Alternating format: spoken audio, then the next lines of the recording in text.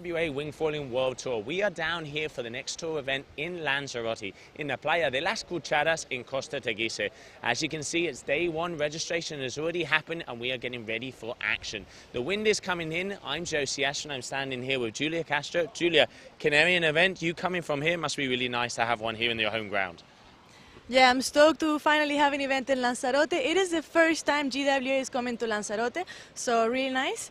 And yeah, we're expecting to have a full freestyle event and a lot of action, so let's go straight into it.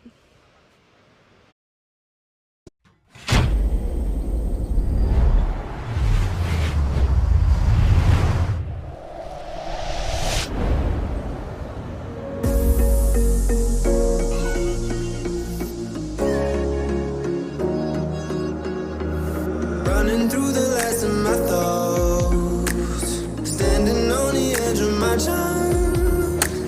Everything I know will be gone in a minute, and that's alright, alright, 'cause I'm free, freer than I've ever been before. Yeah, baby, I'm freer than I've ever been before. Alright, 'cause I'm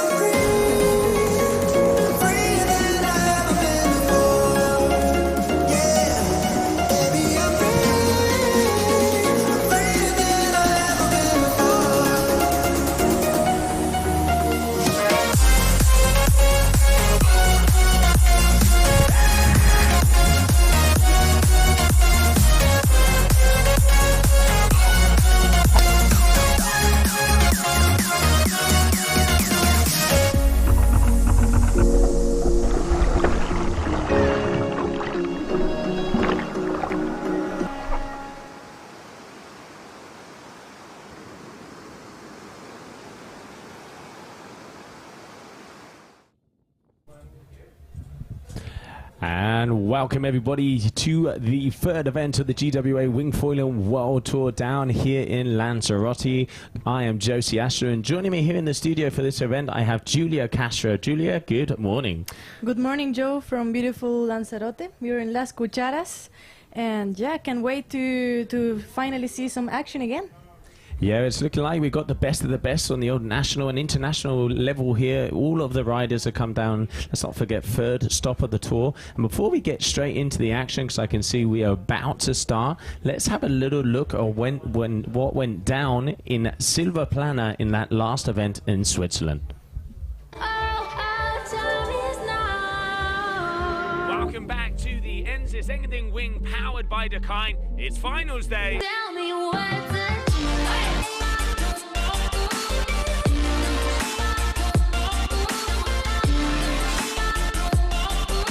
What an amazing day one with Paula Novotna already claiming the win on the Surf-Freestyle on the female side. Day two, we changed locations and moved over to St. Moritz for the Surf Slalom, where we saw Camille Boyer take an early lead. For days 3 and days number 4, the wind dropped a bit, so we had a couple of lay days, but there's always going to be action because day 5, it was back with Surf-Freestyle.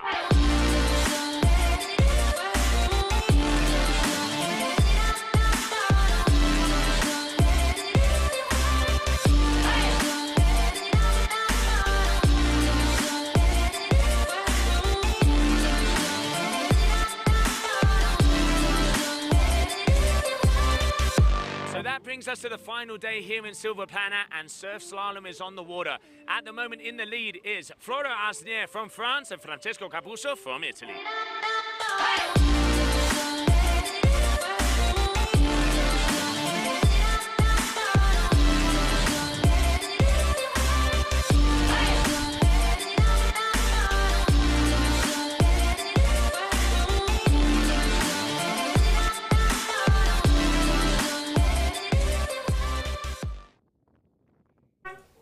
So it is green flag for this first heat of the day, Joe.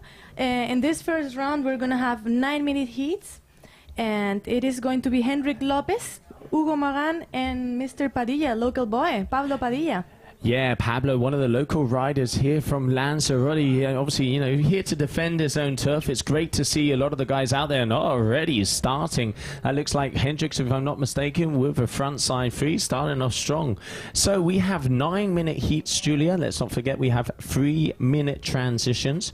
And what is going to be it? They have a total of 3 maneuvers that would count out of 10 trick attempts. And then there's that 1 overall impression score. Yeah, it is a new thing the judges have implemented just to see how we go and which direction we go with the wing foiling scoring. And the overall is definitely, I think, going to make a difference, because maybe somebody is landing 3 awesome tricks, but maybe overall it wasn't as good as somebody else. So definitely going to make it more interesting.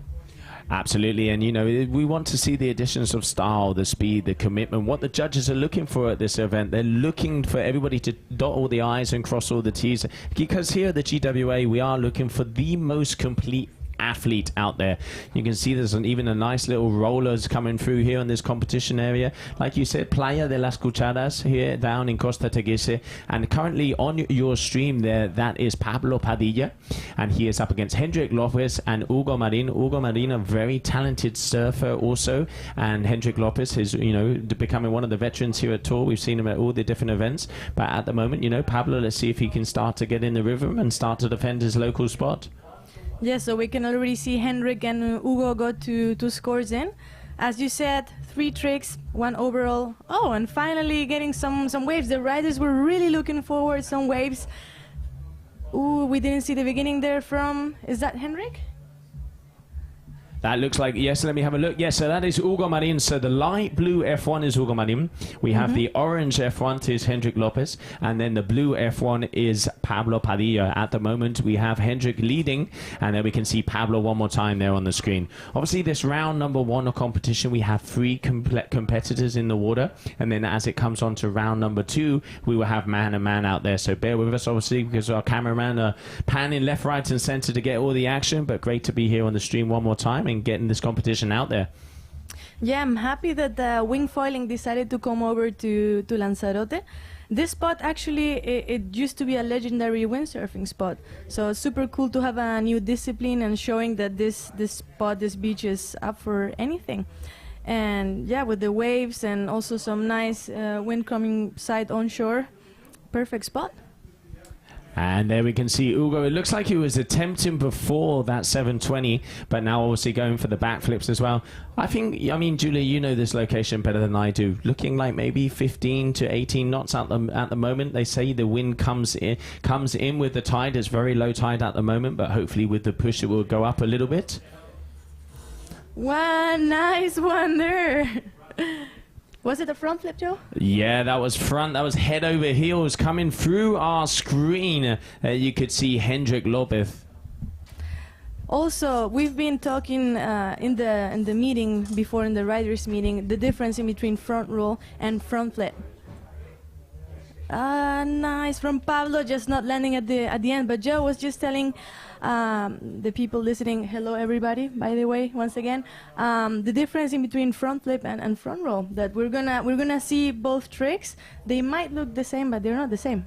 They aren't. I mean, when you flip, it just sounds better, doesn't it? You obviously, it's more execution. Just the word flip means gets you a little bit more excited. And what it is you are going completely vertical. So you are literally going head over heels. The foil is going across the top. If you're going for a front roll, it's a little bit more to the side, just from 45-degree angle until the top. And then you have a front side, which is one of the other maneuvers that happens a lot down here at the Wingfoil, is when you are doing more of a horizontal rotation. Exactly. And also this morning at the one more trick, I'm confused with the guys, so many F1 guys, but beautiful battle here in between the F1 guys. That was Hendrik? That was Hugo Marin. Hugo Marin. I got colorblind. I've got a colorblind companion. It's not an easy one. Everybody on the same ones, but yeah. So Hugo Marin, you can see him there going for that frontside free. But it looks like as it's choppy, they're having trouble landing.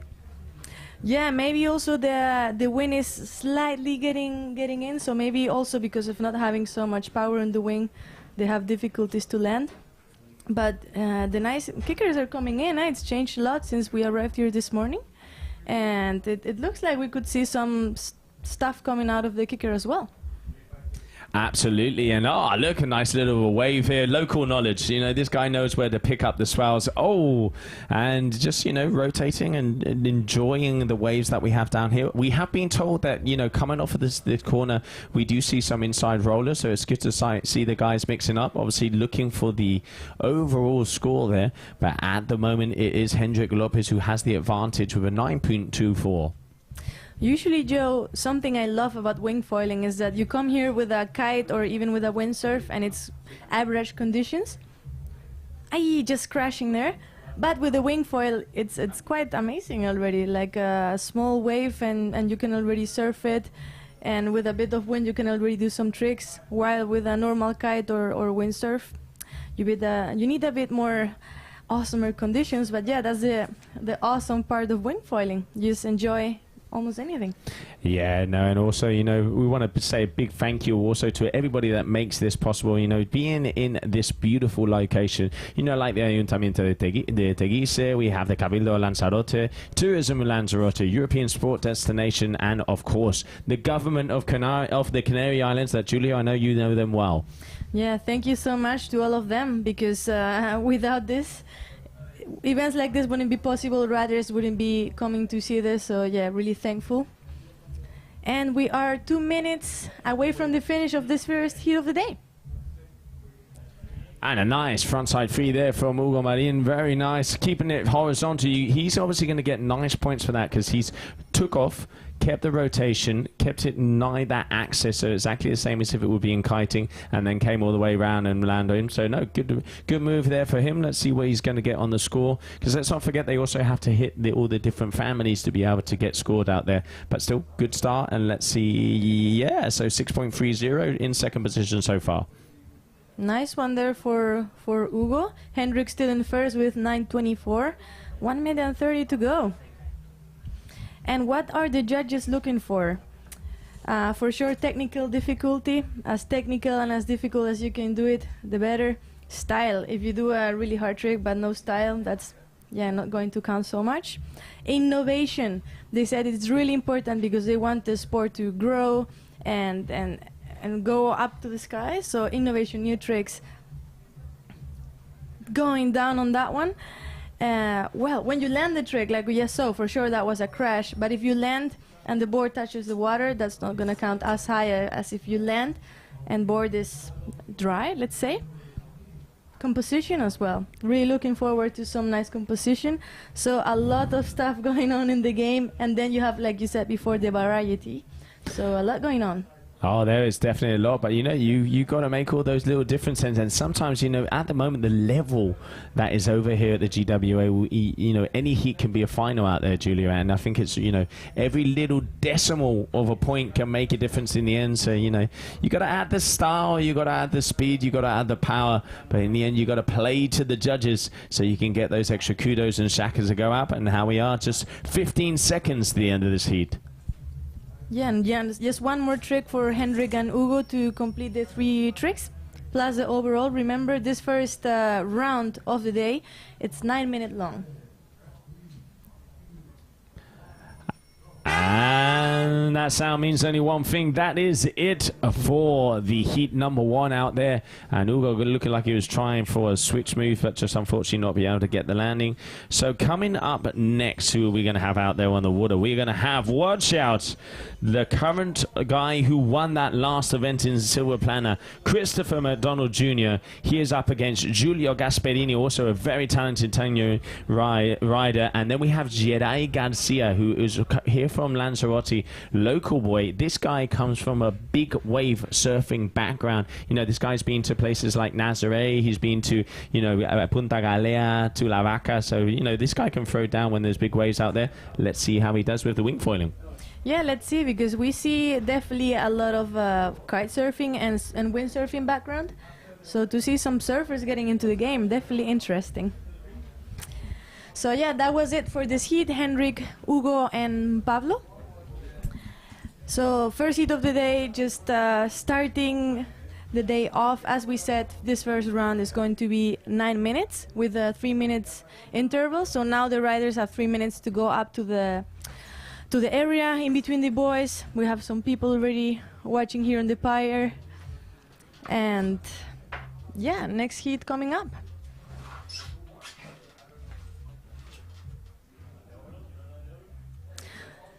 So Chris McDonald, the winner of the last event, he's really young, and also from last year to this year, he became so much better. It's crazy how he rode so much better. Really, really great to say. And actually, he's really young. He's only 16 years old, if I'm not wrong.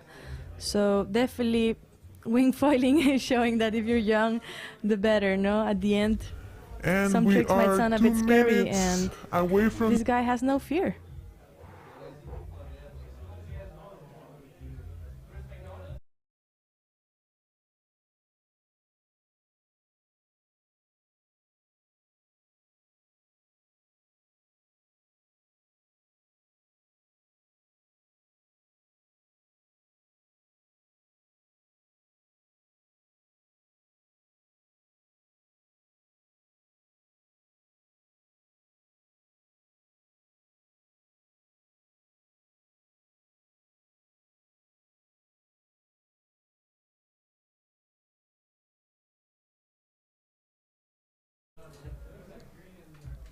So let's see if we get all of the 3 guys on the screen, then we can actually see who is who.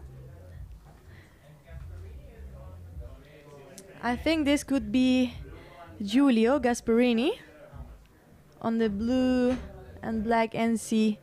And here we go. Start of the heat, second heat of the day. And nice one just after the buzzer.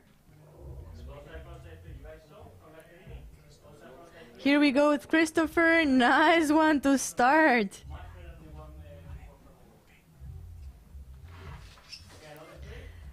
Yes, so as I mentioned before, Chris won the last event in Silva Plana. It was maybe not a surprise for the people on the tour, but maybe for people from the outside watching, seeing such a youngster. Here we go. That was Chris. I didn't see the beginning, but I think it was toe set trick.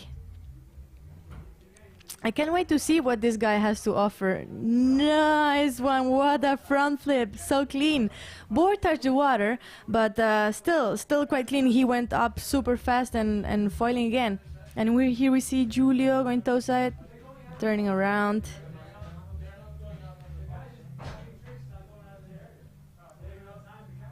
That's Jedi there on the back. Wow, Giulio has already a 7.7 for his first trick. Nice one for him. Chris, a 5.03, as you can see on the screen. And we are here on the first ever wingfoiling event in Lanzarote. 4.33 for Christopher's trick. Oh, a 8 for that front loop for sure. Wow, look at that one. I don't know which one was better. What do you guys think? So he already got 3 scores in. And now it's all up to better the tricks he already has and make a good overall. So let's see if he's going for some waves. He's not. He's definitely going to trick it all in. Wow, it looks like Christopher McDonald has really been thrown down. Just jumped out there a minute, Julia, just to see what was happening down on the beach. Yeah, it is quite windy. We've already had 15 to 18 knots. And it looked like I saw a very big move here from this youngster. Let's not forget, Christopher McDonald was the winner of that past event, the Engading Wing there over in Silver Plana. So it looks like he's on fire already. Yeah, I'm super happy for him. He's so small and he does look younger than he actually is. And he's just such a cute ripper. That was crazy. Look at that front side. 7 as clean as a whistle. Watch out, the US of A is in the house, absolutely throwing down here, the young F1 ripper. But also Gasparini, you can see there with a 7.7 with that, also that 720 that we saw. Okay, goes over, front flip, perfect landing his game. You can see the windsurfing background there. Yeah, definitely. I think, well, that's what I think, but I think windsurfers, they have a bit more advantage because they have freestylers, for sure. They have so many more tricks, and I think wingfoiling is a bit more similar to windsurfing. But do you know Christopher's background, actually, Joe? Christopher, he actually has a motocross background. This kid, you know, growing up, he's always been about throwing himself into it. I was having a chat with his father, who's, you know, over there hangs out with a lot of the motocross superstars. So, you know, this guy, I think the one way to explain him is he likes adrenaline, and with moves like that, I'm not surprised. I did not expect that answer, but it makes a lot of sense. And we got Julio with a 7.8 for that one last front flip he did. One more trick to complete the 3 tricks they have to do. Jedi also missing 1 trick to complete. We still have 5 minutes left, so plenty. Nice one! Look at that backflip. Pretty clean as well, huh? So that's going to be the 3rd. No, it's already the 4th trick. He's like 4th trick doesn't count, but it could be that it uppers his 4.33. So clean, so easy. 4 minutes and 50 seconds to go. We're here in Lanzarote, Playa de las Cucharas, GWA Lanzarote. Taking some speed, wow. Just not landing it, but super late going into the flip, huh? Yeah, he really did delay that, kind of like a stalled front loop that we can see on the windsurfing side. And also, you know, there we can see Gasparini on your screen right now, and on the stream, so I wasn't completely wrong. And Jedi Garcia, also the local boy, like I said before, coming from the big wave, has been freestyling for 2 months and already getting a 4.07. Gasparini to the moon. Very nice front flip. Very unfortunate he did not land that one. So front rotation, there's been big discussions about, like we were saying before, Julia, where we're in between the front flip, front loop rotations. You know, it is all about the execution. When it's, you know, as best executed as possible, it's more like a front flip because it's as vertical as possible. And then you go down to the front roll, which is a little less, and then the front side free when it is completely horizontal, which are kind of free of the moves that a lot of the riders do. And here we can see Christopher McDonald at the moment going out again. It's very close in between him and Gasparini, only less than 0.33 of a point. But let's not forget we have the overall. Wow, that was beautiful. I don't know if it's gonna get better than the 840 he already has. Nice one from Gasparini. Just the board was quite in the water, but really nice execution there. And yeah, Christopher going again and again for the front flip. I don't know if he's trying to try something else, but yeah, as you said, just he's leading, but not for so much. So Julio really looking after putting down the winner of last event in Silva Plana. 21.06, 20.73 and a 5.44 for this round number 1. But let's not forget round number 1, as this is a dingo elimination, nobody gets kicked out quite yet. The winner will still make their way through all the way to that round number 3. And then the other 2 riders are going to have to battle it out down there in the dungeons, as I like to see of round number 2. Christopher flying like an eagle out there at the moment. And also, let's not forget, moves like that will add up to that overall impression score, because they're looking for, you know, who has crashed less, who has done the better maneuver, who has done the style, who's done surface tricks, and a tweaked, going for the tweaked out frontside free. That even looked like the shifty fees from kiting, Julia. Yeah, definitely looks like a 3-on-3. I really like this trick.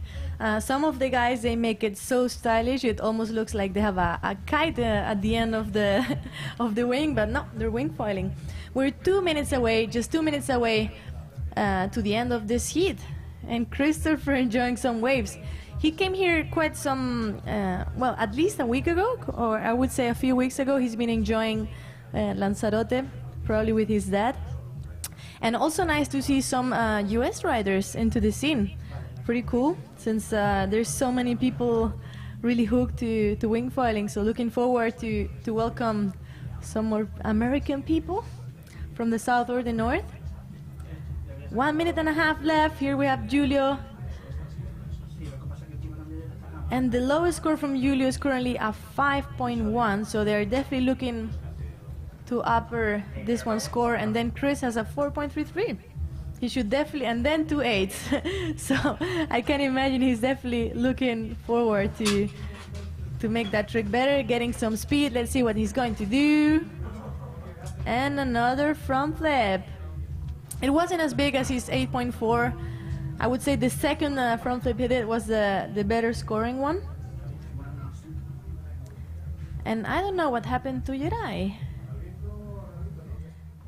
Is this Jirai on the screen? A bit difficult to see from my position. Oh, so here we have the both of them. Look at that. Just riding the small rollers coming in here. As I was saying before, it's so cool because we get like normal conditions, but with the Wingfoil you enjoy them so much. Like this is such a fun day on a Wingfoil. 15 seconds left for this heat. Looks like Christopher McDonald is gonna make it through. Let's not forget we have the overall score at the end, so it's like almost a fourth trick. That's the end of the heat. Here we go. Christopher looking back, end of the heat. And it looks like it could be him passing, but like Joe said before, nobody's going down here. They're all passing forward. So no big deal, but a good way to warm up and starting to get a good seating. And yeah, for sure having to do one less heat.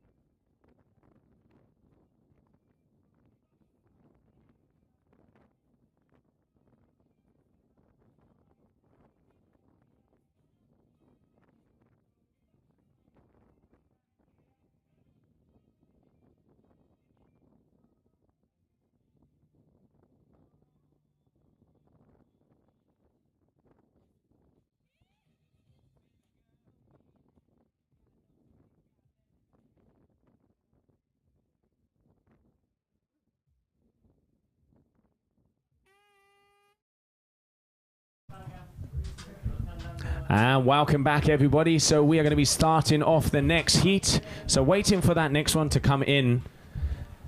It is going to be in between Stefan Spielsberger, Malo Grenole, and Hector Girardier. So those are your three riders. And there we can see as Hector with the orange F1. Malo Grenole is going to be on the blue and green Cocoon. And then Stefan Spielsberger is going to be on the reddish, pinkish duotone. So yeah, here we have a really experienced kiteboarder who is Stefan. He's been competing on the freestyle kiteboarding tour for years. Here we got Stefan on screen. And then we have Malo, who is a really young rider, if I'm not mistaken, but also throwing down some great tricks. So let's see what he's going to do. Oh, and I see Stefan, he's riding the Boom. We don't see so many riders riding it, I think. No, Joe? That is very true. Yeah, you can see him. Most of the riders on the handles at the moment. So, well, it looks like he's working fine for him there with a nice little frontside free off axis a bit. You know, what's hard to tell the difference sometimes if they're going back roll or frontside free, like you were saying about that angle, but not quite 45 degrees. And here we can see him going back wing. So nice move there from him. Great ride in there from the Austrian rider. Yeah, the back wing tricks, they look pretty fun. I haven't tried it. Have you tried one, Joe? I did, and pretty much everything just landed on top of my head, which is kind of the story of my life. So yeah, but you know, these guys make it look so easy out there. But let's not forget the best of the best in the wingfoiling world down here in Lanzarote. Third event of the season, and Hector with a very nice, perfectly landed maneuver there. And the drone was just behind him, so can't wait to see this image of that last one maneuver here. And yes, we said Stefan here, such an experienced guy, so many years competing against maybe less experienced kiddos. So Stefan already got 2 scores in, Hector at 2.9, and looking forward to see what Malo has in store. Yeah, at the moment, Malo's still not to get another trick, going for the front flip. So unfortunately not getting the landing. We have Stefan on screen. As we said, maybe adding some variation for the overall, showing that he can do anything. Toe side jump. Nice, going out of the water pretty easy. Maybe not so high, but adding variety. Yeah, good. You can see everybody starting to get the action in there. We'll be starting to get, you know, a nice little rally there from Hector. Let's have a little look at the scores here. So, 13.40, 7.00, and a 640 there for Stefan Spielberger. Very nice maneuver, starting to get some speed. It looks like he's eyeing up a bit of the chop. What's he going to have for us? So, let's see, getting some speed. Spitzberger. Nice one. So late, so shifty, and looks like he was going to do nothing, and at the end, bam. Yeah, just getting it off with a little kicker. There's a little bit of a bump out the edge there. And here we can see Malo going for a perfect head over heels front flip there. Very nice there from Malo Grenoller. That is a big maneuver. And Hector at the moment is going to have to start to catch up as he has a 4.37, and Malo is definitely going to get another score for that one. Good moves out there on the water as we just approach that 5-minute mark, and a little bit of surfing style here from Hector. Yes, as I was saying before, such a cool spot where we have seen here so many windsurfing championships, world championships, and now wingfoiling, and it's a spot everybody can enjoy. Hector going for, probably I'm going to call that a back roll because it wasn't quite as vertical. 720! The tornado from New Caledonia there from Malo. Just unfortunately going down a little bit too back foot heavy and didn't quite get that off, but nice and stylish out there. Super fluid, huh, Julia? It does look like it's easy what they're doing. I watched them and oh yeah, that's easy. Anybody can do that. But then, yeah, actually wingfoiling, I think it puts you on your feet, we would say in Spanish. But these guys are crushing it. So we got Stefan in first, not for a lot, 0.17 points away from Malo. And then Hector there in third. But anything can happen, still 4 minutes to go. It ain't over until the buzzer, and here we can see, nuclear grab. Stefan starting to mix it up. Let's not forget, Stefan has a huge kiting background, one of the most talented kiters we've had on the GWA tour. GKA tour, excuse me, getting it mixed up there. And he comes from, you know, from the freestyle side, and you can start to see him adding the grabs in there, liking the style. But at the moment, only by the skin of his teeth in the lead so far with a 0.17. So anybody's game. Oh, got a good amount of pop there going for that front side 7. But just once again coming off, he goes a little bit off axis there, Hector. Yeah, definitely. And also, he's choosing to put the wing in front of him instead of on the top of his head. So that's going to make it quite a bit more difficult than instead of having the wing in top. We will definitely see it from more riders, the difference between having the wing in front or on top of the head. And here we go, Stefan, showing that he can do anything. 3 minutes to go, 3 minutes left. Heat number 3 of the day. This has just started, Joe. Oh, it has, and what a day so far already, you know, starting off nice and early. It's only just coming up on 1:45 local time and already got, you know, heat number 3 in the water. The idea is to go all the way through. We're going to have the ladies appearing after heat number 2 of the men. So we have heat number 1 to 16 of the men and then continued on with the ladies. So looking forward also to see the girls come and throw down some punches out here on the water. Yeah, can't wait to see them. The level is growing super fast. New tricks are being landed by the ladies as well. So can't wait, but still 16 heats to go. We have to go through the whole round 1 to see the first heats of the ladies. Yeah, let's not forget at the moment, 9-minute heats, 3-minute transitions. Top 3 moves out of 10 attempts are the ones that count. Then you have that 1 overall impression score, which will, you know, kind of tell you if you have what it has to take to be able to take a title over here. And looks like he just got dropped. There are a few gusts in there. And Stefan surfing it up down here. Just going in switch stance. Cross the hands. Oh, going into a 540. So very nice for a transition. You're really interested in how he he has his hands crossed there so he can get that rotation and kind of ride out. Good ride in there from Stefan. And here comes Malo Grenolier. Yeah, I'm surprised from Stefan that he almost looks like a windsurfer. He got definitely the windsurfer style and maneuvers. And Malo enjoying a small wave there. So Malo's still missing the third trick. And with this third trick, he could actually overtake Stefan. So let's see. 1 minute to go. Oh, going for the 720. Can he land it? He did get up. He's obviously going to get points deducted for that one. But still, he did make the landing. So that is going to be, I reckon, you know, maybe with that move, we'll be going to be able to see. And I can just see out the corner of my eye, we saw a frontside 3 there from Hector. 3 riders in the water. The number 1 rider will make his way through to round number 3 of the competition. And then the other 2 are going to have to batter it out in round number 2 to see if they can continue on. At the moment, your current leader from Austria, Stefan Spilsberger. Yeah, Joe, like you were saying, in this round nobody goes out, but for sure it's nicer to go directly to round 3, you know, having to do a bit less fight because there is quite a bit of people. Nice one from Stefan, look at that, and landing almost to the other side, eh? Yeah, that was a close one. Going to be interesting to see if the judges actually scored that because he did land on his board, then did submerge and came out. I reckon if it does, maybe half points. So I don't think it's going to change it up, but he is throwing himself into it. And at the moment, in that first position, as we have the final seconds, Malo Grenole, backflip, going down. That could have been the nail in the coffin, Julia, but I think that is going to be it for this heat. We're going to have to wait for that overall impression score. So that was the end of heat number 3 with Stefan, Malo and Hector. And yeah, let's see, the lowest scores from all of the 3 riders were quite low, so they still have space to upper up and have a way higher score to make it over. Yeah, there's always room for improvement, as they would say. There's always room to improve.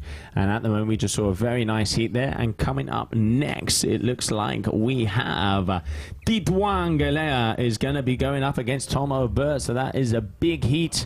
Coming up next, action down here. GWA third event stop of the tour over here in Lanzarote, Canary Islands.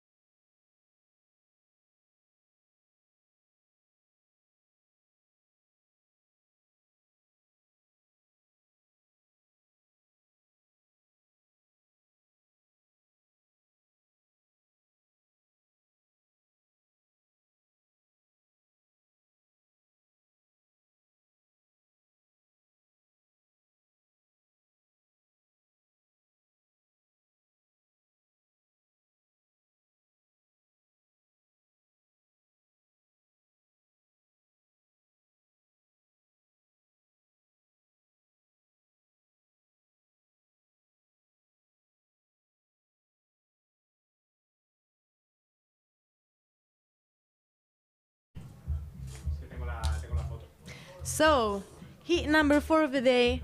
In this heat, due of the number of riders, we only have 2 riders on the water. We have Tituan, Mr. Tituan Galea, I think you know all him, and Thomas Aubert. Apparently he did a really good appearance into Leucat. He did really well. So let's see what he's going to do here. We just saw, if you go to Instagram, to the gram, we just saw some pretty sick videos from Tituan riding Mauritius. And straight here to Lanzarote. There is no time difference, if I'm not mistaken. So, yeah, long trip, but no time difference. The waves are a bit smaller, but definitely fun conditions. So, as we were mentioning, these heats are 9 minutes long. And then after, in round 2, they're going to go down to 7 because it's going to be man-to-man. But even though we're in round 3 and there's only 2 guys, it's a 9-minute heat. So for sure we have Tituan here on the orange wing and Thomas Aubert with the Duotone SLS. And yeah, Joe just left me. He went outside to the beach to make a bit of beach commentary there to make the people stoked on the beach as well. And here we go. First trick from Tom. Small one, small backflip. Also the board stayed on the water for quite a bit, but first score in. And going back and riding a small wave, nice one. And Tituan taking it easy. He must be looking for the good way or the good gust to actually start his trick. So that was a 5.53 for Tom, first trick attempt. And yes, judges looking for execution, for variety, looking for height, for speed, and difficulty. It's a lot of things, but at the end, when a trick is performed, they have an idea and they go and score. So yeah, riders have to have a lot of things in mind and make the best out of it. And something the judges mentioned this morning is that they want a lot of innovation, because the sport is just at the beginning, beginner stage. Ooh, that was a really from Tom Aubert. But yeah, a lot of innovation is what their judges are looking for, because they want the sport to grow and seeing really nice tricks coming in. And nice tricks not always the same, and because the sport is so new, it's all open for it.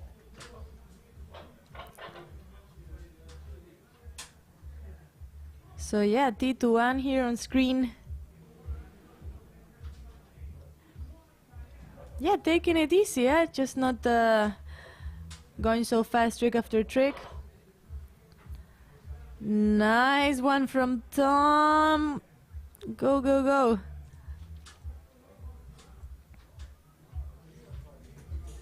So yeah, Tom already has 3 tricks in. Here we see T21 riding a wave, just enjoying. 4:44 to go. And yeah, this is round number 1. Ooh, sitting down. Look at that. Easy peasy.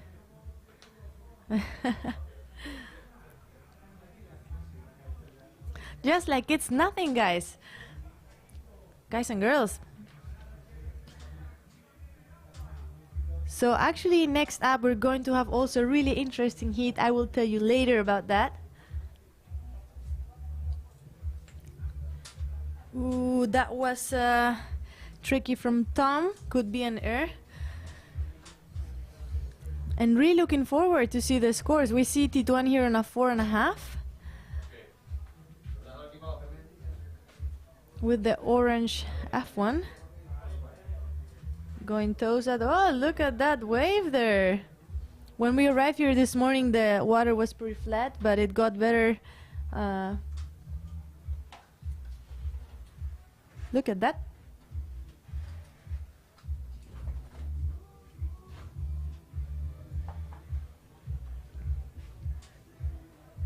So yes, 3 minutes and 26 seconds to go. We still haven't gotten the T1 score. Something must be happening, but I will tell you at the end of the heat. Don't you worry. Also on the GKA website, you will be able to see the ladder, the full ladder. If you missed the heat before and you want to see what happened, you can go there. The live ticker is on as well. So once again, if you missed the heat and you want to know what happened, just go over there. Ooh, Tom.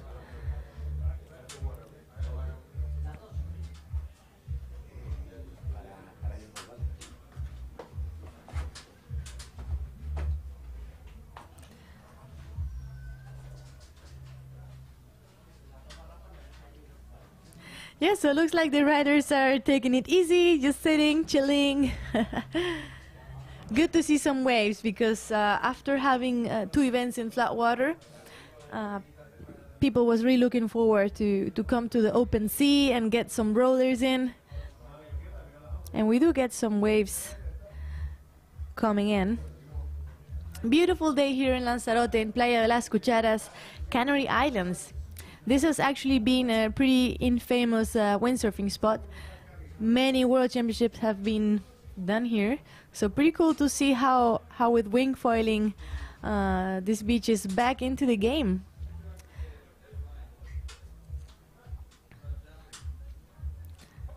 I cannot add, I wish Joe was here. I will mention it again when he's back on the booth, but I remember T1 in Brazil. He was winning the racing. Actually, that day he was winning everything, but he was winning one more of these races, just tricking in front of Tom. And he told us later that somebody on the back said, "Hey, Tituan, you don't dare to do a backflip." Oh yes, I dare. So he just does a backflip in the middle of the race, and he actually won that one too. So what a guy, what a machine. And yeah, looking forward to see the scores. Hello, where are you? Friends. At the moment we have Tom with 14 points. And it's about to be 1 minute to go, so last minute of the heat. This heat number 4 of round number 1. And we can see there on the back already competitors warming up, getting ready. Beautiful image of the both of them riding together.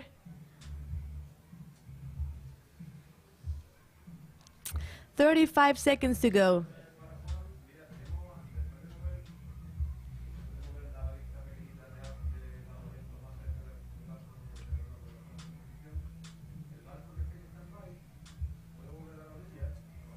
"20 seconds left, and we're on to heat number 5. It's definitely going to be an interesting one, and looking forward to see who won this heat.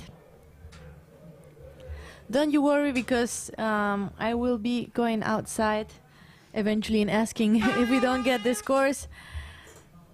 End of the heat. That was the end of this one heat. Yeah, looking forward to know what happened with the scores. But eventually on the live ticker and on the website we will be able to see it as well, so going to be checking in soon. So in heat number 5 we have multiple world champion, freestyle windsurfing world champion Goyito Estredo. Then we have the Italian Tenerife youngster Jeremy Burlando, and Charlie Martin from France, also a real ripper. So cannot wait to see what this heat has to store. There we see first small score for T1. You know, forgive us, it's the first day, new location, and new everything, so slowly getting in there. But yeah, hope you're enjoying the live stream. Just let me know where you're watching from. It's pretty cool for us as well to see the support and people watching from all over the world. It is currently 2:05 here in the Canary Islands, and as you can see, beautiful blue sky today. Actually, a bit on the left, we see like kind of a wave of clouds coming in, so pretty beautiful scene. quite a lot of people to be watching. It is Wednesday, so people is working even though it's summer, but people is coming over to check out what is actually happening. So this is the Wingfoil World Championships in Lanzarote. You're actually watching Playa de las Cucharas, would be like Spoon Beach. And we have less than 3 minutes to see Jose Goyito Estredo, Jeremy Burlando, and Charlie Martin.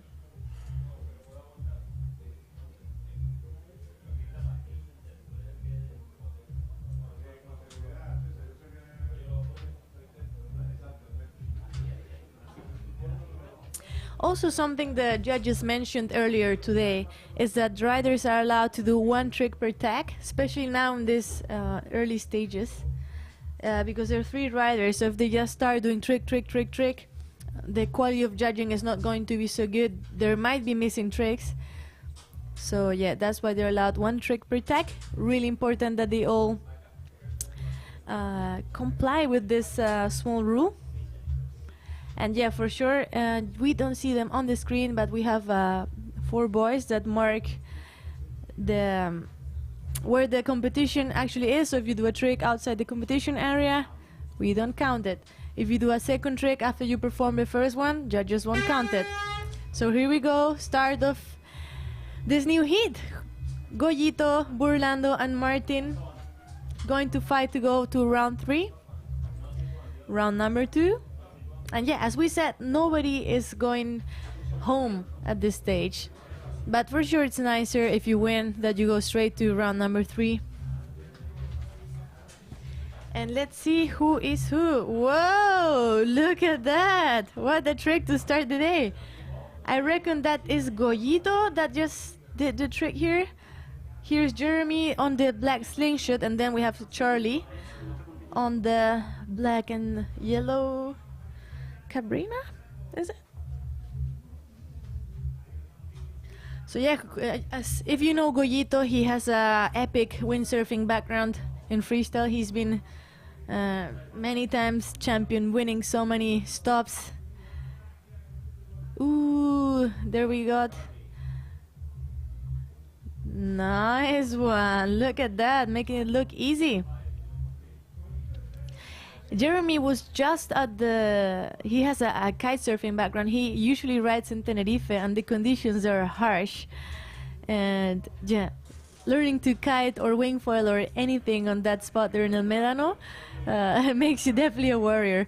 Jeremy is quite young and he was just at Tarifa at the bigger World Championships. I reckon he did pretty well. I think he was top 5 if I'm not wrong. Wow, look at that height. Going up pretty fast as well, so looking forward to see the score of this trick. And yeah, I mentioned this before, we could probably see a pretty good heat, trick after trick. And these guys, they're not taking it as a warm-up. They want to go through round 3. And Goyito wants to show that he was a champ in windsurfing, but he's still a champ. The Venezuelan here on screen with the RD. And also interesting where the riders are putting the leash. We see Goyito here with the waist leash. Nice one. Backflip there from Goyito with a white helmet. So this should be his 3rd trick attempt. And his low score is a 3.6. Ooh. Charlie there going for a back roll. Back loop, back roll, just quite not getting it. 6 minutes to go. We see Jeremy currently on screen with the black slingshot. Going toe side, turning around. I think especially from people like Goyito from the windsurfing background, we could see some innovation. Definitely looking forward to some new tricks. And Jeremy getting some speed. What is he going to do?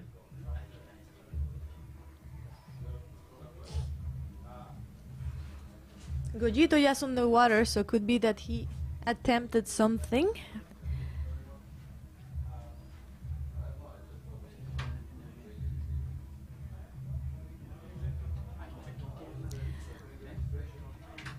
So yes, really nice to see wingfoiling coming to Lanzarote. It is definitely a great sport that opens a lot of spots. Whoa, going for a double there, Jeremy. Nice one. Just not getting the landing. 5 minutes to go. Here we see Charlie. Woohoo! Yeah, he's just trying this back roll, but just not getting the landing. Pretty small as well, so even if he landed it, the score wouldn't be so high. Judges are definitely looking for height. Whoa, look at that, so stylish from Goyito. It was also not so high, but the grab adding some difficulty there, some style. And that could probably add up to his 3.6, as we said before. And Charlie's still missing his 3 tricks. Nah, just going down Jeremy as well.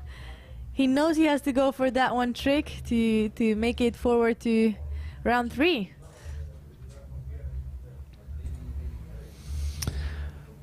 So some interesting action out there on the water. Goyito Estredo, 11 times freestyle world windsurfing champion, in the lead. You just see how multidisciplined this guy is out there. Had a huge back roll at the beginning of the heat. Unfortunately, didn't land that one, but it looks like he kind of got his rhythm and is in the lead so far, Julia.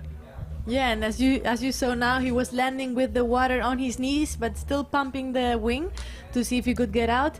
And Charlie is not making it. Maybe that could count. I think they might get a low score for that one because he did kind of come out of it, but yeah, you can see not quite got. Oh, Jeremy! Looks like I reckon he saw a tuna fish and wanted some lunch when completely first in the. Did he hit something or? It almost looks like he lost the wing even, like the leash went off. Yeah, he lost the wing. This is when we're going to say swim, Forrest, swim. Definitely. Yeah, I wonder if he hit something. That was, wow. I mean, we are in volcanic islands, even though we have sandy beaches. At the end, the bottom can be sandy, can be rocky. But, yeah, part of the game.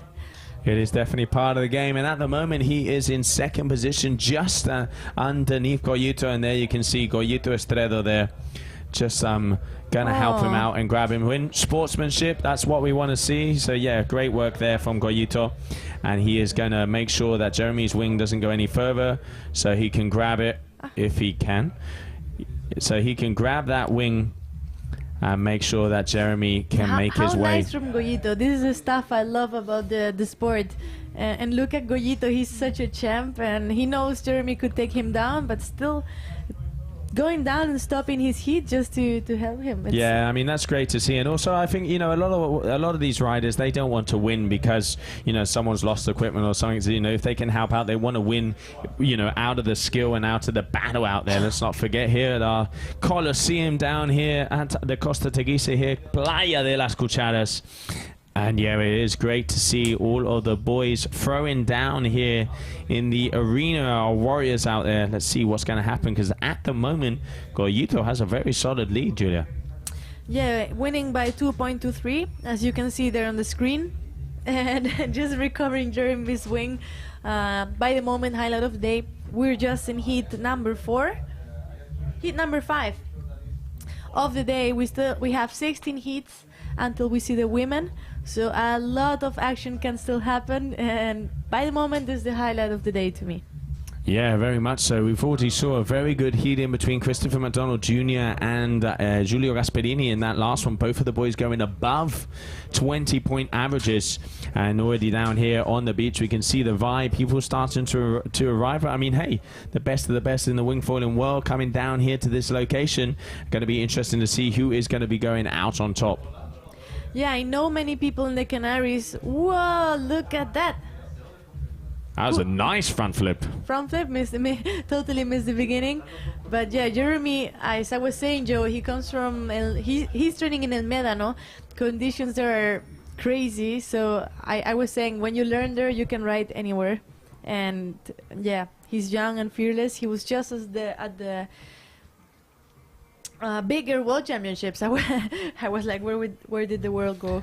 and he did pretty well as well in there. He did. I mean, where hasn't Jeremy been? I was saying before on the old beach mic that he is such a complete athlete, but at the moment, you know, has just taken that lead, and you know, you could see Goyito took that lead and waiting to see. It looked like Goyito was going for something very big at the back, but didn't quite get it. I can hear the judges. Oh, 7:20. Good morning, good afternoon, Burlando. Just Very before nice. the buster, look at that.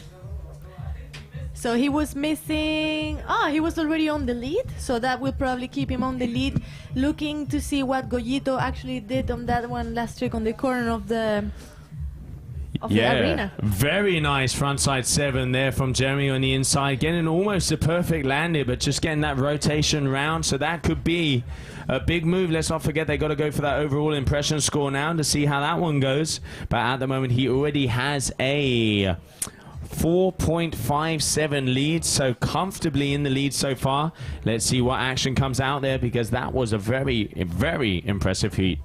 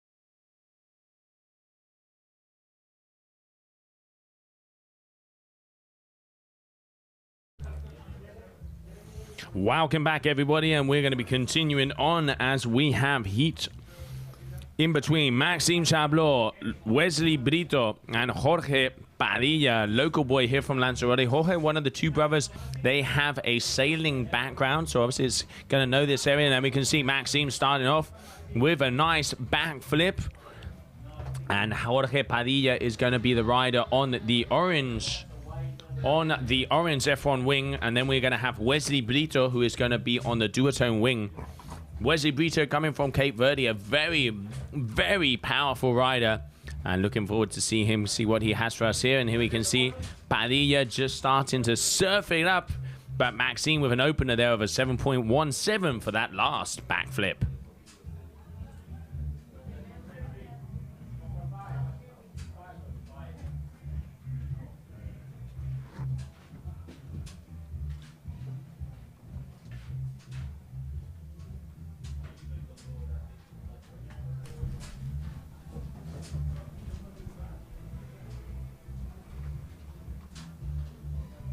So new heat in, we have Maxime Chablot's local Jorge Padilla and Wesley Brito. We did not see Wesley in the last event. I think he had some passport issues, but really happy to see him back. His story, here we go. Trick from Maxime. Maxime, who just landed a nice new sponsor, hey? Yeah, he did. He now has wings because he just got picked up by Red Bull there. So very happy. Let's not forget, Maxime is the current freeride world free ski champion. That's a lot of frees and a lot of worlds. So yeah, it is very impressive. He's such a talented athlete, and you can just see it when he spins. The spatial awareness. I mean, he is really incredible to see what he can do out there, and at the top of this game, and then at the top of kiting. So yeah, very talented young athlete leading this heat at the moment, 10.74. But waiting to see where Wesley is.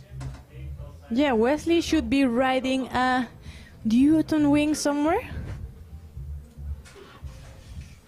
Okay, so we're just waiting for Wesley to come in. He will be on the white duotone. Here we go. El duotone blanco. Ahí está Wesley Brito, very important rider.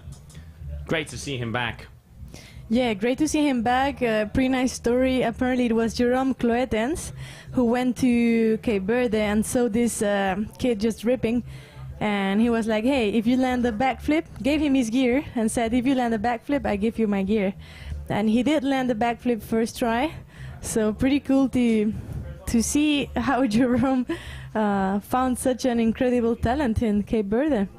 And also nice to see how the Cape Verdeans are good in anything they do. It can be bigger, it can be kiting.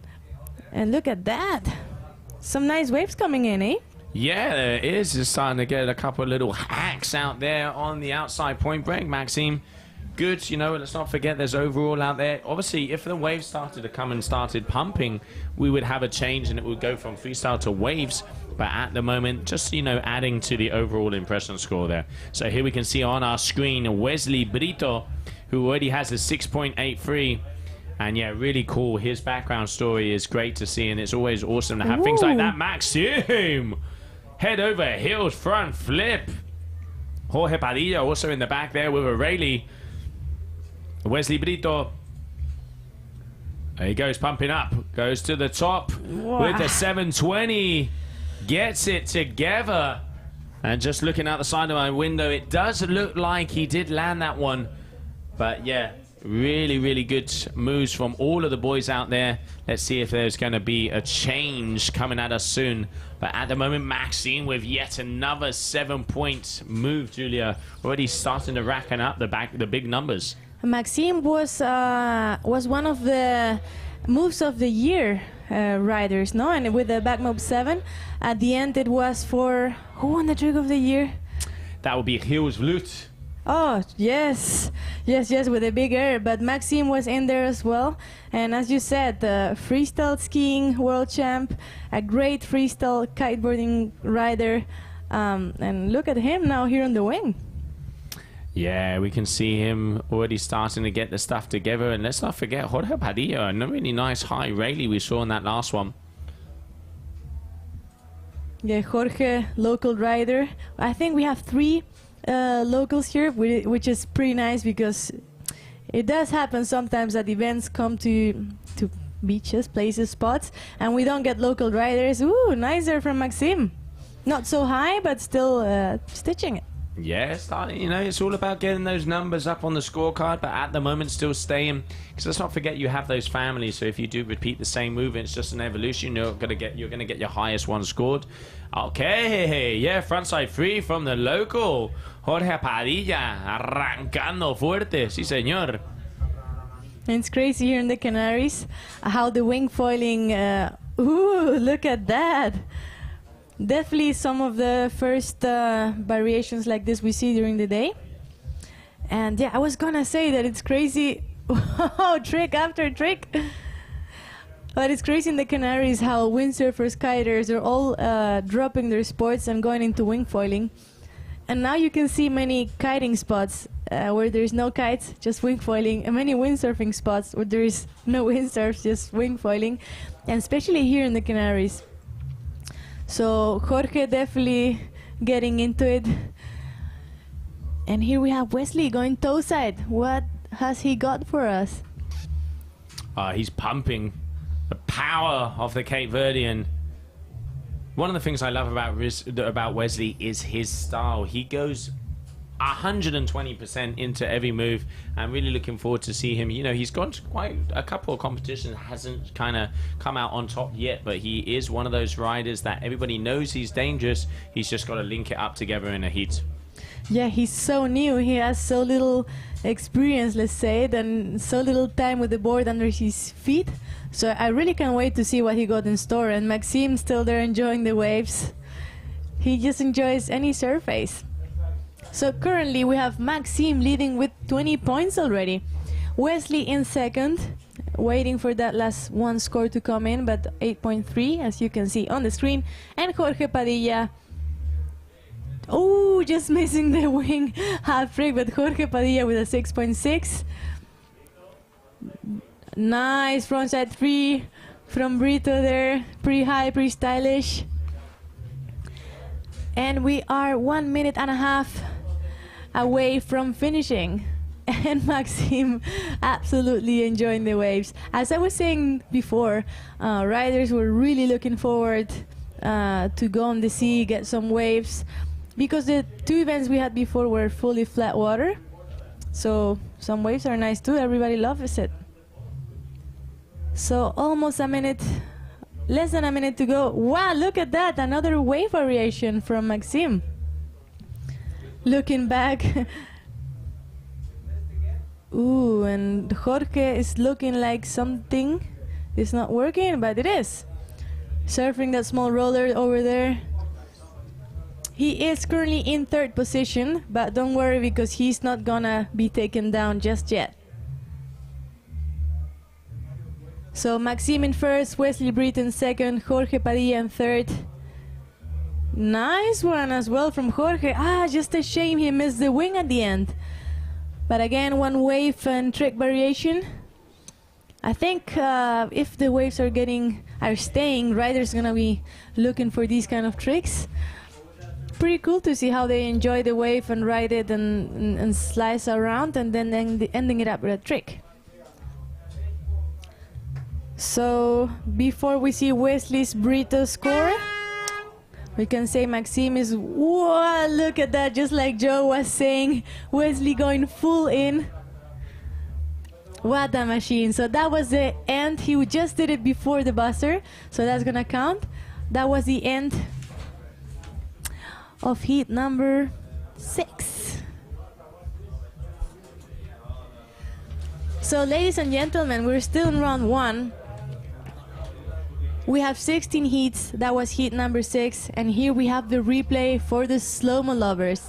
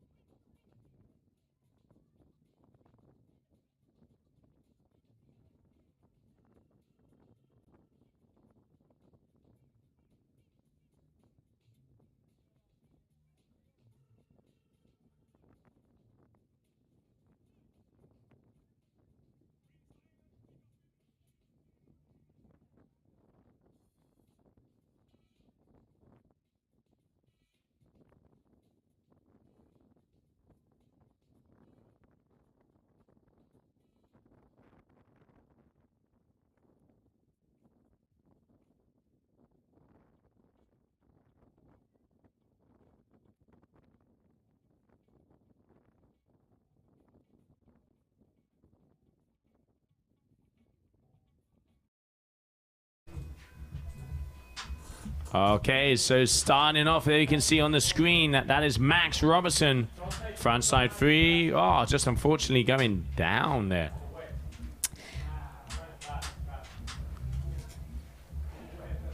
So here we have on screen Axel Gerard.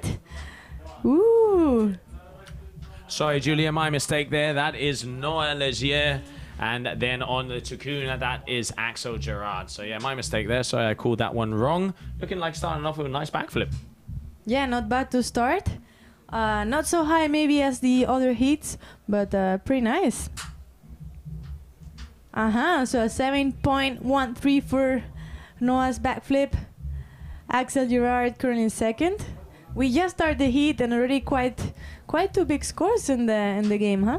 Yeah, Noah already with that backflip got a nice 7.13, and Max unfortunately went down with that crash. So Max coming all the way from Canada, and then we have the other two boys coming out of France. Yes, both of them coming out of France. I really like the style of Noah. He's, has a very nice rotations. Him and also Malo Grenole, they have a similar style. And then Axel Gerard there, here you can see him on screen with the green Takun. At the moment in second position. Look at that. We've even got a couple of little rollers coming through, Julia. Yeah, nice waves. I'm surprised because in the morning it was flat. And now some nice waves are coming in. Woohoo. There we go. Clean from Max. Okay, so there we can see Noah Legier one more time. Turning around. We got a nice move out there from Max. So he's going to be getting some scores up on the scoreboard. And let's see how much that is going to be. So far, so good. He's had so still waiting for that number to be dropped, but nothing so far. He did get a landed move, so obviously a little delay with the system. But at the moment, it is that man on your screen. He looks like he's powering up. Goes, tweaks it. Ow, frontside free. Nice style, that one. Absolutely nice and super stylish. I would say him and Stefan, they have a lot of wake style into the scene. I wonder what his background is. Yeah, it'd be interesting. I know he comes from surfing, and I don't think he has the kiting background there, but really tweaking it out. Max, in for frontside free, but again, coming down, having quite a little bit of a problem. And goes for a frontside 7. Gerard, but unfortunately going down on that one. Yeah, Ryder's going full on. Probably Axel is really looking forward to go to round 3. And this is Noah currently on screen. He looks pretty young, Joe, is it? He is one of the younger riders we have out here on tour, but let's not forget, it's incredible to see how the young bloods are pushing forward. We see the lights of Christopher McDonald's, Noah Legier. We also have Noé Kuyala here as well. He's a very, very talented young man. So it's going to be interesting to see because they are coming and they have the fire. Yeah, they have the fire and they're absolutely not scared because you could imagine that riding against some legends here or experienced riders, they could be afraid, but at least it doesn't look like at all. Oh, they definitely don't care who or what or how big the name is. They are going all power, all guns blazing. And at the moment, but that is why anything can be a final, and going for a big 7 there, Axel. Going to be interesting to see if they score that.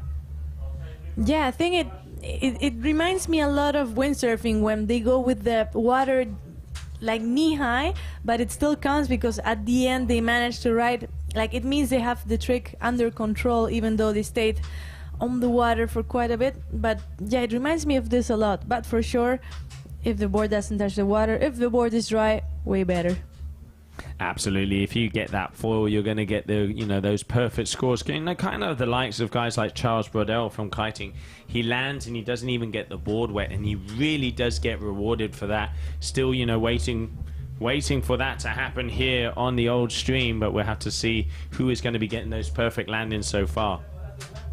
Yeah, so here we have Canadian Max and then Axel and Noah. They're both French. So if Max is French-Canadian, we have a French kind of battle here. And that was Axel on the Takun. Nice one. Pretty clean. He is currently in second position, waiting for some scores to go in. Wow, nice one. Is he going to make it? Come on, Max. And off he goes. Definitely scoring a little bit less, like we said before, because the board touched the water. But at the end, going through.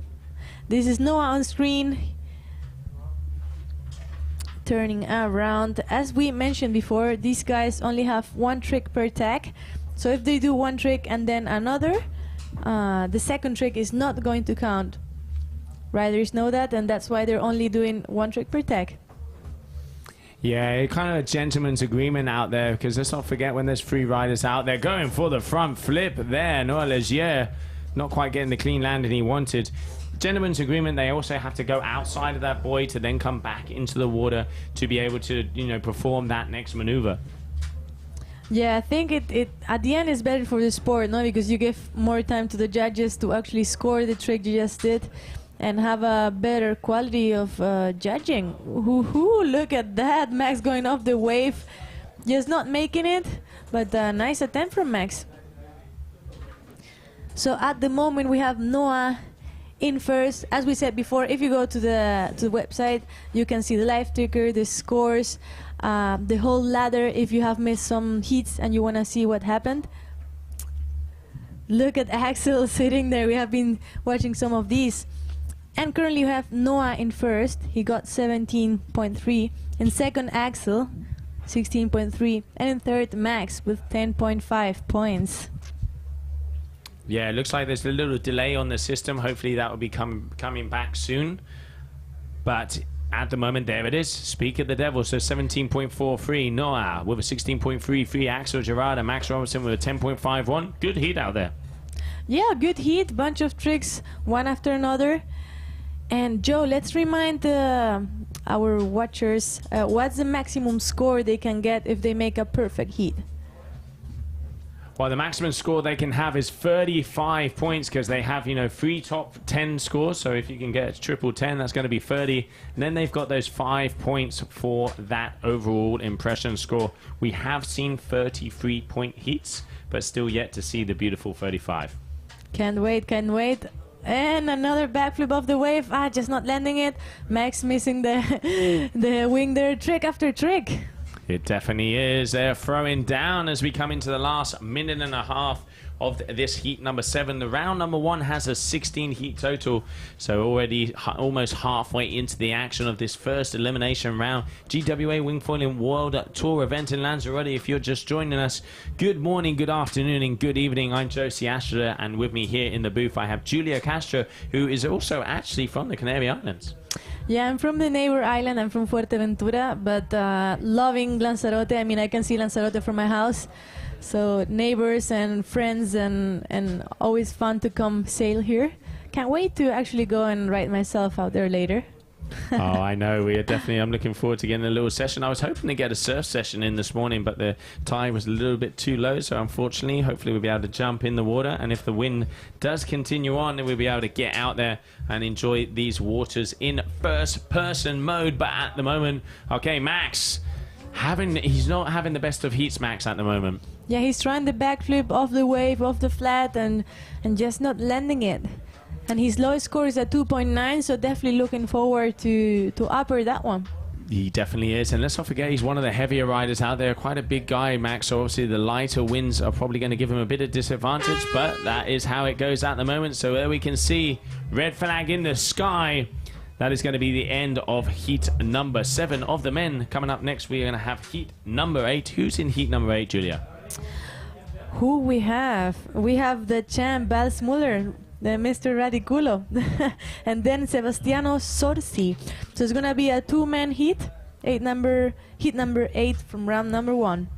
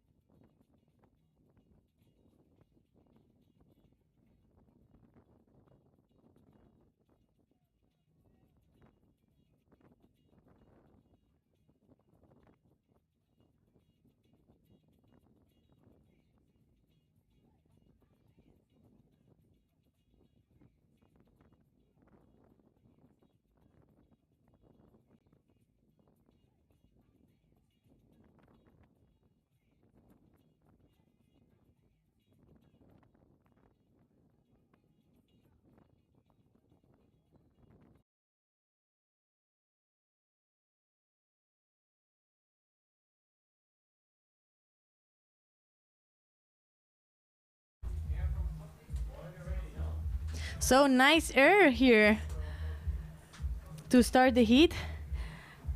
So little reminder, we have Bals Muller and Sebastiano Sorsi. So that was Mr. Sorsi just doing an air there. And Bals Muller, he was just that. He won low cat, he got 5th in Silva Plana. Congratulations for the baby. And yeah, he is the guy who has invented so many tricks in the wingfoiling part. And also windsurfing foil, look at that, so clean, so easy, Mr. Radiculo. He even has a name, a trick named under him. So imagine. And Sebastiano out there looking pretty young. So let's see what he can do. Sometimes being young plays a good role on you because you're not scared, you have nothing to lose, so you just send it and you just go for it.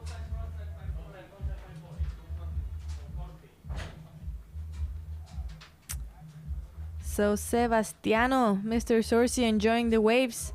Look at that one. So much fun. This is Lanzarote, ladies and gentlemen, Playa de las Cucharas, translated Spoon Beach. And yeah, 7 minutes into this heat already. 7 minutes left. And look at that, carving, enjoying. Whoa, nice one. And shame going down on that one.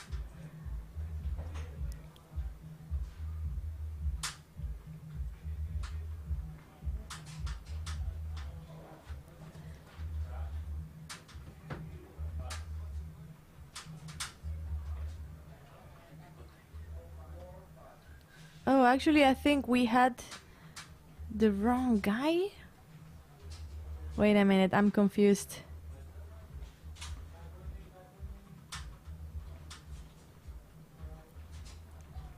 Whoa, nice one, just going down there at the end.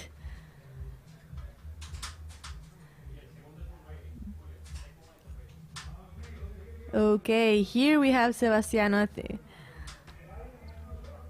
Also looks like a pretty young rider here. The youngsters are definitely killing it.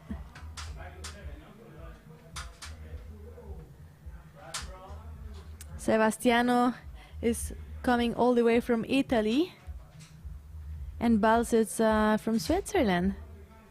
So there we see both of the riders on the screen. And on the background we can see people training, warming up, sending it. Look at that image, both of them on the same screen. Nice one, Mr. Radiculo. Oh, you want a trick? Here you go. Nice air from Sebastiano. Bals is showing, so he's making it look so easy. And again, what a super. He's a really experienced windsurfer. Look how he's taking the wing the other way around. Wow, look at that.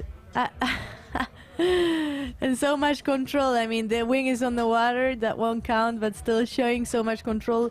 Not going off the board, just not falling.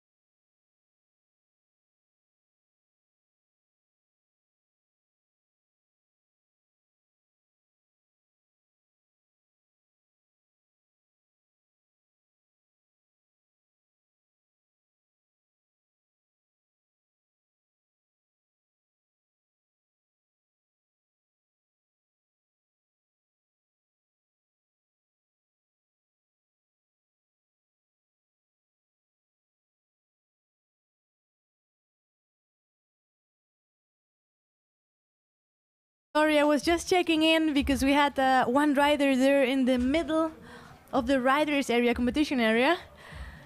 So yeah, actually Sebastiano is here on the slingshot and Bals on the NSYS. So this white wing over there, he was on the area but not competing. Sorry for that. So 3 minutes left, 3 minutes and 20 seconds left. At the moment we have Bals Müller in first place and Sebastiano Sorsi in second. Just getting some shade from the wing. Such control.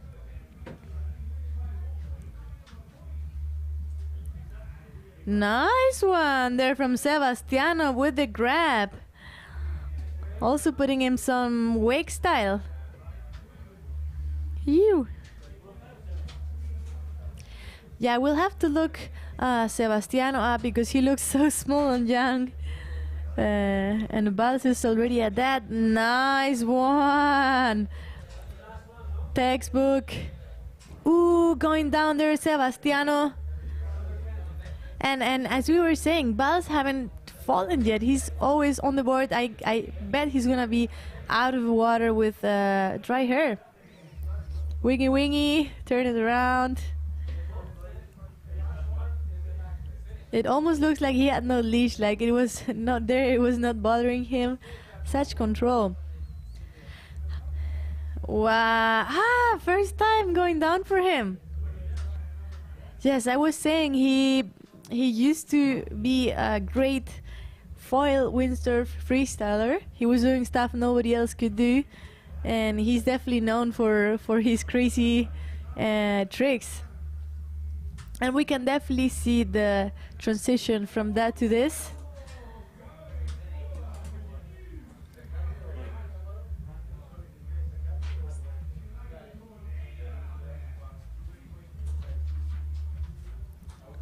So Sebastiano Sorsi currently on screen.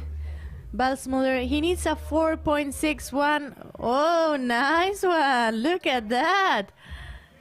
So nice, really good execution. The board going off the water pretty fast. Wow, another crash for Bals. It looks like if I said before, he would have crashed before. But yeah, Sebastiano also pretty nice hit for the youngster, apparently looking youngster. And 55 seconds to go, less than a minute. So the yellow flag is actually done. Whoa, look at that. Yeah, some nice tricks, nice variations, innovation like we've been saying during the morning.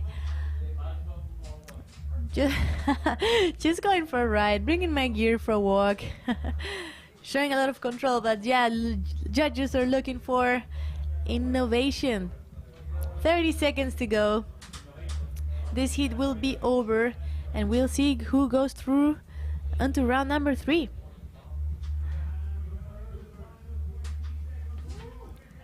So this is still round number 1, but in this heat, due to the number of riders, we have one. Ah, look at that! In this heat, we have 2 riders, but next heat, we will have 3 riders again. 9 minutes. And that we just heard is the buzzer, so end of the heat. So looking forward to know who is going to make it through. On heat number 9, we have Xavier Kor, Fabian Mumenthaler, and Sam Kyrens. So heat number 9 out of 16. After that, we're going on to the ladies, and let's enjoy some replay.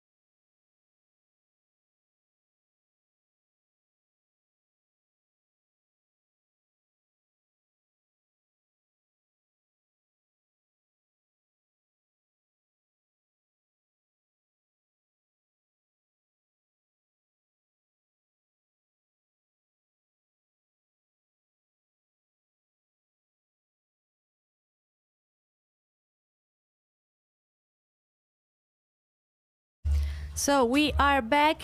In this heat we have Xavier Kor, Fabian Mumenthaler and Sam Cairns. This is currently Xavier Kor. Nice one. Here we go. Landing it. So Sam is currently in first place with 5 points. Here on screen we have Fabi with the blue north. Fabi all the way from Tarifa.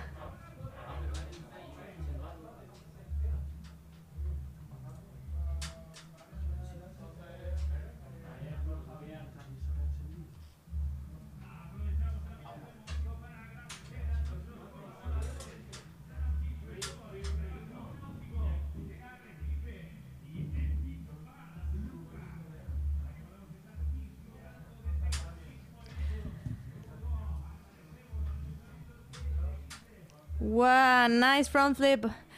It was pretty clean there on the landing, pumping a little bit from Xavi. And Fabian going down. Fabi's been really hungry. He's also been competing in the strapless kitesurfing side of the sport and found his love on wingfoiling. So let's see what he's been working out on the winter. This is Sam Cairns on the orange and blue. And trying to see if I manage to see the countries of these guys here. We know Fabi is half German and half Tarifeño. Woohoo! Backflip! Is he going to make it? Pump, pump, pump. Small toe side air here.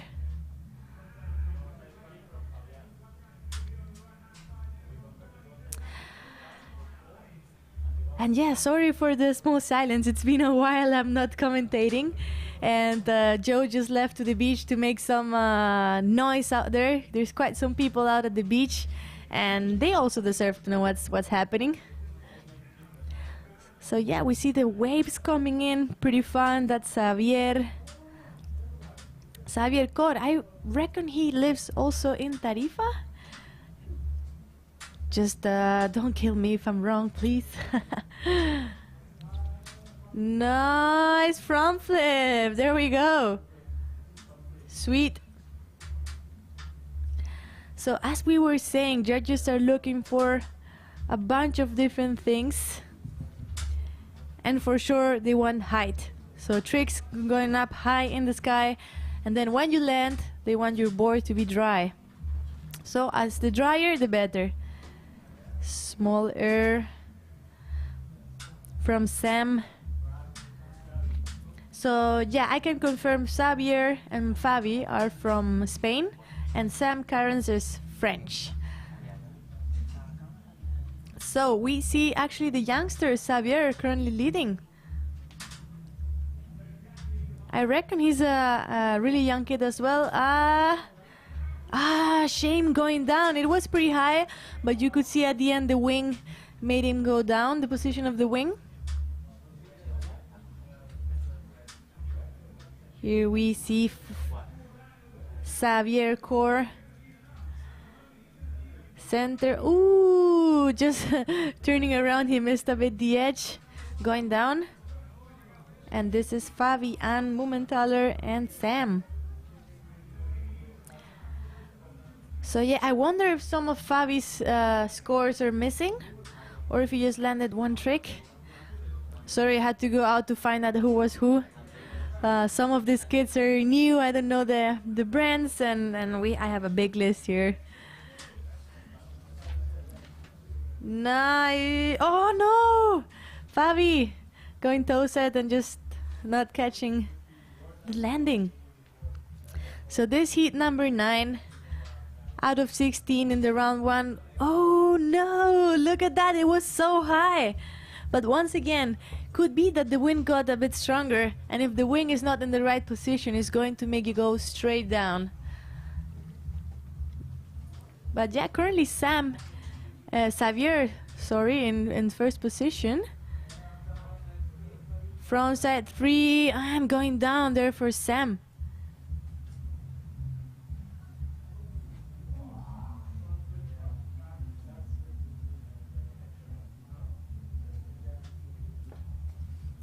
So yeah. Oh, well, it looks like Xavier is having some difficulties going towside.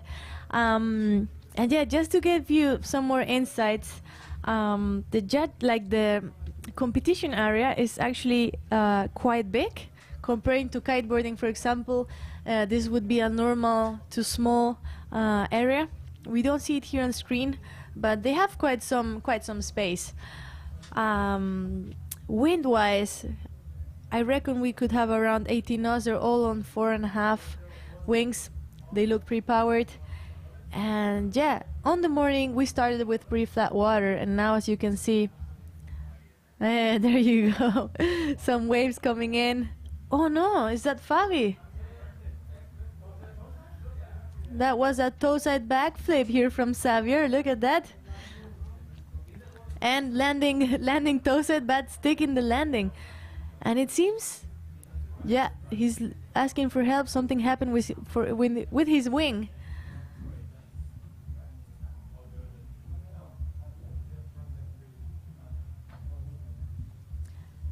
Wow, look at that, Xavier. And once again, like we were saying at the beginning, it reminds me a lot of windsurfing, when it looks like they might have crashed because they're knee deep on the water, but then they actually manage to land and keep riding. So yeah, that will count.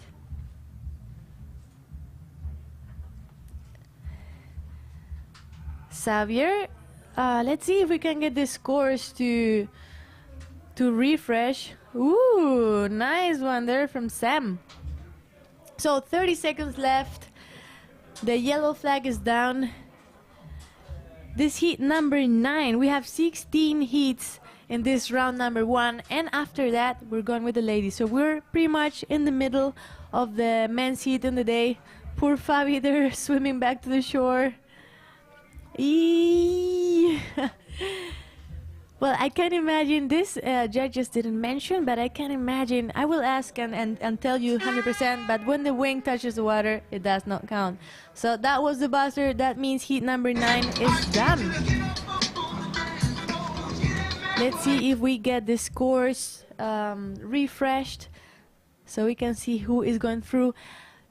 Another reminder, in this heat nobody's going down, so winner will be going straight to round number 3, and the other 2 to round number 2, just how I said. So again, for the slow-mo lovers, let's enjoy a little replay.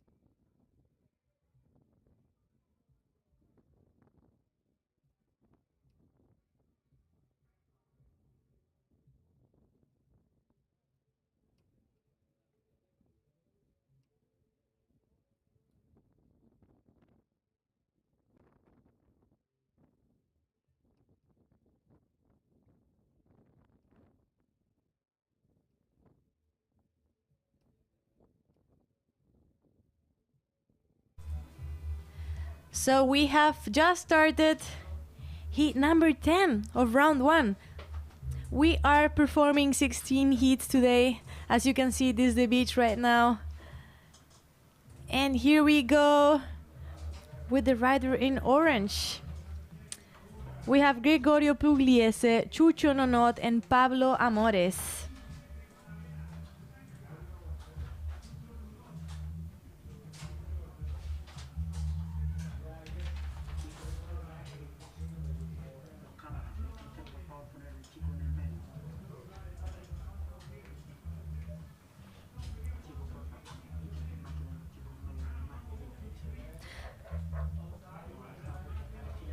So we can see the 3 riders already have a trick in. Ooh, was that a backflip at the end, at the back of the screen? So here we have Pablo, all the way from Tarifa. He used to be a strapless freestyle rider as well. Now coming into the wing scene. Okay, going down, tweaking it out as well. Pretty much like a 3-1-3 in kiting. And this on the screen is Gregorio. Wow, pretty cool back loop. Super under control, pretty clean. Just looking back, is somebody up here? And this is Chucho on the north. Nice, Ray Lee.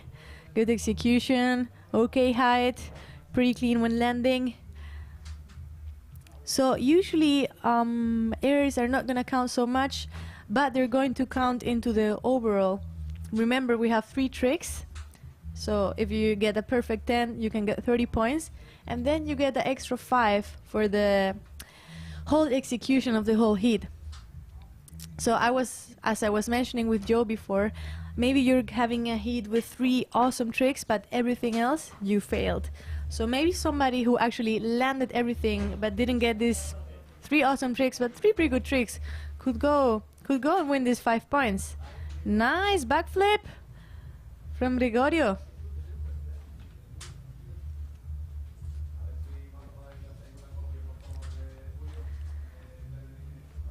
So Chucho, nice air out of the wave and straight into some wave riding.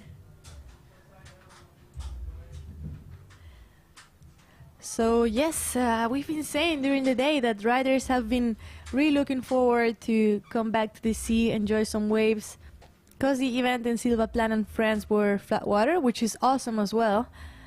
But they knew there was a possibility to get some waves here, so they were really excited. So this spot has been a legendary spot for windsurfing, and oh no, Chucho going down. So yeah, windsurfing spot converted to wingfoiling spot, looks pretty fun. Definitely looking forward to go out myself and enjoy some riding. This is a heat of 3 people. The heats are 9 minutes long. And nobody's getting out yet, so no problem. Don't cry, nobody going out. The winner of this heat is going straight to round number 3. And the 2 losers, they're gonna stay in round number 2. So they're gonna have 1 more heat to perform in case they make it to the next round. Gregorio. Nice trick, huh? Gregorio looking clean, nice execution. He's looking like he has so much control, wondering what his background is. And yeah, ladies and gentlemen, if you want to see some behind the scenes of the event, go check out our Instagram, Wingfoil World Tour. You will see some behind the scenes interviews and everything that's happening here in Lanzarote, in Playa de las Cucharas.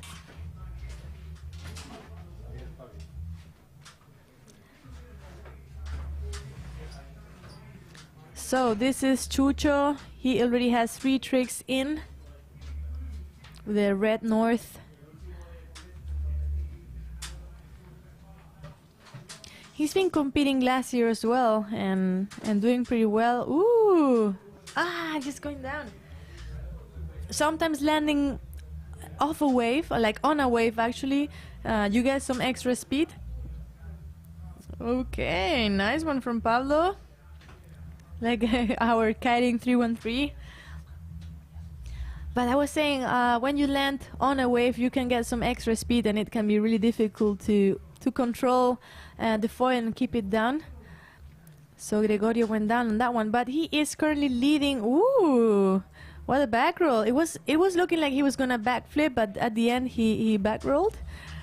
But nice, pretty late. His lower score is a 4.6, and he's looking for to make that one go up, so he can.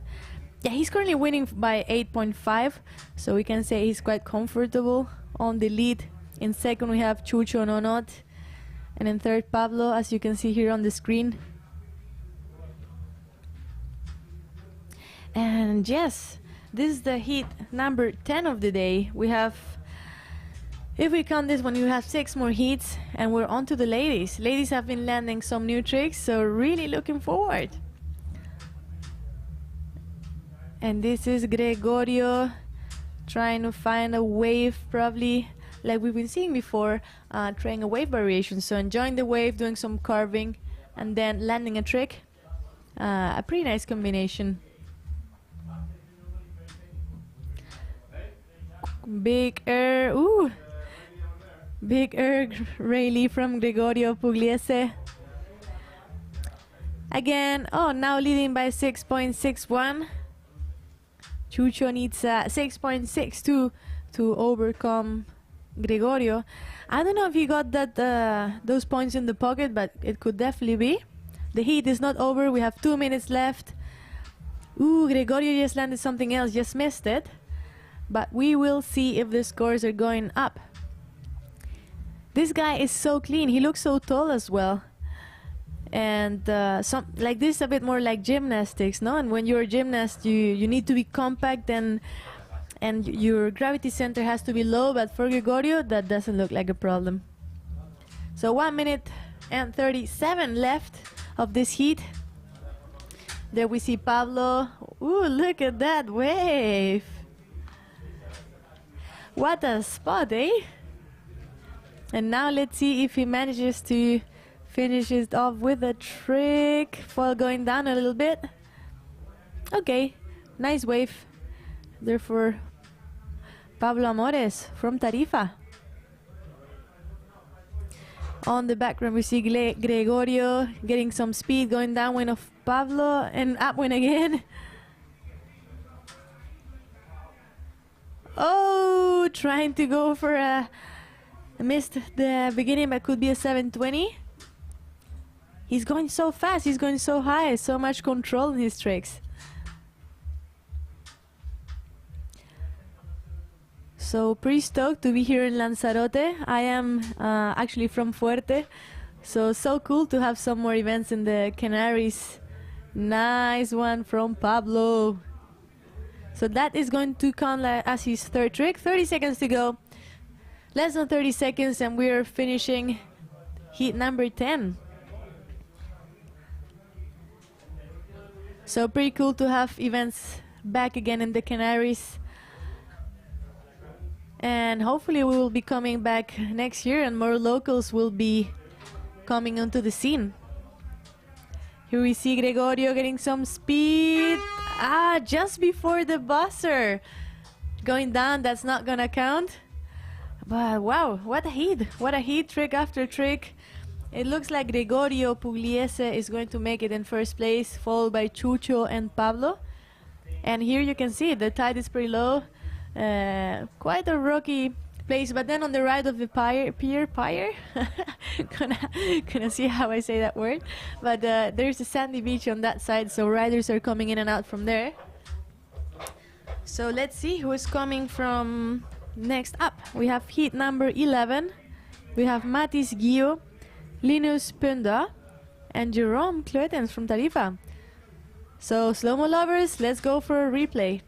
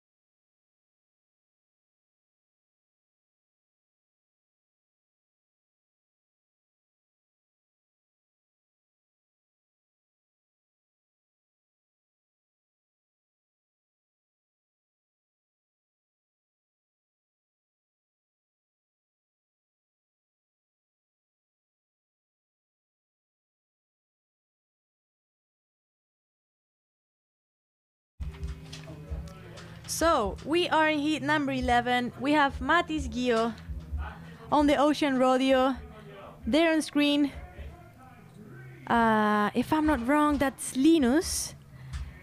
And then Jerome should be on a white and yellow duotone. So Matis, Linus, and Jerome. This heat number 11. And yeah, Jerome also a pretty experienced freestyle rider. He was landing these backflips, beautiful backflips, already quite some time ago. So let's see what he's gonna do. He has been off competition for a bit, and now he's back with the wingfoiling. Ooh, here we go. That was Matis, frontside air on the Ocean Rodeo. And Linus.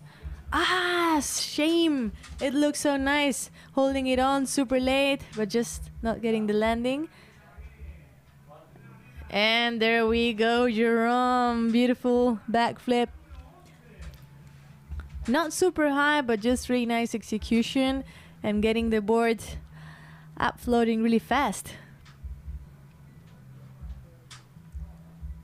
So Linus, toe side.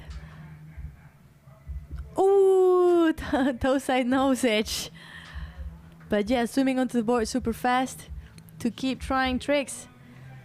Matis on the Ocean Rodeo also going toe side.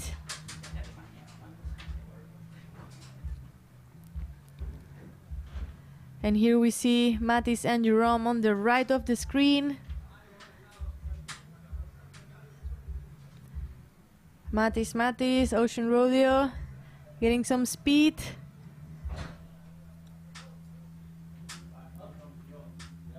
Ooh, is he going to make it? Yes.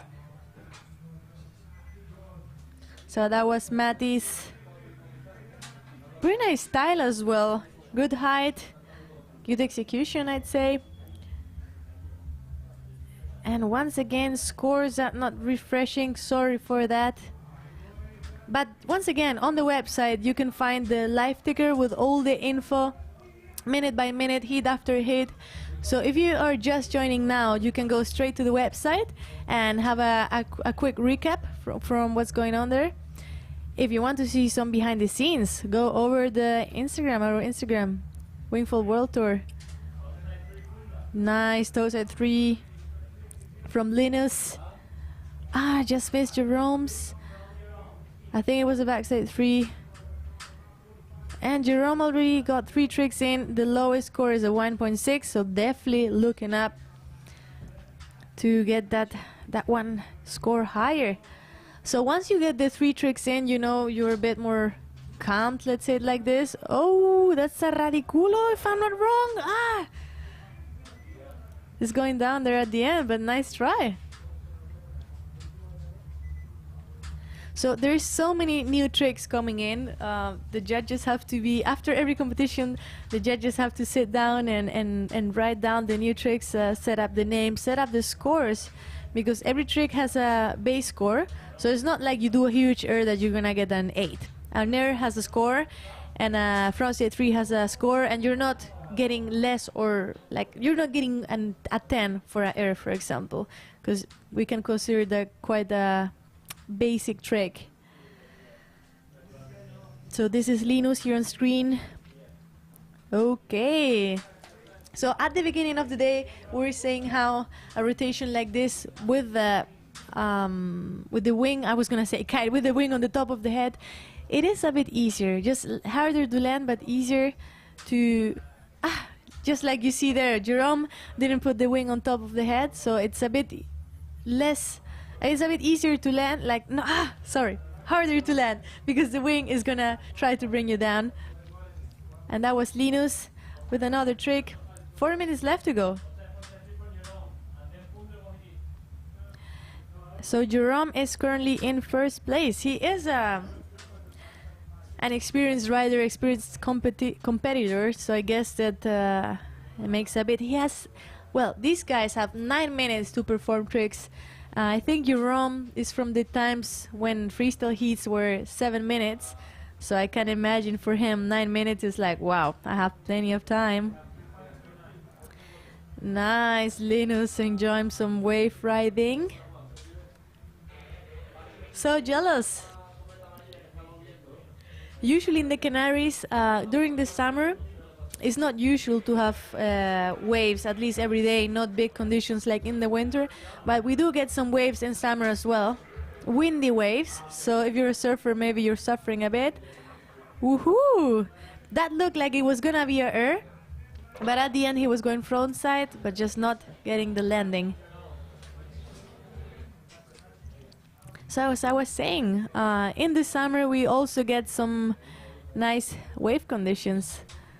So if you wanna come over and enjoy some windy spots, maybe catch some waves, super welcome. Come to the Canaries. Come over to Lanzarote.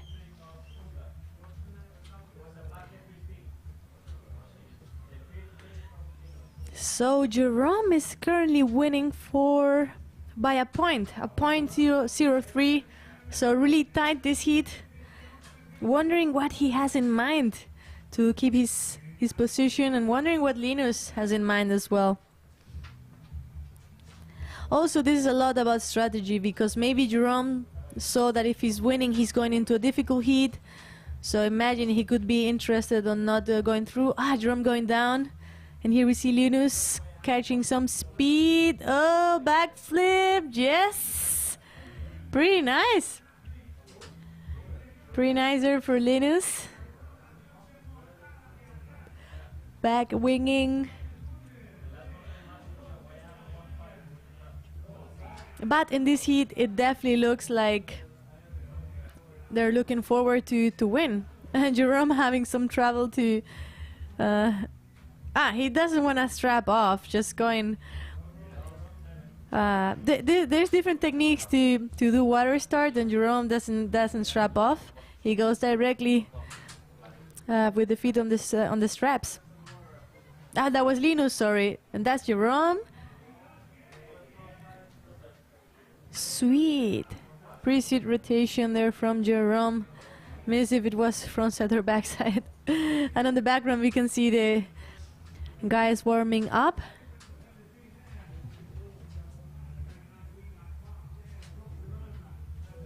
And I think we have Matis somewhere behind as well. So less than a minute. Yellow flag is down. Less than a minute to finish this heat.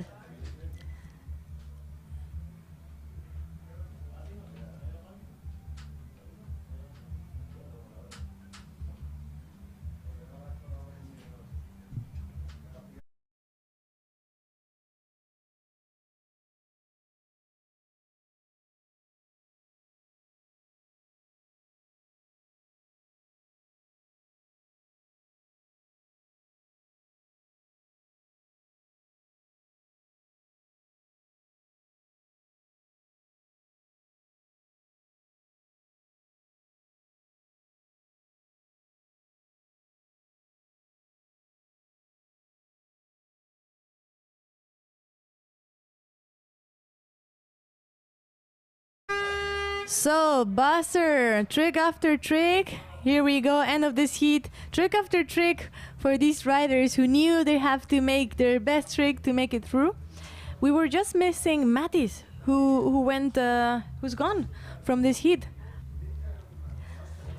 But we are here in Lanzarote, Playa Las Cucharas. What we just saw was heat number 11. There we had Matis Guillo on the Ocean Rodeo. This is Jerome Cloetens on the D-Lab Duotone. And this is Linus on the unit, purple unit. Ooh, just going down on that one. So please enjoy the recap, slow-mo lovers, and we're on to heat number 12.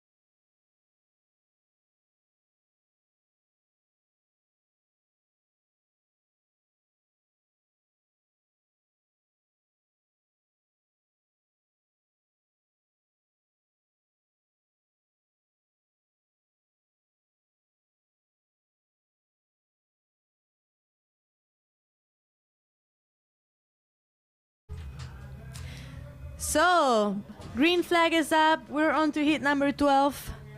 Who do we have here? Woohoo! That was Francesco Capuzzo on the white and yellow RD and Matteo Guazzoni. So Francesco just right on the buzzer, already landing a trip. Francesco, what can we say about him? He is wingfoiling, he's windsurfing, he's kite surfing, he's doing toe side 540s just like this, easy. And yeah, he's been really hungry. He's really young. He's also been competing for many years in many different sports and disciplines. So pretty experienced rider. Backflip trick after trick. Nice one, Francesco Capuzzo. And Matteo here on the front of the screen with the black RD.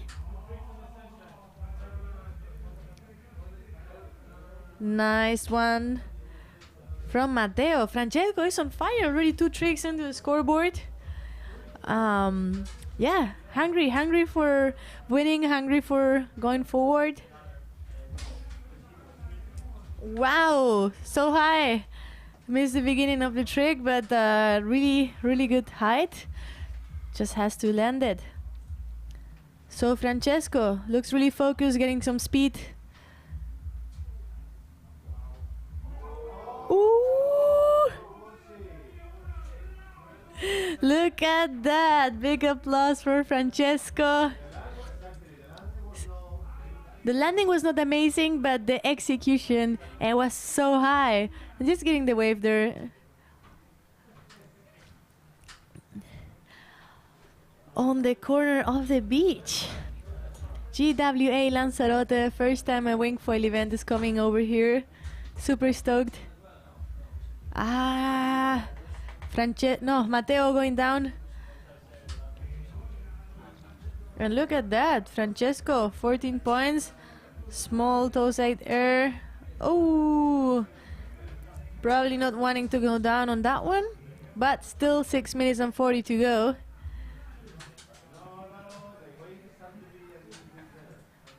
Look at the waves, eh? As we were saying, here in Lanzarote, well, in the Canary Islands in general, it's not usual we have big waves in summer, but we do get waves. So it is water sports paradise. Strong wind with the Alicio. Whoa, look at that, Francesco. Yeah, wondering, I can hear Joe outside on the beach wondering what Francesco had for breakfast. But yeah, super experienced rider here and super focused. He's been competing so much already this year. I think he's been winning every stop of the Italian championships. He just came from 1, if I'm not mistaken, and straight over here and straight to having a 17.9 score. Matteo Tosai turning around. He needs a 9.23 to lead, but he's still missing a 3rd trick. And the 2 scores he got in, they're not maybe crazy, so, you know, everything can happen.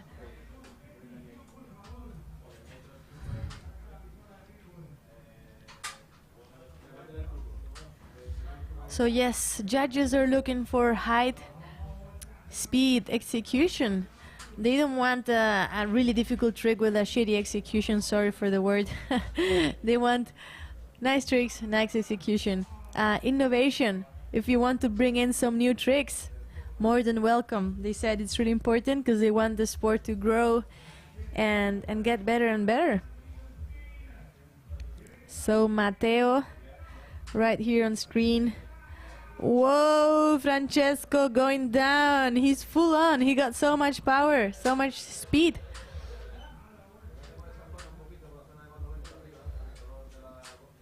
Francesco was actually spending a bit of the winter in Fuerteventura and the neighbor island, so I guess he's used to Canarian waters. Always with a smile.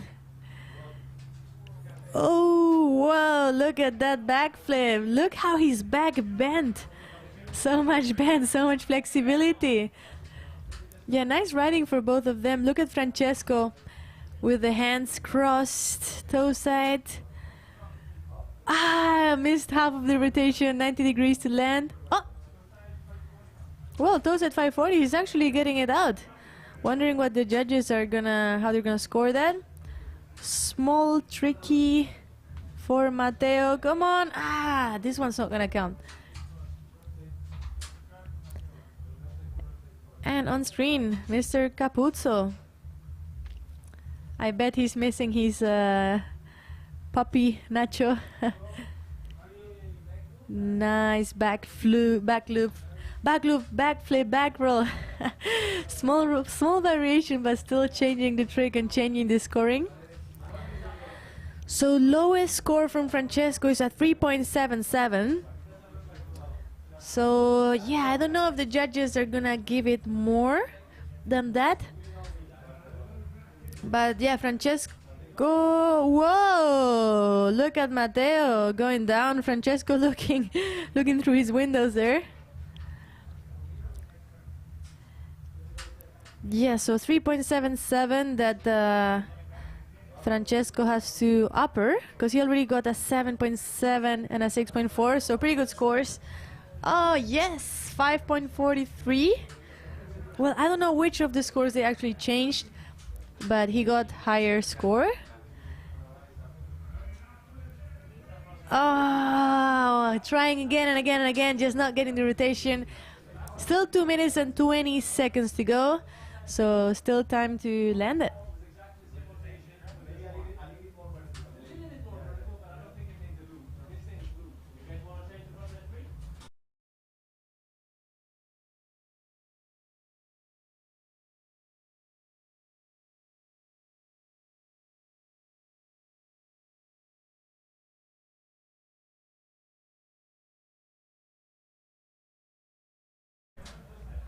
So both of the riders going down, and actually Francesco going down on the shore break here. Ooh.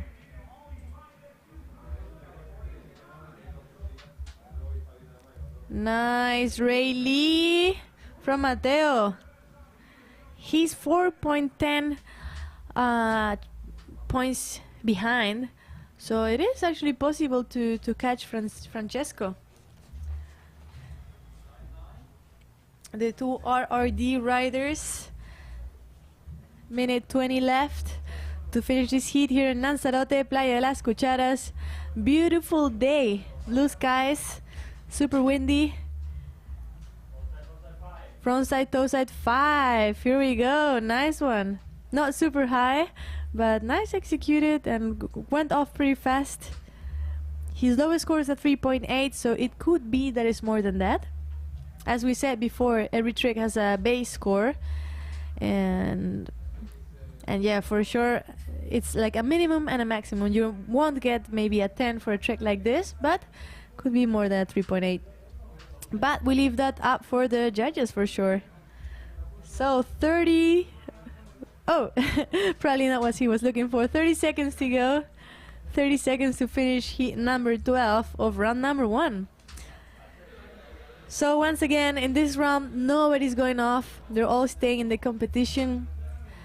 But actually the riders who win will go off to round 3, directly to round 3.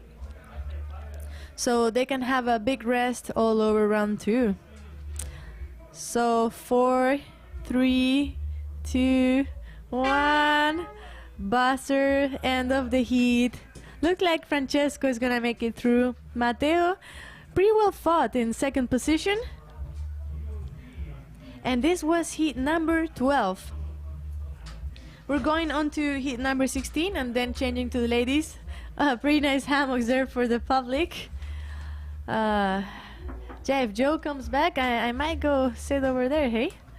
So here we go with the replay. Please enjoy.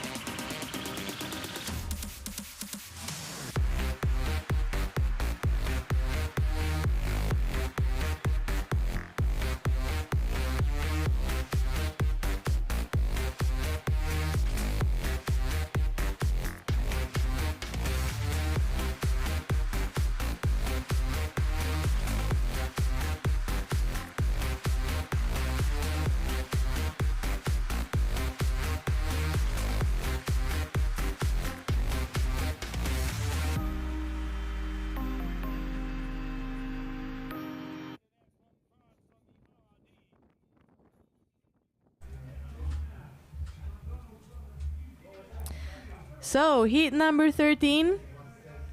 Heat number 13 out of 16 heats of the men we're gonna do.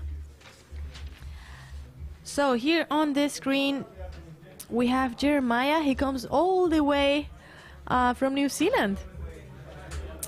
We can see he's holding a small, well, I've been told, but we can see on the screen as well that he's been holding a small injury there on his foot.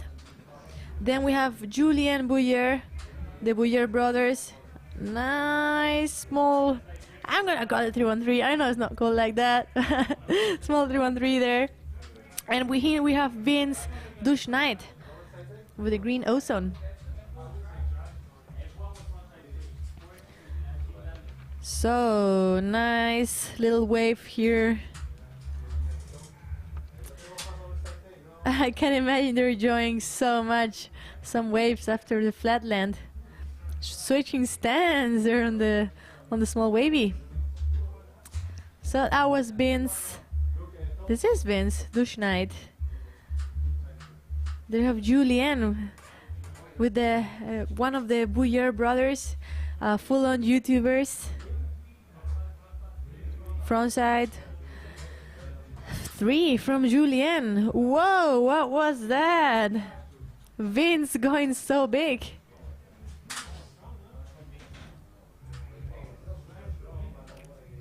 And here on the F1, Jeremiah McDonald.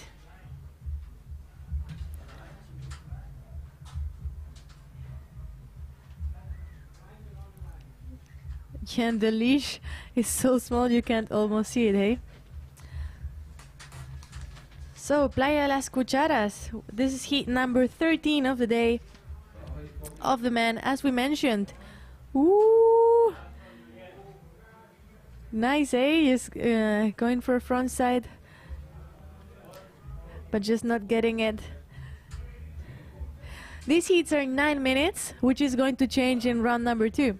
So these heats are... Ooh, just landed something over there. One more. Trick after trick. Currently all of the guys are pretty close in points, but still 6 minutes to go, so a lot can happen. And once again, all of these guys are not going down, they're staying on the competition. And yeah, 3 more heats to go with this one.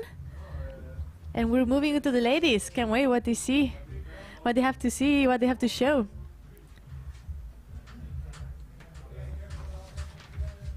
Nice backflip.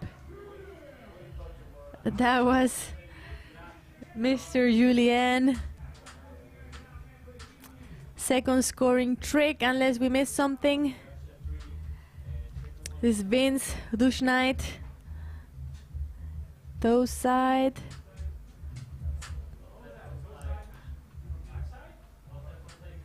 Toe side, front side 3. Here we go. I mean, it wasn't so high, maybe a bit sketchy, but it's still gonna count. Once again, we're gonna leave that for the judges. Was just pointing out what judges are looking for. But eventually we will see it with the scores. When they do a trick and the score comes in, we get to understand what judges are looking for and what the sport is asking for. Riders are really into it and really into scores and how they're scoring, what they're scoring. And it's pretty awesome to be...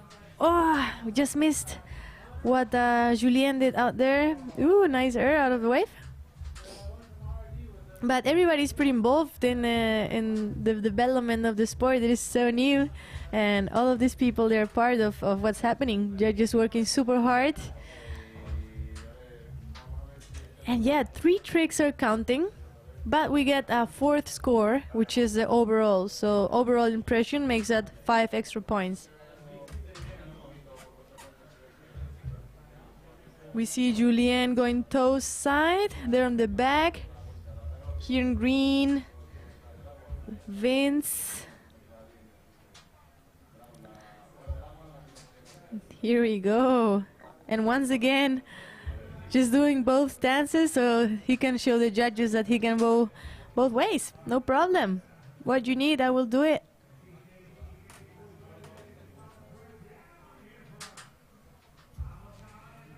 So there is 44 riders, 44 men here competing. Ooh, another 313, like I would say. I know it's not the name, but yeah, pretty stylish, pretty wakeboard style. A bit like the kiteboarding 313. Julian has been competing already the whole tour last year, doing pretty well both in the racing and in the freestyle with his brother. So pretty cool to be traveling the world with your brother. And we can see here Jeremiah Santos with the pronunciation on the orange F1. Is he riding a 3, trying to see the size of the wind? Could be that the wind picked up. It usually happens here in the Canaries, that the wind is picking up once the tides has changed and with the day. It's also a bit local from each spot. If you... Ooh, looks like it was going to be an air... crash at the end. Another crash, oof. And look at the board, went so far away. So 2 minutes left of this heat. Number 13 of round 1.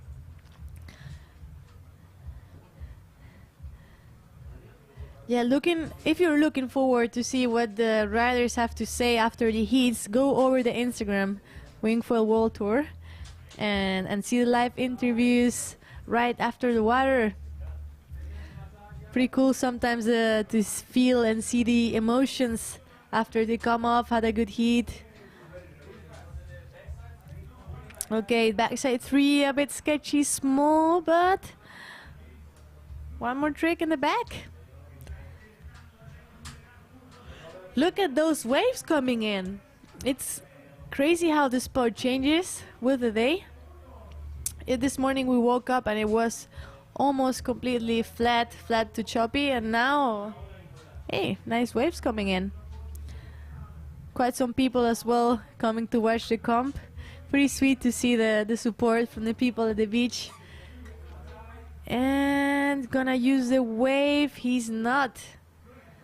Oh, we missed a trick from Vince. But once again, if you guys want to see what happened, if you just went in, if you just appeared here, ladies and gentlemen, if you want to see what's been happening in the 12 heats before, go to the website, and there you can see everything. Live ticker with an explanation of what's going on. You can see the live scoring. You can see the ladder.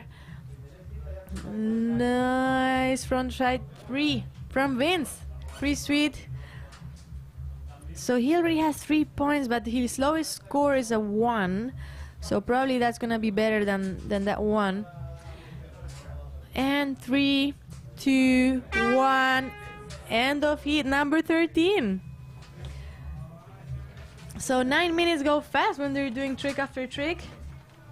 And who is going to be in heat number 14? We have Ricardo Sorsi, we have Alan Fedet, and Ancor Sosa. Ancor is a half local, let's say like this. He's from Fuerteventura. And yeah, here you can see the spot at low tide. Guys and girls warming up there on the background, people watching. At the right you have the beach. And we are in the booth pretty much behind this image you're watching right now. And yeah, beautiful day here in Lanzarote. Looking forward for quite some more heats and a bunch of action.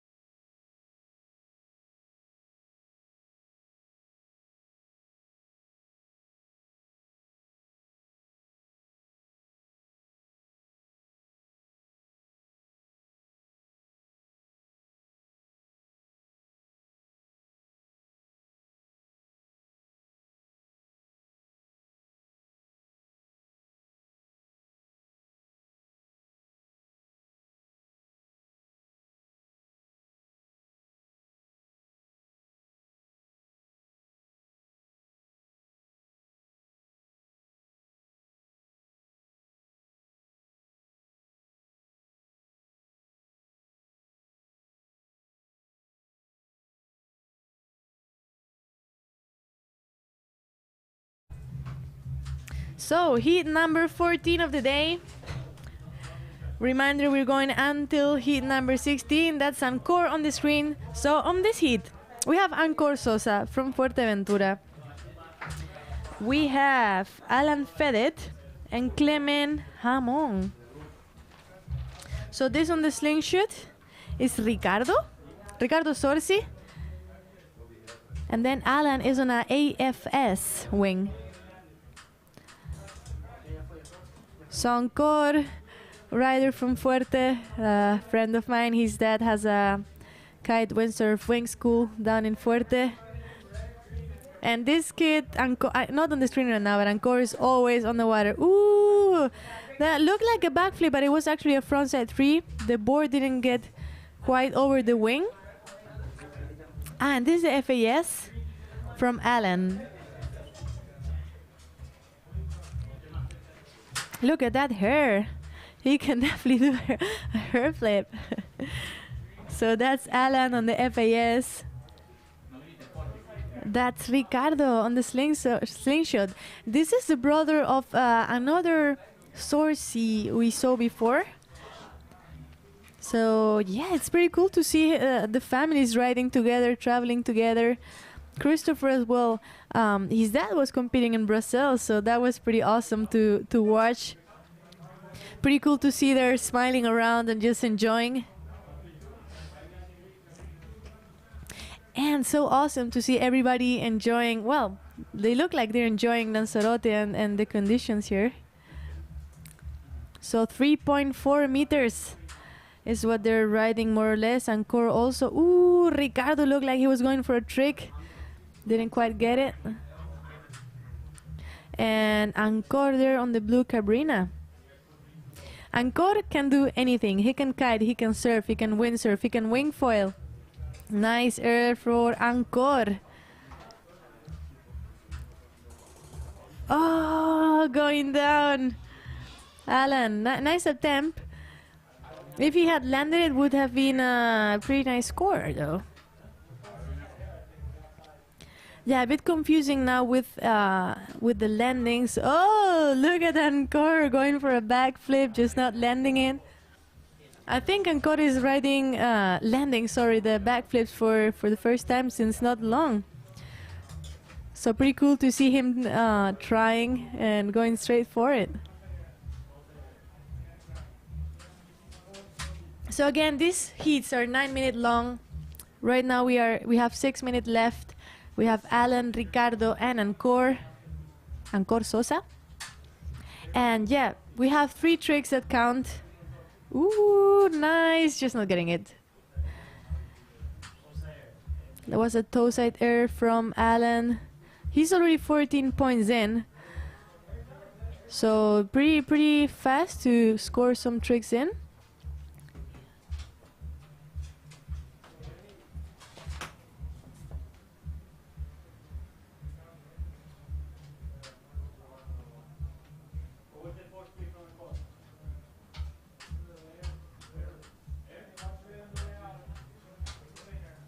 So yeah, I've just been told that there is some changes for next round.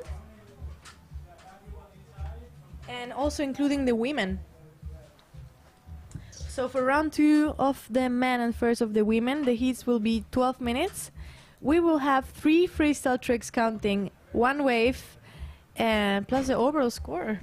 So yeah, hopefully everybody, all the riders, they are aware of this situation. And no, just not quite getting it. But he's full going for it. I think Ancor has a few more tricks on the back, but maybe the inexperience plays a little game in there. He does ride any water board, but maybe he hasn't competed so much, and you can definitely tell. Wow. It was a pretty nice attempt from Alan. It's the second time he tries it. Just not getting it, but eventually he will land it, I'm sure.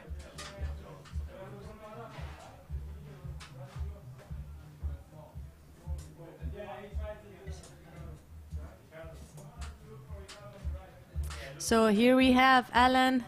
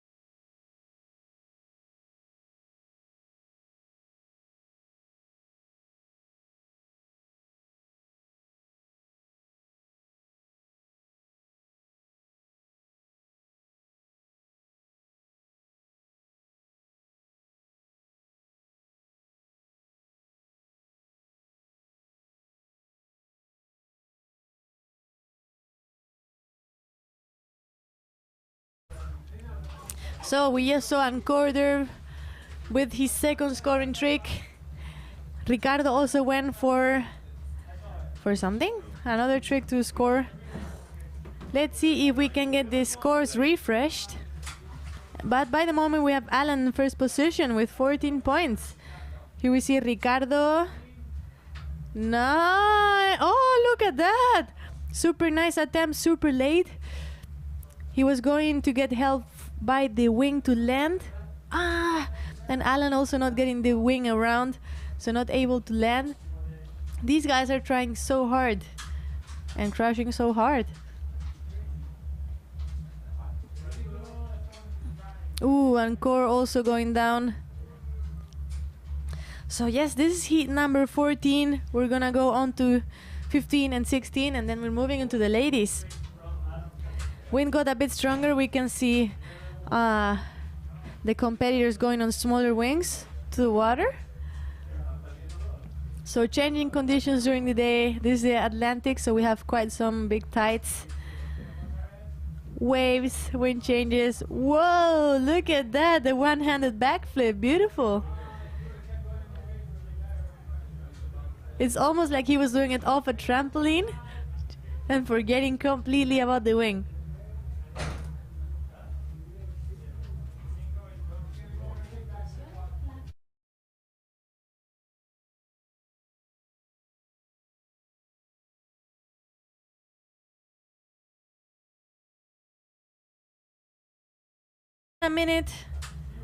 Less than a minute to finish this heat. Yeah, the scoring system is not quite on point today. Sorry, super sorry for that. But you can go to the website and check out what's actually happening. Here we have, so Alan in first place, winning by 0.82 only, super close heat. And Ricardo full on fighting. Whoa, nice. Good height. He was quite some time on the air. The board did touch the water, but he did manage to ride it off. So please go to wingfoilworldtour.com if you want to see live scoring, live ticker, and way more info, videos, pictures. And on the live ticker, you can see a written resume of what's been going on. So if you're just tuning in, you can go and check. Oh, Alan just sending a trick just before the buzzer, just not making it. But it looks like Ricardo is going to make it through. Look at him and look at the beach. People coming over to see what's going on. We see Francesco here on the bottom, checking what everyone is doing. So thank you so much to everybody for tuning in. Stoked to have you here. Stoked to have you enjoying Lanzarote with us. It's a pleasure, but don't leave. We still have 2 more hits to go. And we got on to the ladies. We're not done yet.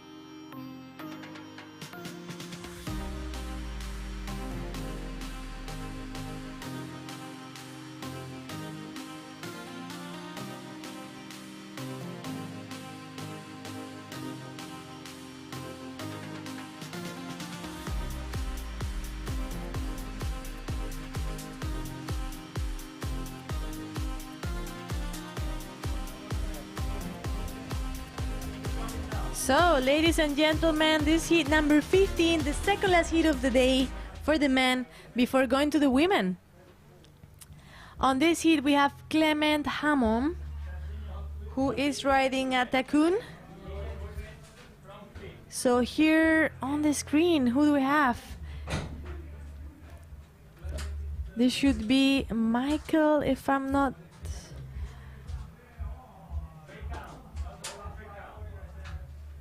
Okay, sorry, just trying to find out who is who.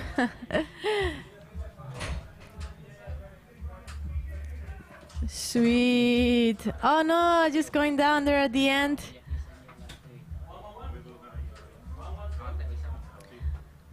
So this is Clement on the Takun. Ooh! Just missing the edge there and the straps and going down.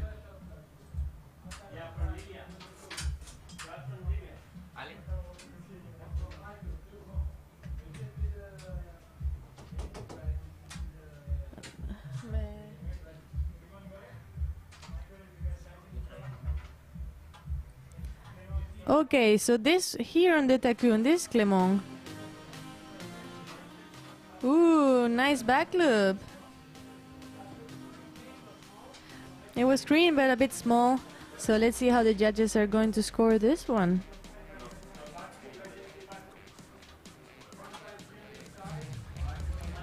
So I have a small mistake here because the list I have says there should be a Takun, an FAS and an NSYS. So, looking forward to see who is who. Sorry for that. You know, I'm a human as well, so it happens. Sorry.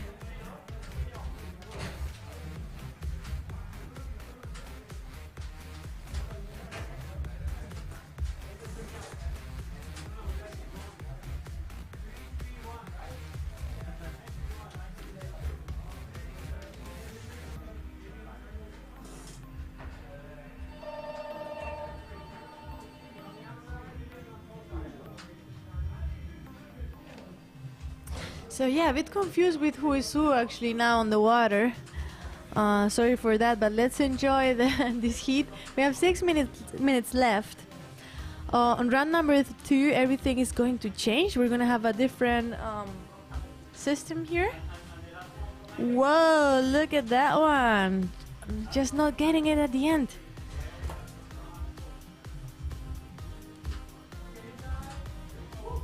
Whoa, look at that forward flip. Where is it riding from, all the youngsters here? Many new names. Quite some kids that we didn't know from kiteboarding or windsurfing. And they're coming here and throwing down like there's no tomorrow. So as we were saying before, the wind picked up a little bit. They're riding 3.5s now. As in the morning they were riding 4.5s. So yeah, strong and nice wind filling in the afternoon. It is currently 4:10 here in Lanzarote. And this is heat number 15. Second last heat of the day of the men, rounds 1 before going on to the women. And it is Clement Hammond who has the first position here. But really, just changed. Lilian on first, winning by 2.1. Half of the heat left and pretty close in points. Not so many tricks landed. Oh, we just saw a trick there. Just did not quite see the whole trick.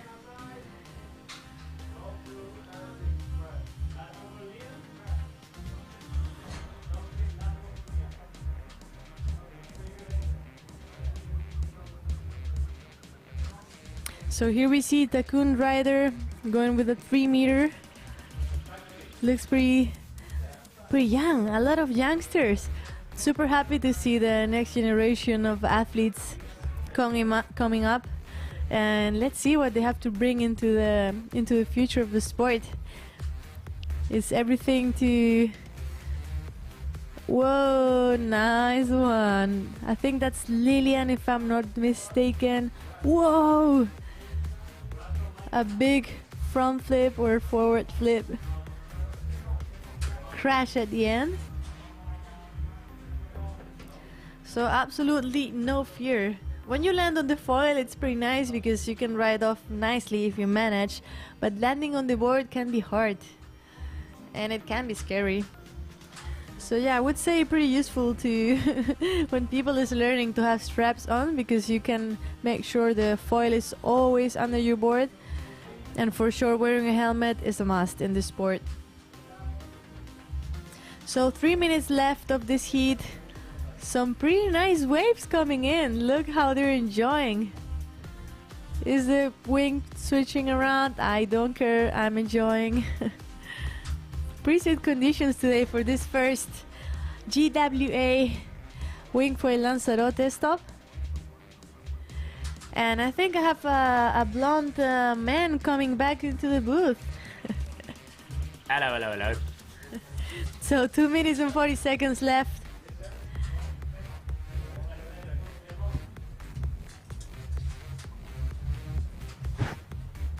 Okay, welcome back everybody. Just went outside to have a little look. There is a vibe happening down here on the beach. And at the moment we are in heat number 15 of the GWA Wingfoiling World Tour. And looking like at the moment it is Clement Ramon with 15.53 total. Second position, Julien Joupet. And third position, we have Michael Naff. So all three of these athletes going full in for this round number one. Also, a little information coming in. I presume Julia has already said this, but as of round number 2 of competition, we're going to be adding a wave score into the mix. So what that means is we have 3 freestyle scores, 1 wave score, and 1 overall impression score. That's going to be your total. After heat number 16, we're going to be continuing on with heat number 1 of the ladies, then heat number 2 of the ladies, and then we were going to be making it back to round number 2 of the men. Already a couple of solid hours of competition already, and you can see as this tide is starting to push up here in La Playa de las Cucharas, Costa Teguise, this beautiful location we have here in Lanzarote for the 3rd event of the season. You can see there's some little rollers, so that's why we've decided to add in that wave score. And here we can see some of the boys just starting to enjoy and slash it up. Hopefully those waves are going to get bigger and we'll be able to start to see some real surfing out there.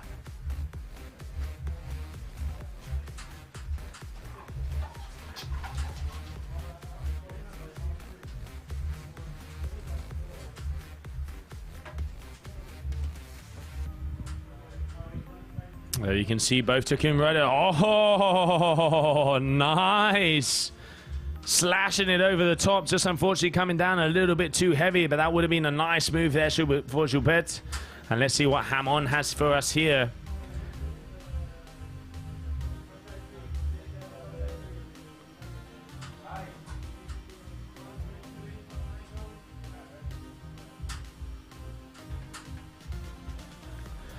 Okay, here we can see, if I'm not mistaken, yes, that is Hamon.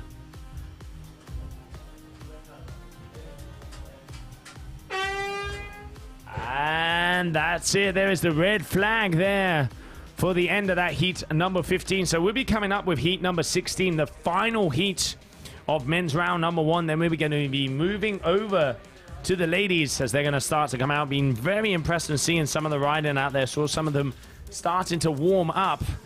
And really looking forward to see who is going to be making their way through. So currently, heat number 15. Next up, we are going to have Camille Bouillet, Noé Kuyala. Noé Kuyala, a youngster from the Reunion Island, one of my most favorite riders. Haven't seen him in a few months, so really looking forward to see what he's going to pull off here. And those two boys are going to be battling it out to see who's going to be making it through to round number 3.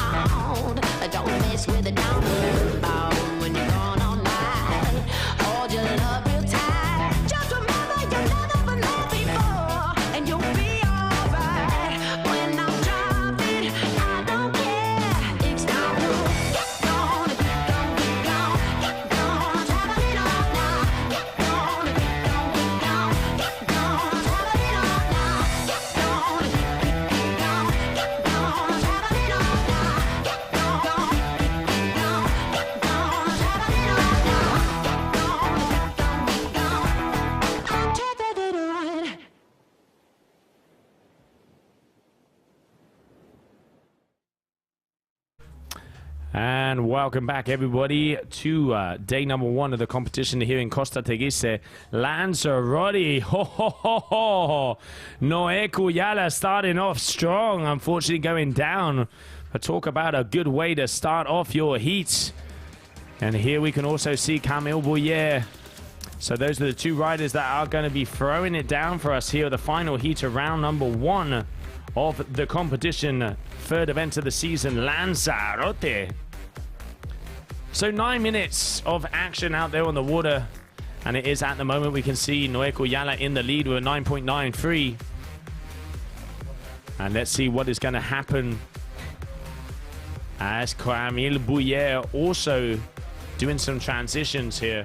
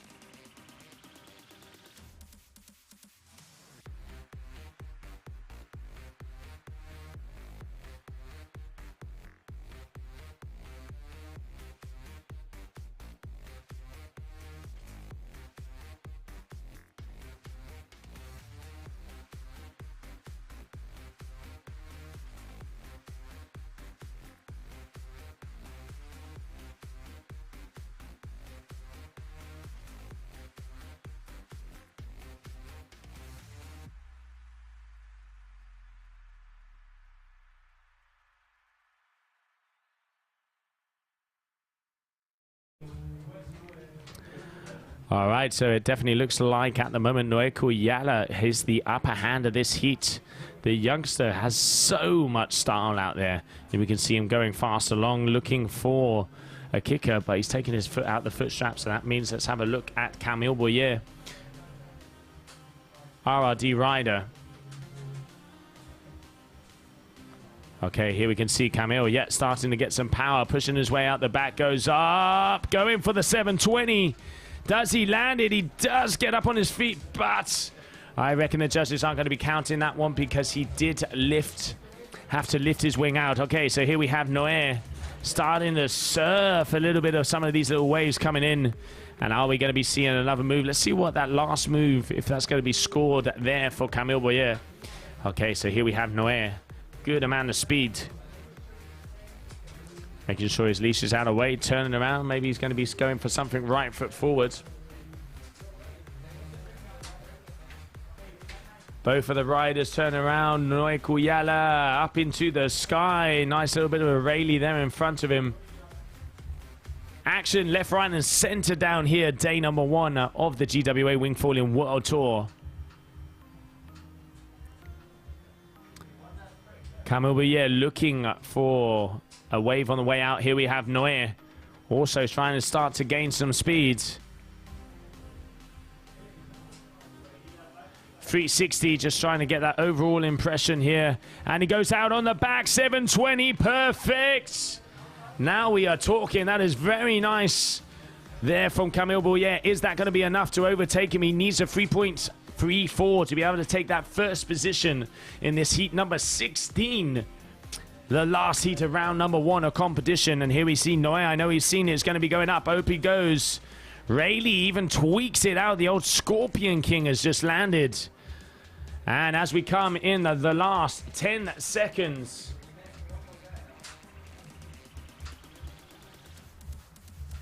final seconds of this heat, and that is it. Red flag, meaning we are now going to be changing over to the ladies, as we are going to be starting off with heat number 1 of the women.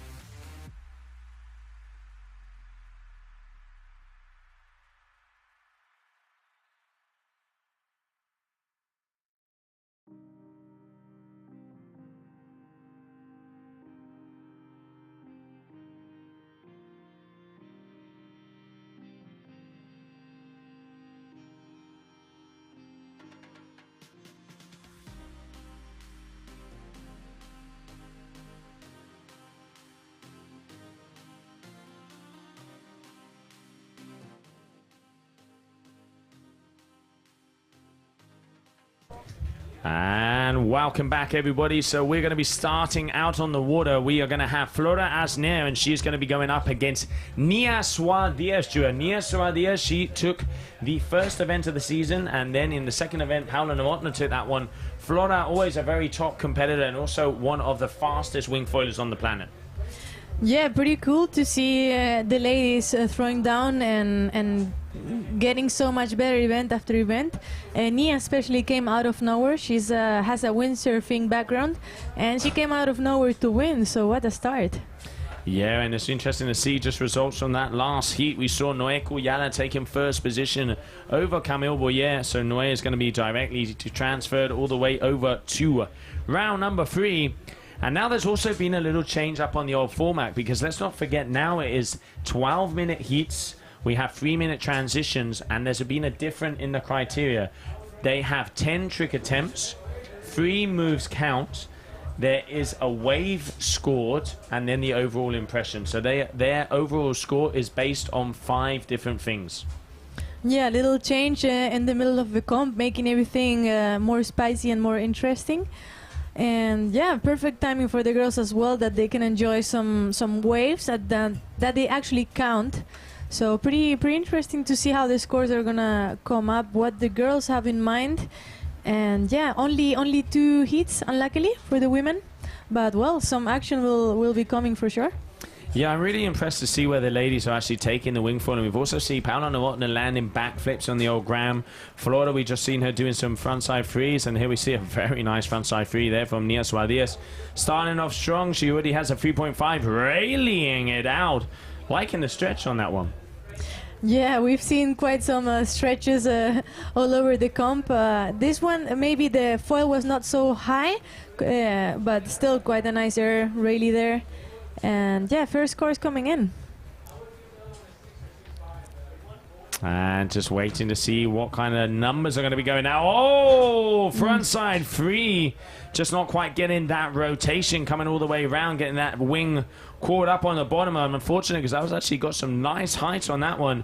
Near toe side, tweaked out air. Stylish, huh, there. Also quite wake style for Nia. As we were saying, she has a windsurfing background and riding not the boom, but the handles. Wow, 640 for Nia there. Nice score, huh? Yeah, that's how that frontside free, you can see the judges really liking it. It was fluid, it was landed, it got all the way through. Nice in control.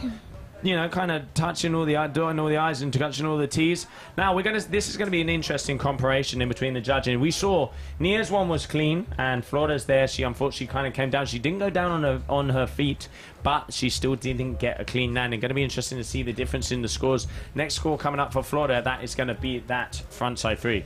And there we see the first wave riding of Nia, really enjoying and carving out. I would love to see her surfing. She looks like she understands what the wave is doing. She definitely does, and let's not forget that wave is going to be one that counts. 3 freestyle moves, 1 wave, and the overall impression score is what is going to get each one of these riders their total. Backside, nice. Ooh, nice, making it out. Also, they have a 10 trick attempt, and the waves are counting into the trick. So after they do the 10, it doesn't keep counting. That is very true. So they got to be careful on the old attempts, because if they go past that, it doesn't matter if you land the move of a lifetime. It ain't gonna count. Exactly. So don't get lost getting wave, because it's fun. Oh, yeah. Well, getting it. Yeah. She actually did it one-handed. So pretty cool from Flora. And yeah, Flora actually needed a 7.4 now, since Nia got 1 more trick, but Flora is still we're still looking for Flora's first wave, and this one last trick she did. Wow, look at that back loop from Nia, pretty cool. Yeah, really nice back loop. You can see her going a little bit more inverted there, so you're going over the top. Liking what I see. Different families, so it's outside of the frontside free family, so that's going to be good for her. And Flora just having some fun out there with the waves. I really like how Nia tweaks the legs when she tricks, and it makes it so much more stylish than if you jump with your legs straight. Tweaking it out, making it way more stylish. Yeah, and paying attention to detail, Julia. It is all about quality versus quantity. Exactly, just like we said before, if you do really hard trick but the style is quite bad, it's not gonna count. Also the execution counts inside this, so judges really looking forward to some style and nice maneuvering. Nia's trying to sit down there. There she goes. For a moment now, I think she was doing a little bit of training in the old isometric squats. I don't know what she was doing, but yeah, they're just getting used and getting down. Cruising and perusing here. So obviously, you know, these heats are quite tiring. 12 minutes, she's just taking a little breather out there. Yeah, quite fun now. She makes it out of this wave standing. Let's see. And there we go. Nia is using, I mean, it looks like she's using quite a small board, but she's also small and not so heavy.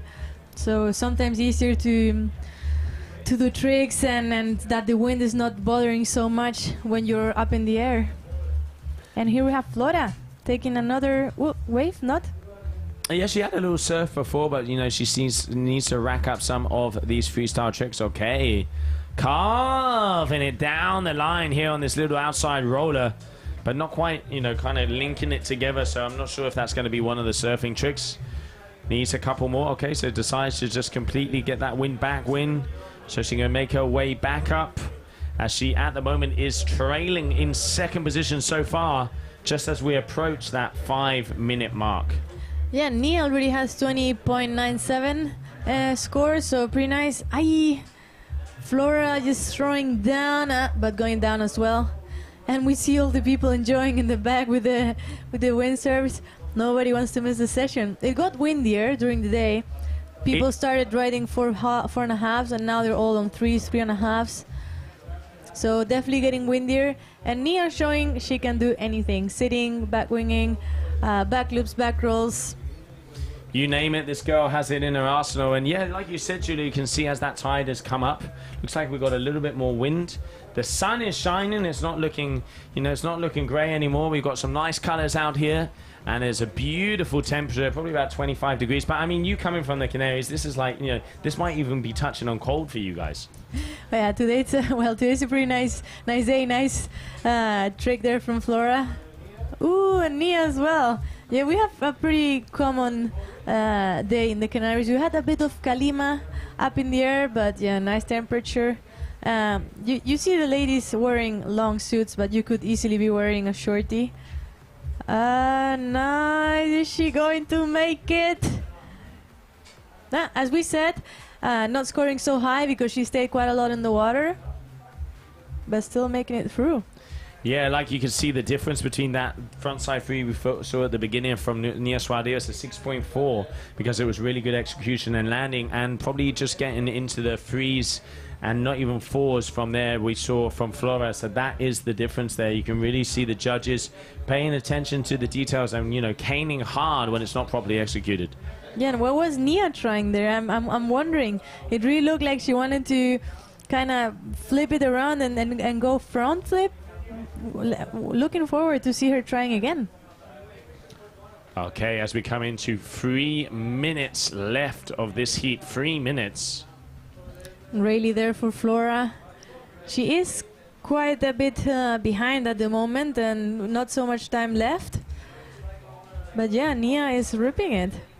But anything can happen, Julia. Let's not forget, any one of these heats is like a final, and all they have to do is land 3 freestyle moves, get a wave, and then make sure the judges that like what they've seen with the style and that overall impression score, which comes out of the variety, the amount of crashes, how you kind of, you know, sequence your heat together. So it's a really important part of the scoring there. But yeah, at the moment, as you say, Nia Suarez comfortably in first position. Yeah, it's a bit like a dancing choreography almost, no? Like they're saying, okay, I do this trick, I'm gonna land on the right foot. What can I do on this foot to turn around or make it maybe take a wave? So also reminds me a bit of the old freestyle kiteboarding days when you had to do tricks with both foot in both directions. So yeah, really having to think what you're gonna do before the heat and trying to land as much as possible. All right, so coming into the last 2 minutes of competition here, round number 1 of the ladies, heat number 1. It is this young lady here from Spain, Nia Suarez, who currently is in the lead. And let's not forget, she won the freestyle in Lucat. And then we saw Paula Novotná take the win in Switzerland. So the freestyle tour pretty much open still. Let's not forget, we still have a couple of events coming our way before the end of the season. But we are looking for the most complete athlete out there on the planet. We want to see the speed, we want to see the smile, the strength and the power. Who is going to be world champion by the end of the season? I think it's going to be a very good fight because the ladies are really pushing. Yeah, second ever champion in the story of the sport. So writing notes for the books of history. Wow, look at that try from Nia, Joe. Yeah, she's throwing herself in. She obviously knows she has a comfortable lead, so now she can, go out and try and get. She's got those base scores, or those, backup scores as we would call them, and now she's just going to be trying to improve on each one of those categories. Nice little 360 roundhouse there for Flora Asnier, and we approaching just coming up to the last 45 seconds. Yeah, last 45 seconds, so it seems like Nia is gonna make it comfortably. Wow, look at that from Flora. Super high, eh? I like the height, just not quite getting the landing, but it was pretty high, and to me, good execution, Joe. Yeah, just a little unfortunate on the landing there, but Flora really throwing down frontside 3, nice and horizontal, keeping that wing nice and close to be able to get that rotation around. And now cruising down on one of these downwind little rollers. Let's see what the judges are going to be thinking of that one, because it is getting to be that time in the afternoon as we are just about to hit the final seconds of heat number 1 of the ladies. So that's the buster. Heat is finished, and we're gonna go on to the second and last heat of the ladies. As we were mentioning, rules have changed a little bit. We have 12-minute heats, 3 freestyle tricks counting, 1 wave, and the overall score. So yeah, rules are changing also for the men in round number 2. And here we have a small replay for the slow-mo lovers.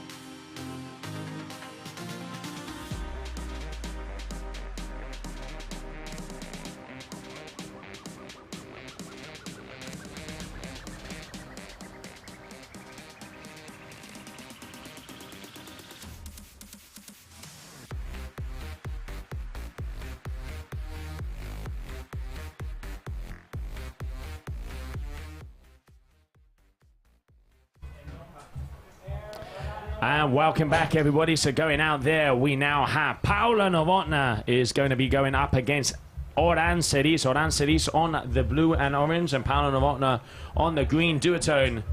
Paula already going for the nice little 540 there. Just unfortunately not quite making the transition. Good one, good maneuver. Yeah, both of the riders going down on this first trick attempt, but fast, super fast going up on the board. They know they have 12 minutes, quite a lot of time, but they have to catch a wave and find a nice wave, because as you can see, it looks different from the water for sure, but as you can see on the screen, there is a bit of waves everywhere and you have to choose the good one, so you will definitely need the time. And Paula, yeah, that's not gonna count as high because of the landing. And then a nice air from Oran. So Paula won the last event, and in Leucat she got second, with Nia just coming in, absolutely new, we never heard about her, and then winning Leucat. I bet a dream come true for her.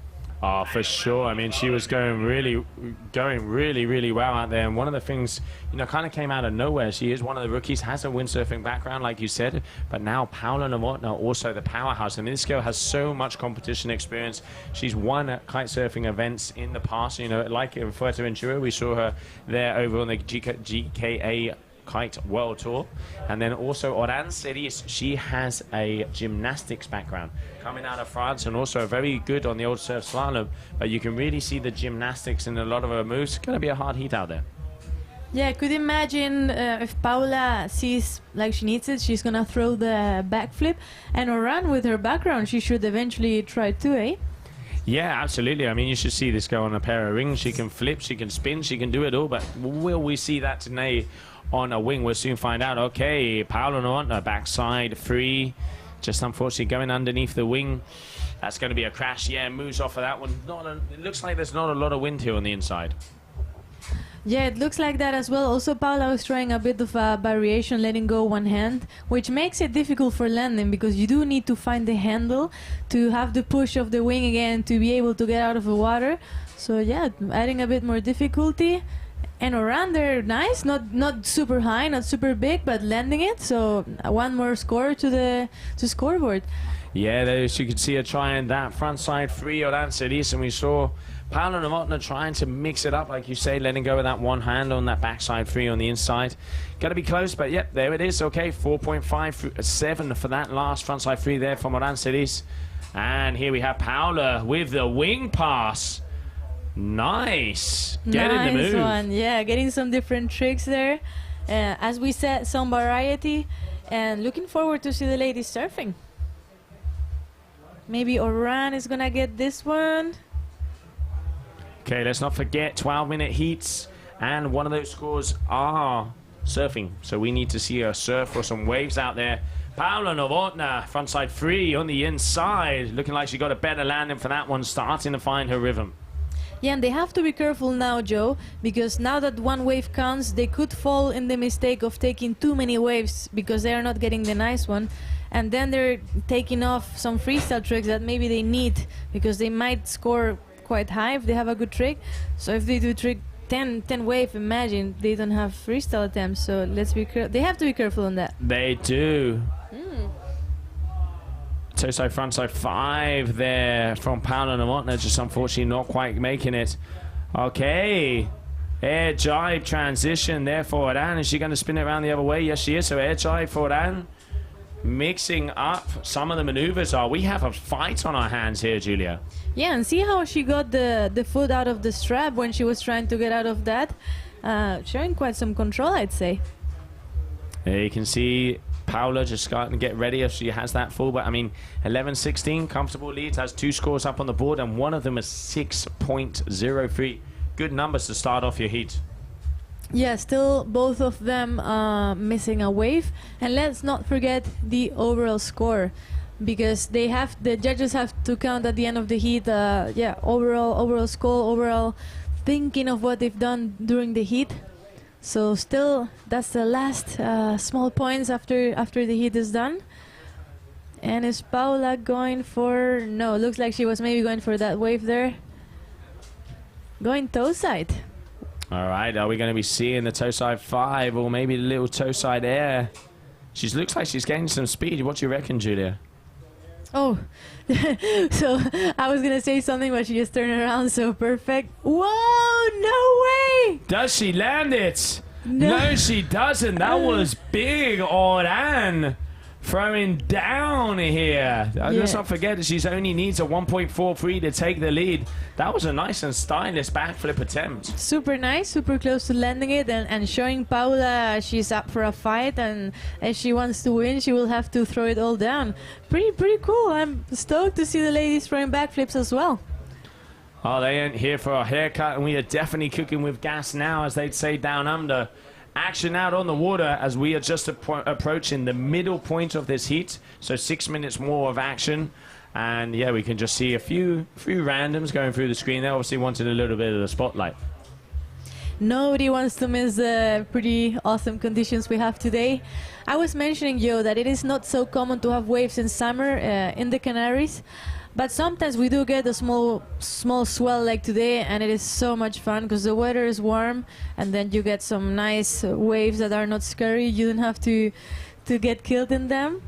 Just like around, cruising, perusing, like you would say, having a lot of fun. She really does have a laid-back style. Eh? You can just see her, just got the old cool look at her. So no, liking what I see. And now let's see Oran. She's got a bit of speed. Is she going to be doing a move this way? No, I reckon she's going to be jibing around and making her way back out of the competition area. And let's see what she can do for us.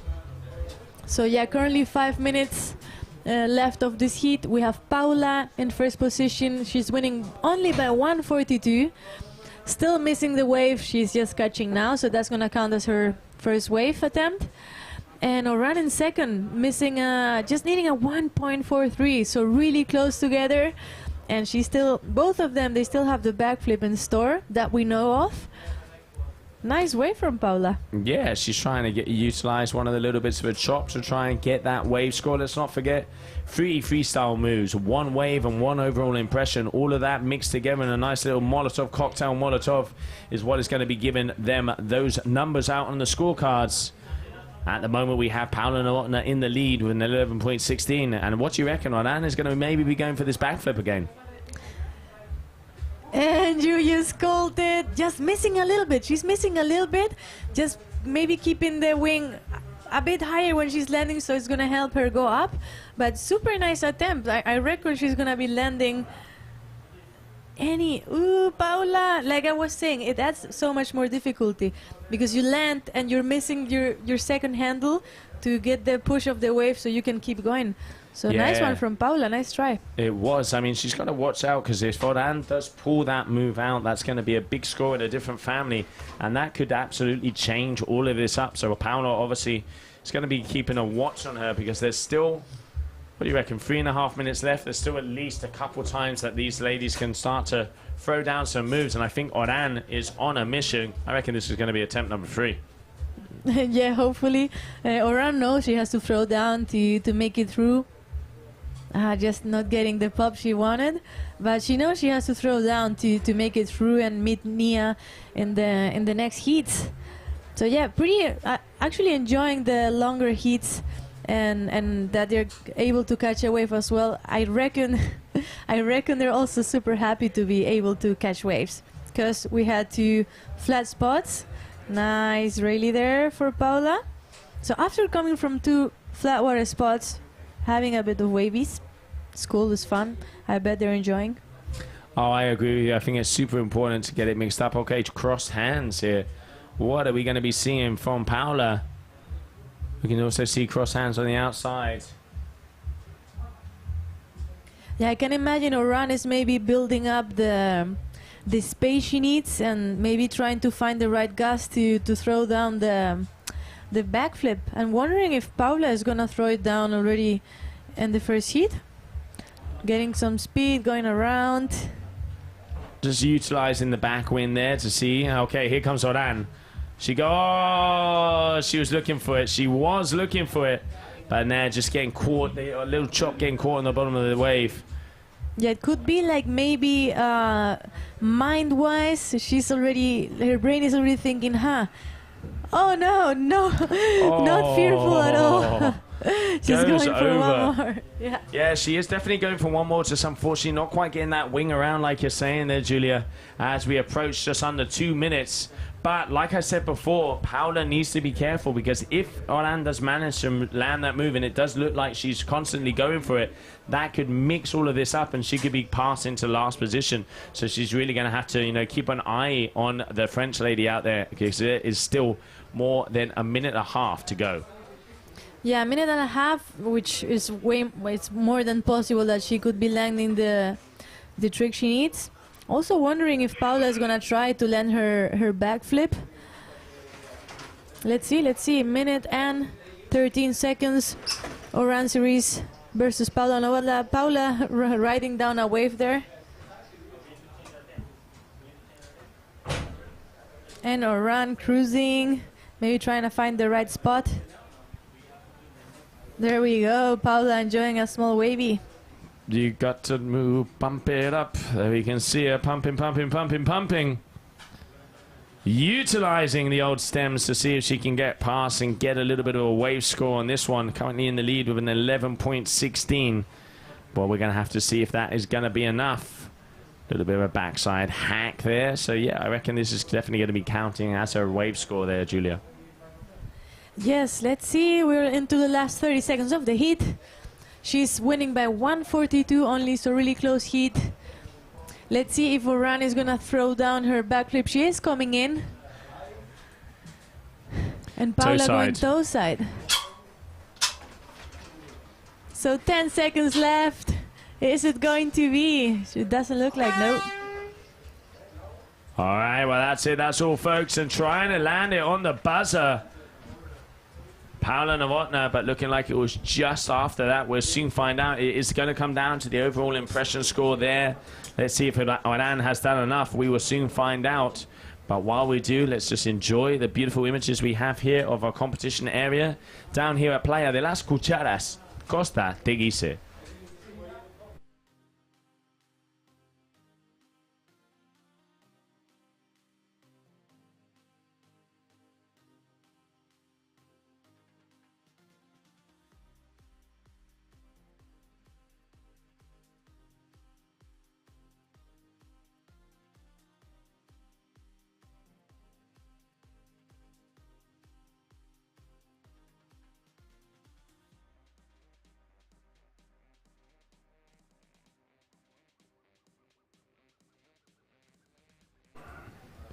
Well, welcome back, everybody. That was a heat in between Paula Novotna and Oran Celis. We're still waiting to see if those scores are going to be coming in. And now we are going to make our way down to the beach, because I can see Gemma is there together with Nia Suadiez. Thanks a lot, Joe. I'm here with Nia, and it's so great to see you here, Nia. You just won that heat, your first heat here in Lanzarote. Can you tell me how you feel about the conditions in the spot here? I love this spot. The waves are super nice. It's perfect for wingfoiling. My heat went really good. I got a 24 with something, and I'm super happy. It's an amazing result, Nia, and you're one of the youngest riders on tour. You're only 15 years old. How does it feel to be so young and to be competing at all our GWA events around the world? I love it. It's super fun to be with all these experienced riders. Who do you travel with? Do you travel alone when you're going to all your events, or do you have family come with you? No, I always travel with my parents. They're my supporters. Are they your coaches also? Yes, kind of. Well, it's awesome, Nia. Congratulations. We've seen some amazing riding for you. What's your current ranking? Second in Surf-Freestyle. Amazing. And what discipline do you prefer? Surf-Freestyle. 100% freestyler. Nia, congratulations. Well done, and we'll see you after your next heat. Thanks a lot. Thank you. Thanks a lot. Back to you, Joe. Thank you very much. Thank you very much, Gemma. Great to see Nia Suadiez. They're 15 years of age. Wow, incredible to see the level that some of these young girls are pushing, Julia. And now looking forward, because coming up next, we are going to be continuing on with round number 2 of the men.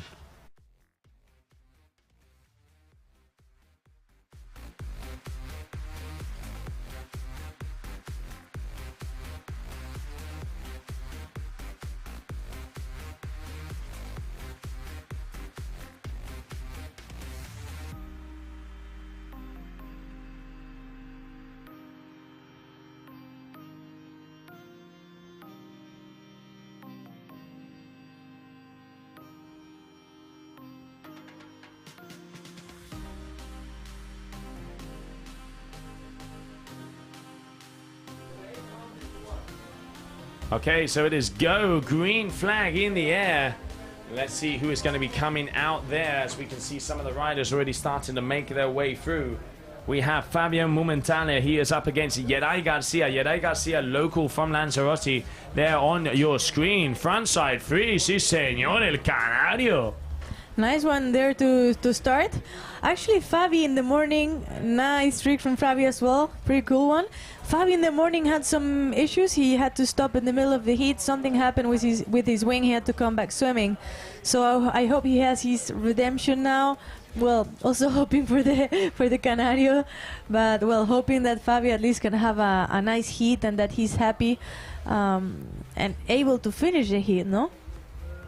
Yeah, let's see who is going to be making their way through. But yeah, both of these riders definitely going to have to throw down. Fabian, yeah, he said he has a little bit of tendonitis in his arm also. So yeah, obviously it has a little, you can see him there, was shaking it off. So I hope he's going to be okay. At the moment after that rally, I reckon he's going to be going into first position. But also the Canadian, Yeray Garcia, looking good, looking good. Yeah, I'm stoked to see so many locals in Lanzarote and Fuerte and Tenerife winging so hard. All the kiters, all the windsurfers, they're switching to wingfoiling. People is loving it, and a lot of spots that were not rideable with other boards, now with the wingfoil, you can go ride and enjoy.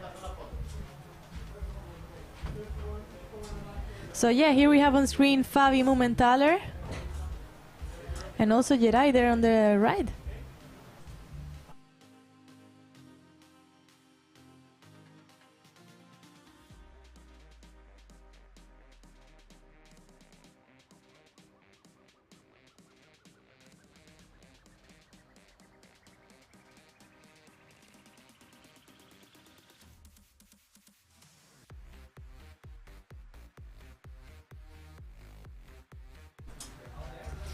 So Fabi looks like he's having a nicer heat than the one he had before. Happy, stoked for him.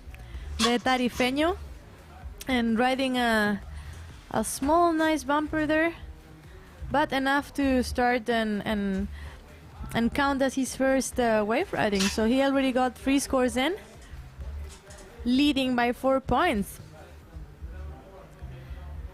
So yeah, wanted also to thank some of the sponsors of the event. Without them, it wouldn't be possible. Thanks a lot to Mafre, Pastelería Damien, Hotel Meliá Salinas, and Cadena Ser, the radio here that is helping out a lot as well. And yeah, without our sponsors, what would be from us? Thanks a lot to all of them for bringing wingfoiling to Lanzarote. And yeah, stoked to see some locals riding, because it happens that events come to the spots, but sometimes the locals are not able to ride. It happens. We're live. We just missed both of the tricks, but it was a crash from Yeray. It could be that Fabi rode it out. And yeah, 8 minutes into the heat, Tarifa against Lanzarote.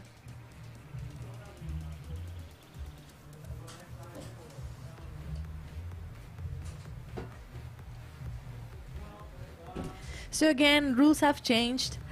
Instead of 9 minutes that they had before, now we're having 12-minute heats. And in this round number 2, we are finding the riders, the competitors that did not make it straight to round 3.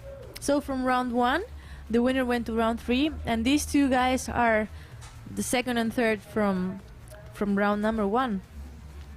There we see Fabi enjoying another wave. Let's not forget, every wave counts as an attempt, and they do have 10 trick attempts.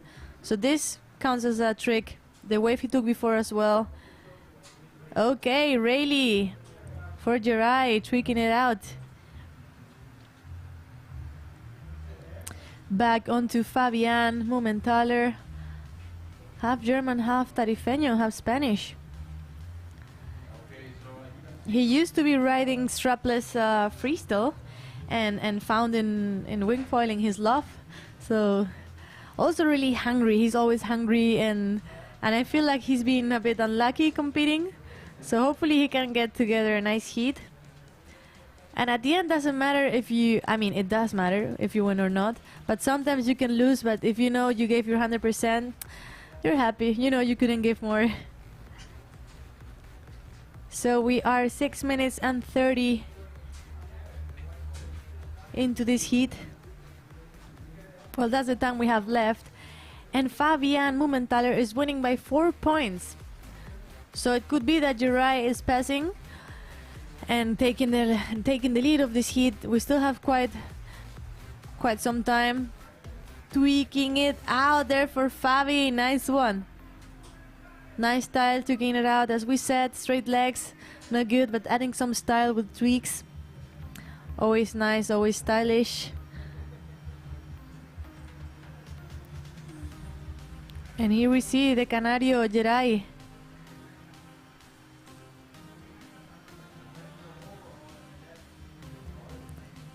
So I think Jirai is actually, his background is kiting. I was speaking this morning with the locals and they all said, yeah, we're kiters. Some of us, we surf. We actually start surfing and then kiting. But yeah, our background is the kiting, not the windsurfing.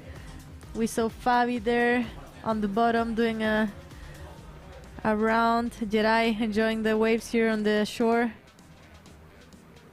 Nice and stylish, going off. Is he going to be able to connect? No, he's turning around and making it look easy.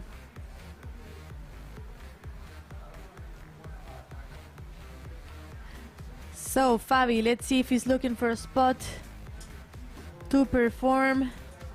We also have Jirai Garcia. So, nice. Just not quite getting it at the end. Yeah, landings are super important.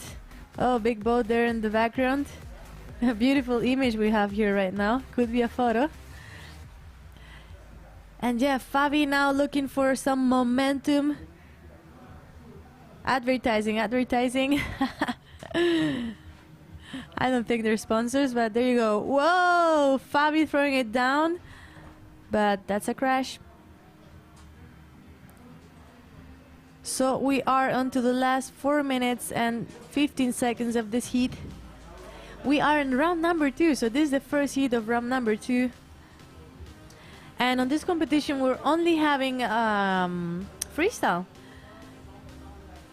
There's a wave counting, yes, freestyle surf, but we won't have any racing. There will be a racing that could be a bit of a show, but it won't actually count into the world ranking. Nice try from Jirai, not going straight up on the board, but one more score. Super important to have different families and different tricks, so it's gonna have a really nice overall score as well. Ooh, nice wave he got there. Look at that. Super sweet conditions we've had over the day, super windy. Look at that. Nice. Jirai, look, I mean, he's been riding this wave forever. It never ends. Oh, Canary Islands boy, also one of the sponsors of the event. Thanks a lot for supporting water sports in Lanzarote. So here we have both of the riders. Jirai on the blue and green and Fabi on the red. We just saw there. And looking like he's getting some speed. Frontside free, nice. Come on, pump it. Here we go. Nice one from Jirai. 2 minutes and a half left of this 12-minute heat. We are in Playa Las Cucharas in Lanzarote, Canary Islands. If you haven't been here, I would definitely recommend it. Super windy, warm, nice food, a bunch of activities. And ooh, Fabi going for the front flip.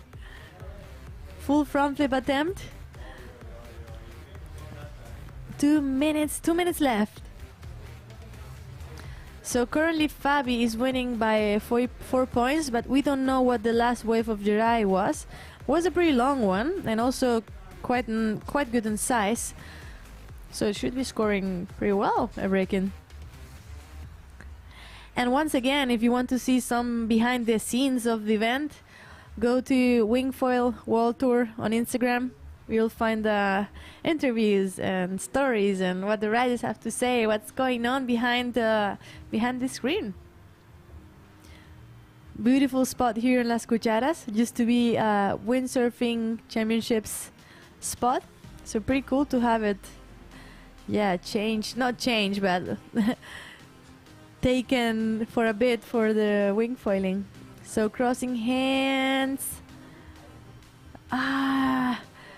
Just not getting the landing, but nice attempt from Jerai.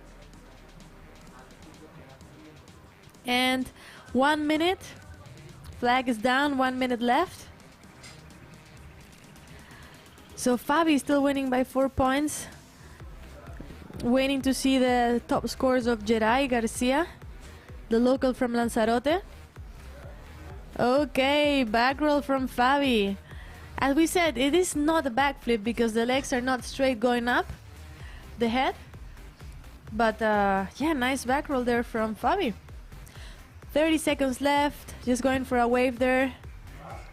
Oh, no, I didn't see the beginning, but quite high attempt from Jerai there. He's going full on. He knows he can make it. He only needs 4 points to make it through. So 15 seconds left only. Let's see if Fabi is going to try something. Yes, those side back roll.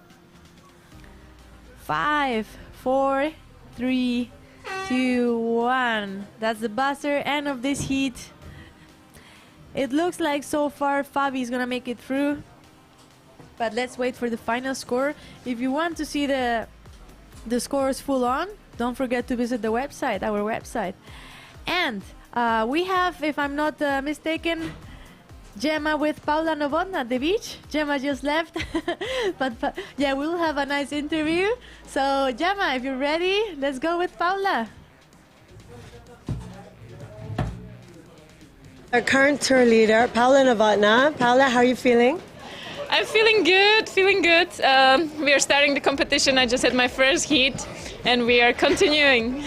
How do you feel about your transition, obviously competing in so many disciplines now? Are you enjoying doing the Wingfoil World Tour? Yes, I really enjoy doing the Wingfoil World Tour because I am like addicted to wingfoiling. I really love it. So it feels good to push the sport and push the female sport, bring more women into the sport, and my watch is ringing. And battle with the best girls in the world. Tell us a little bit about your new home spot in Cabarete. I see you've been doing a lot of work over there. You're spending a lot of time over there. What's the deal?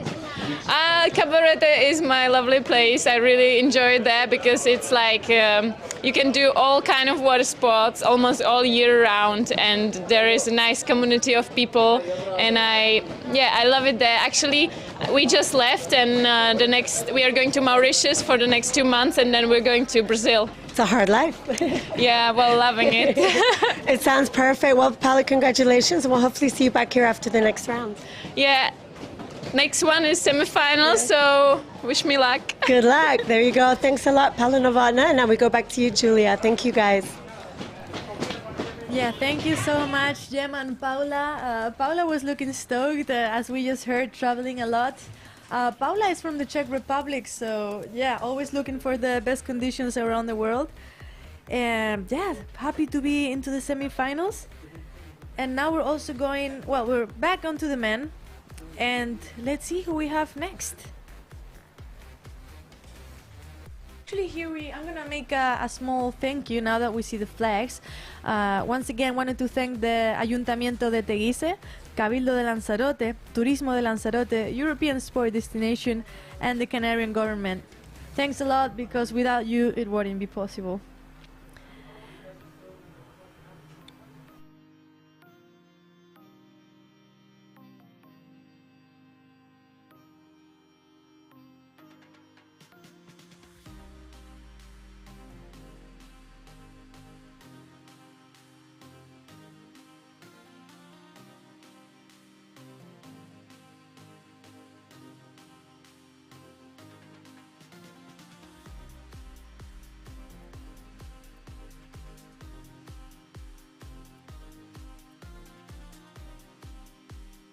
Okay, so in this next heat we have Chucho Nonot right on screen and local Pablo Padilla. So France against Spain, Chucho Nonot, Pablo Padilla. We have 12 minutes, 3 freestyle tricks are counting, 1 wave, and 1 overall. Frontside, oh, frontside crash for Chucho. Going full on but not landing it. And here we see Pablo riding 3.5 the guys now. So looks like the wind picked up and is going to stay. Getting some speed, building up some speed. Oh, it looked nice. It had quite some height, but did not get it at the end. It does happen as well here in the Canaries that when the sun is starting to get down, we get a bit of heat effect in between the water and the sand and the small mountains in the background. So it could be that the wind is even increasing a little bit more. It is pretty local of every spot, but it looks like here it could happen as well, that maybe we get a few more knots. So this is the first GWA event in Lanzarote, here in Costa Teguise. Super stoked to have some more events at the Canaries. And we see Pablo. Oh no, it looked like such a nice wave and he missed it. Well, still plenty of time. Don't worry, Pablo, you got this.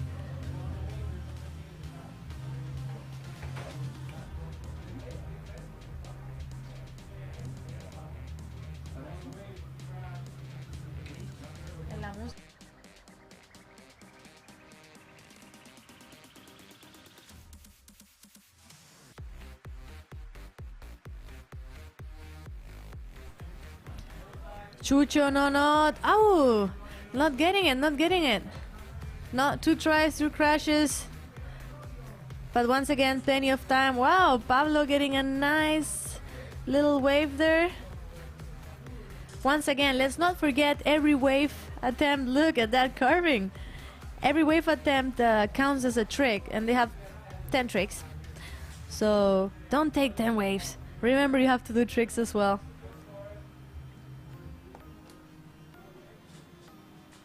Ooh, what a crash. And Nuno finally landing. Chucho, sorry, no, Chucho, no, not. 3rd trick attempt and landing. So yeah, I don't know Pablo actually. I don't know what he's able to do, but we saw he did a pretty high attempt. So nobody knows. Plenty of time to see what's going to happen, to see what can happen. Tide is coming up as well, so conditions are changing a little bit. We are in the Atlantic, so we do have quite big tides, and it changes the game completely. As we can see now, some nice waves coming in. Sun slowly setting down. Plenty of time. Wow, look at that! At the beginning of the day, it was almost flat, and look at that nice wave.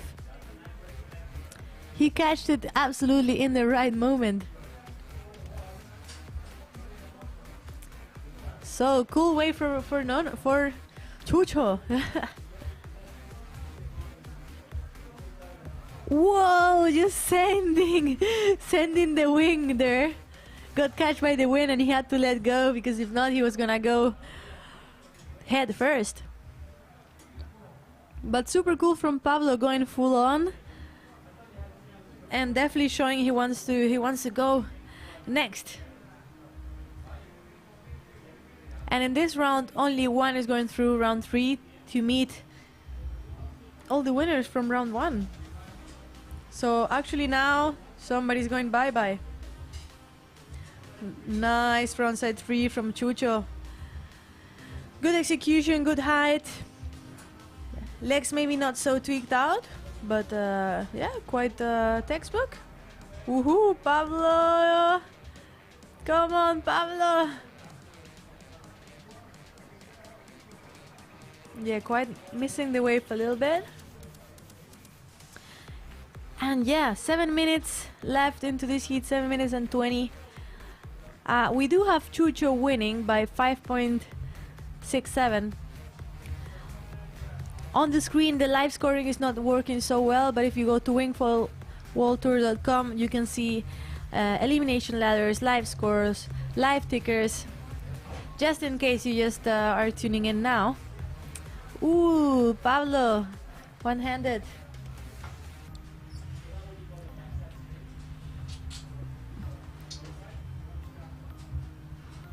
So it could be that Pablo is actually finishing his attempts pretty soon, because I can count quite a few attempts. Unless the rules change, which could have happened. We'll find out soon. Nice air from Pablo Padilla there. 6 minutes and a half left of this heat. Pablo Padilla, local, and Chucho Nonot from France.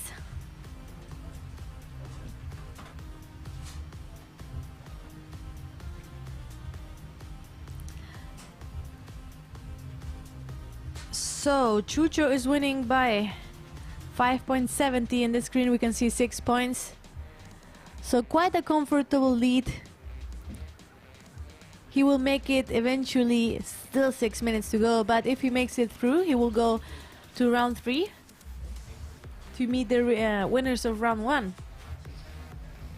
So both of the riders now looking for the good spot. Chucho, maybe gonna use that small kicker. Here we go. Nice back roll from Chucho. Pretty cool, pretty tweaked. A nice back roll there for Chucho. And Pablo gaining some speed. Nice. Ah, no. Such a nice attempt. Yeah, it is pretty hard to control the wing, and if you don't have the wing in the right position when you land, instead of helping you, it's gonna send you straight down to the water. Oh no! Just like we were saying, straight down. Chucho in first place so far.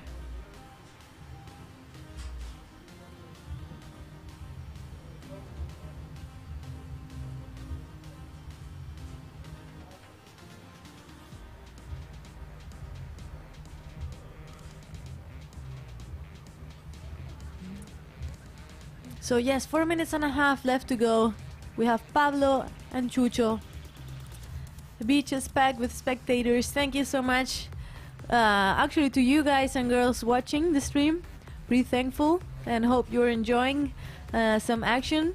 That was just Chucho landing a trick. Pablo here riding the 3.5. So it did get windier.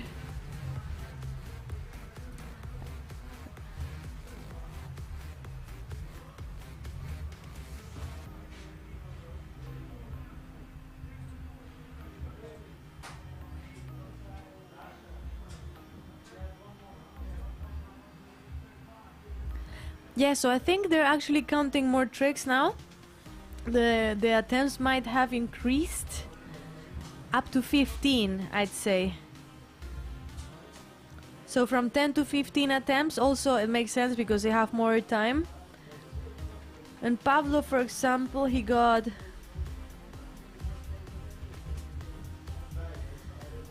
14 tricks, if I'm not counting rounds. So he got 1 trick left, and after that they're not counting more. So imagine he lands the trick of his life. That's not going to count after this one last trick attempt.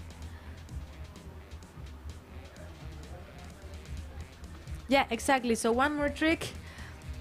Let's see if he can land it. If he can land it. If not, it's not going to count. Yeah, and sometimes, most of the times when you're on the water, it's hard to know how many tricks you have done to be counting. You're mostly focusing on landing your tricks, on what tricks to do. So 1.33 on that last one for Pablo. Chucho winning by 7.74, so comfortable lead. He still has some tricks left. He hasn't done so many trick attempts as Pablo. So we do confirm if 15 trick attempts.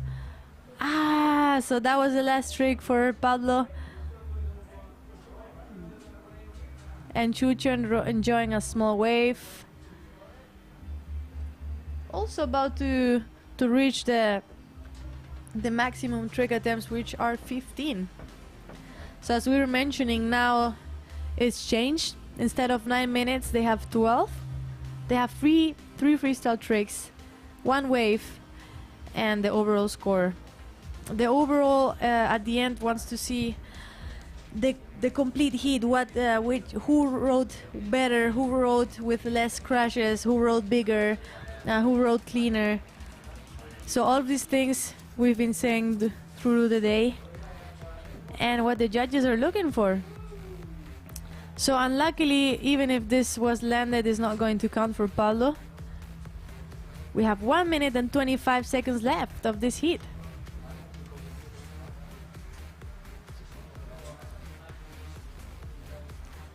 Here we see Chucho on screen. Whoa, nice one. Nice frontside free.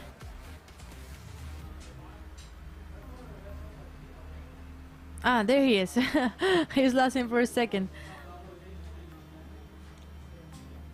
Should be a good score, and maybe a better score than the frontside free he had before with the 3.9. Here we have Chucho again. 40 seconds left of this heat. And it looks like Chucho is going to make it comfortably. He's winning by 7.74. Well, actually Pablo is tricked out. So yeah, congratulations Chucho. Unless something weird happens, he should be going through. 20 seconds left of this heat.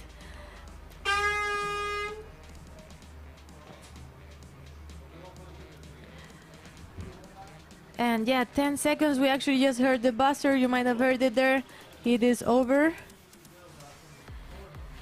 And we do have Gemma at the beach for an interview with the man of the day. He had a pretty bad heat in the beginning, but now much better heat. Made it through Fabian Mumenthaler. Gemma, what has Fabi to say? Thanks a lot, Julius. I'm down here with Fabi. Fabi had a good heat out there. How are you feeling? Hello, everybody. How are you? Well, I'm feeling quite good. Super happy to pass my heat and make it into round 3. I'm stoked to be here in Lanzarote, having an event at my country, Spain, and yeah, I love this spot. I used to come here as a grommet to do some windsurfing with my dad. It must feel nice to be back then. No good memories. Yeah, a lot of memories coming through, and yeah, creating some new, so feeling definitely happy to be here. Excellent. Tell us what's going on with your shoulder. I think you hurt yourself a little bit. I saw you with an ice pack earlier. Is it feeling okay? Yeah, I injured myself a bit some days ago, twisted my arm in an awkward way, and yeah, you know, this is part of the game, and the pain is not keeping me out of the water, so that's the main thing. I feel stoked, feel motivated, and yeah, I want to give my all tomorrow in round 3. All right, Fabi, well, I wish you lots of luck. Thanks a lot for taking a few moments with us. We'll see you after your next round. Thanks to you guys. Thank you very much. Thanks a lot. Back to you, Julia. Thank you. Yes, so thank you so much, Gemma. Fabi, pretty stoked to making it through. Yeah, injuries. Let's be careful with those. I've been injured quite a lot myself, just coming out of a shoulder injury. So these youngsters, maybe they don't care so much, but ladies and gents, be careful. Find a good physio, take care of your injuries, and don't let them become injuries.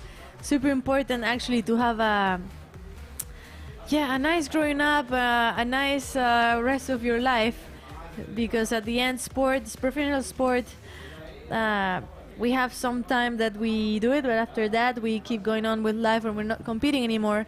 And I guess we want to have a good life free of pain. So what you can see right now is the beach, people watching, some small waves coming, tide coming in, and yeah, beautiful Lanzarote, Teguise, Playa de las Cucharas.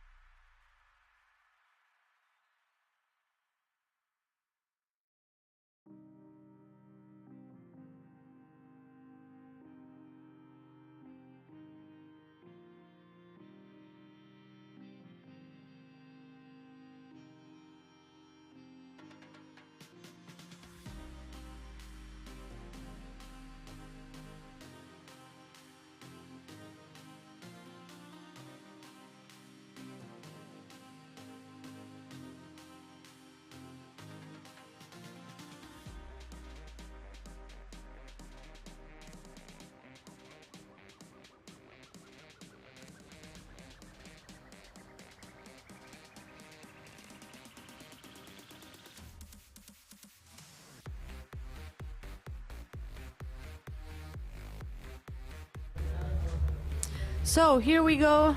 We have Flora Arsner and Oran Cerise currently on the water. Ooh. Yeah, making it through. It actually looks like Nia.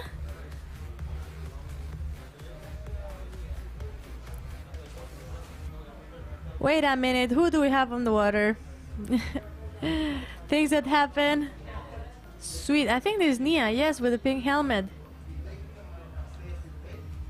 Nia and Flora, let's see if the score comes up right. So we do know who is in the water. So that is Oran. And she should be against Nia.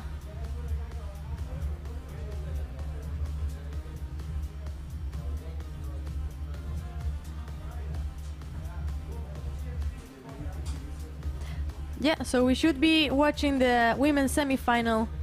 Oran Cerise against Nia Suarez. And whoever makes it through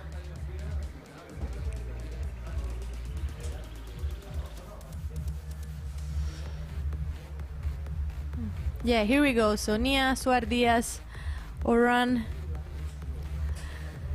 Sorry for that, it's been a long day already, but yeah, trying to make our best.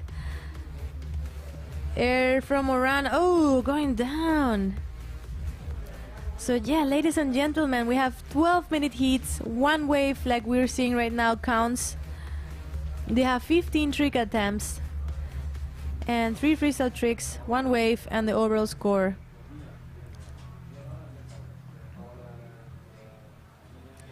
So women's semi-final. Oran and Nia Suarez. Nia, who came into the first event in Leucat this year and won. Nobody knew her. Nobody. She had never competed before, and she arrived and just straight won. And Oran, we've talked about her before. She's a gymnast. She was trying backflips before, so looking forward to see some more tries. Here we see Oran on screen, trying to build up some speed. Nia, nice one from Nia. Let's see Oran.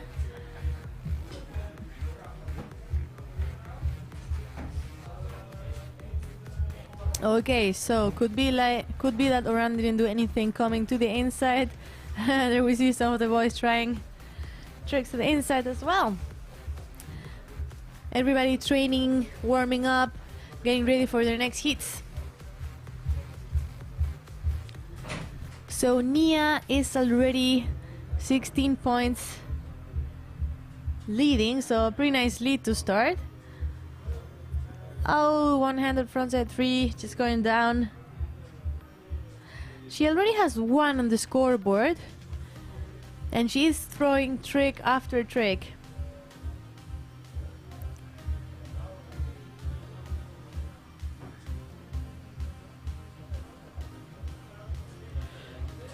Nice! Just not making it around. Nice one. Nice attempt.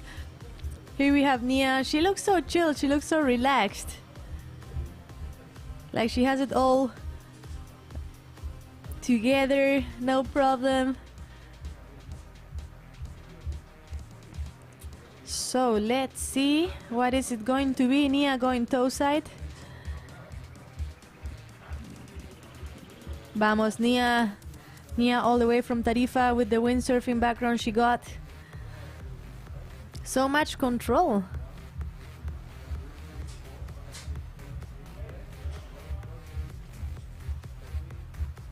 Okay, Oran was getting a wave but did not quite convince her, so coming back.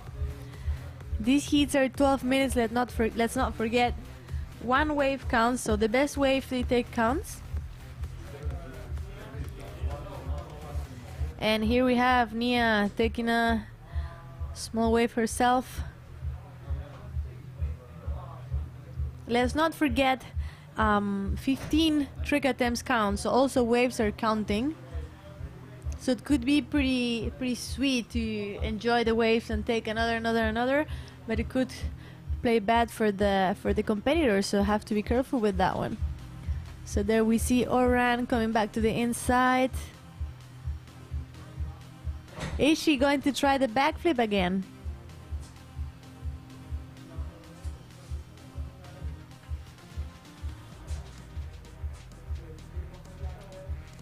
Oh, she is definitely going for it. She's done so many attempts already.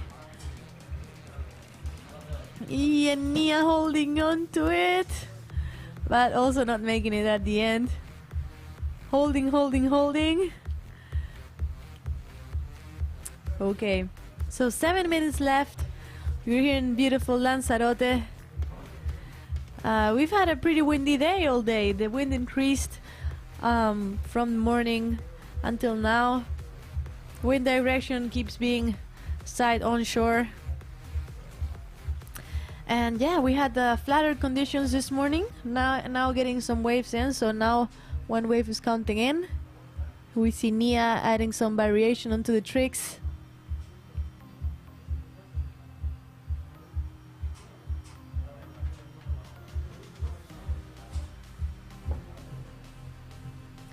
So, Oran, we're 6 minutes. We have 6 minutes and 30 seconds left. Okay, front side from Nia, good one. And yeah, Nia is winning by 13.23. So, yeah, a bunch of points in front of Oran. Oran enjoying a wave there. And yeah, Oran needs to keep her stuff together. She definitely needs to put some more scores onto the scoreboard to catch Nia. Whoa, that looks so much closer than the other attempts. She is definitely trying to land.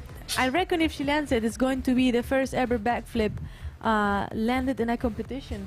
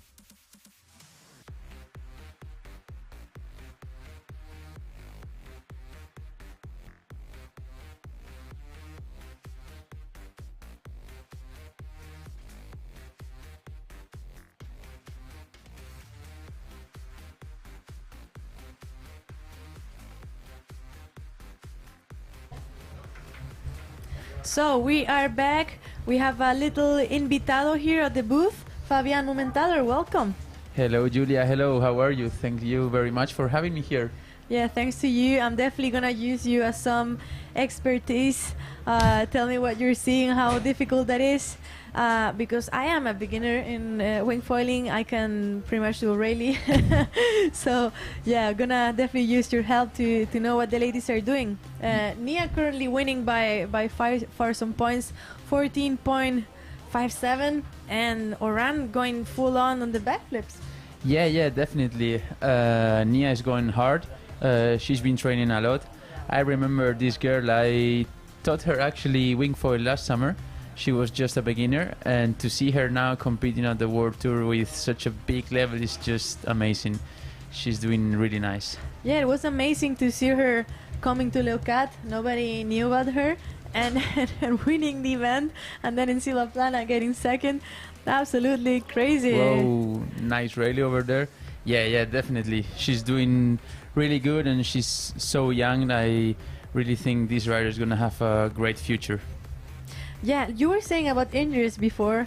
If she takes care of her injuries and doesn't let them eat her, it looks like she could have a really bright future. So yeah, score like the timer is wrong on the screen. Heat is finished. Yeah. Which means we're going into the men's heat number 20. Let me see if I managed to see who those are. But yeah, how was your heat, Fabi? Tell me a little bit. Well, my heat was great. I started on round 1 against Xavi and Sam, so it was a Tarifeño heat. We all three live in Tarifa and we trained together, so it was really fun to be on the water with those friends. And yeah, didn't manage to pass in the first position. I passed in second as I put my wing doing a forward. But yeah, in the round 2 I was against the local Gerai and managed to pass, so happy to be in round 3, and I'm gonna be up against Hendrik tomorrow, so yeah, stoked and motivated to have the good mindset. So yeah, I'm happy to be here, I'm happy to be competing in Wingfoil and happy to see how the sport is evolving year by year. Yeah, beautiful Lanzarote, stoked to have you here. And we do have Gemma with Chucho Nono down there. So Gemma, please, what has Chucho to say? How did his heat go? Tell us everything. One more second, Gemma needs a minute. Fabi, stuff that happens, we're live and sometimes, here we go. Gemma, please.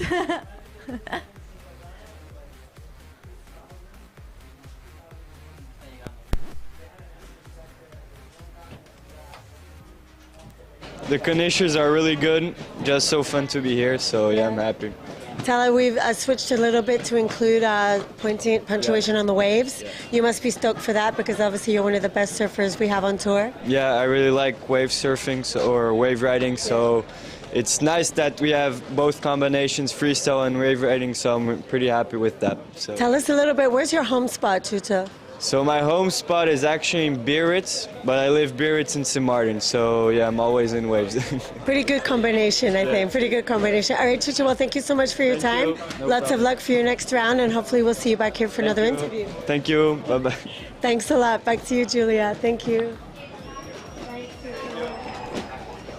So thanks a lot, Gemma. Nice to know from Chucho, all of these young kids, Fabi, coming into the sport. Yeah, and Chucho, well, it's not official yet, but as everybody's seeing him, I might say now Chucho is my new teammate. Whoa. So I'm really happy to have him in the team, in the Northern Mystic family. And yeah, he's a super good surfer, half French, half Dutch. He lives part of the year in San Martin, in the Caribbean. So we'll have to visit him. Yeah, I'm gonna go to his home and suffer a bit there in the beautiful beaches of Caribbean. So yeah. So we are on to another women's heat. We see on screen nobody, just blurry. So Paula Novotná and Flora Artsner. What can you tell us about these ladies, Fabi? Well, two really powerful riders. We know Paula since many years from the kiteboarding scene. She's a really competitive girl and super passionate rider, and she really wants to push the sport. And Flora, she came into the wingfoiling scene some years ago. Also a really stylish rider with some nice tricks. And yeah, it's gonna be an interesting heat to watch, definitely. Both girls are pushing the sport. Paula was landing some backflips lately, so yeah, let's see what this heat brings on. Okay, nice rally there for Flora. And we've seen Oran trying some backflips. We know Paula can do them too. Is she gonna try some? I'm sure she's gonna try, and yeah, who knows? Maybe she surprises us and she's gonna land some. Why not? I think if she wants, she's gonna do it. And Oran is also pushing the sport a lot with her big backflips. So yeah, it's crazy, 1 year ago, 2 years ago. Oh, there he goes. Yeah, nice frontside 360 for Paula. Yeah, pretty stoked for Paula as well, because in the freestyle scene, in the kiteboarding freestyle, it seemed to me like she wasn't quite being lucky because she had a great level. and now on the Wingfoil she's ripping it, so happy for her as well. Yeah, definitely. It's good to see how hard work pays off, and I really believe she's training a lot. I was with her last year in Brazil. She was already pushing hard, and now she's raised the level up. Flora going down there. Flora is from France. We do have a great French representation here. It's crazy how the Frenchies are Yeah, pushing. it's crazy. The other day I was joking about with my teammate Chucho. I was saying him like, hey, this should be called the Wingfoil French Tour because it's so full of Frenchies. But yeah, in the end, you know, France has been one of the countries where foiling has been there since many years, even before Spain, Portugal or other countries. So it's normal that you have more French riders.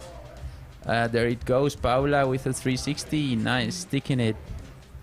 Yeah, in the heat before she was trying bunch of them, the one-handed ones, and she was never getting the second handle, so going down. So finally sticking it.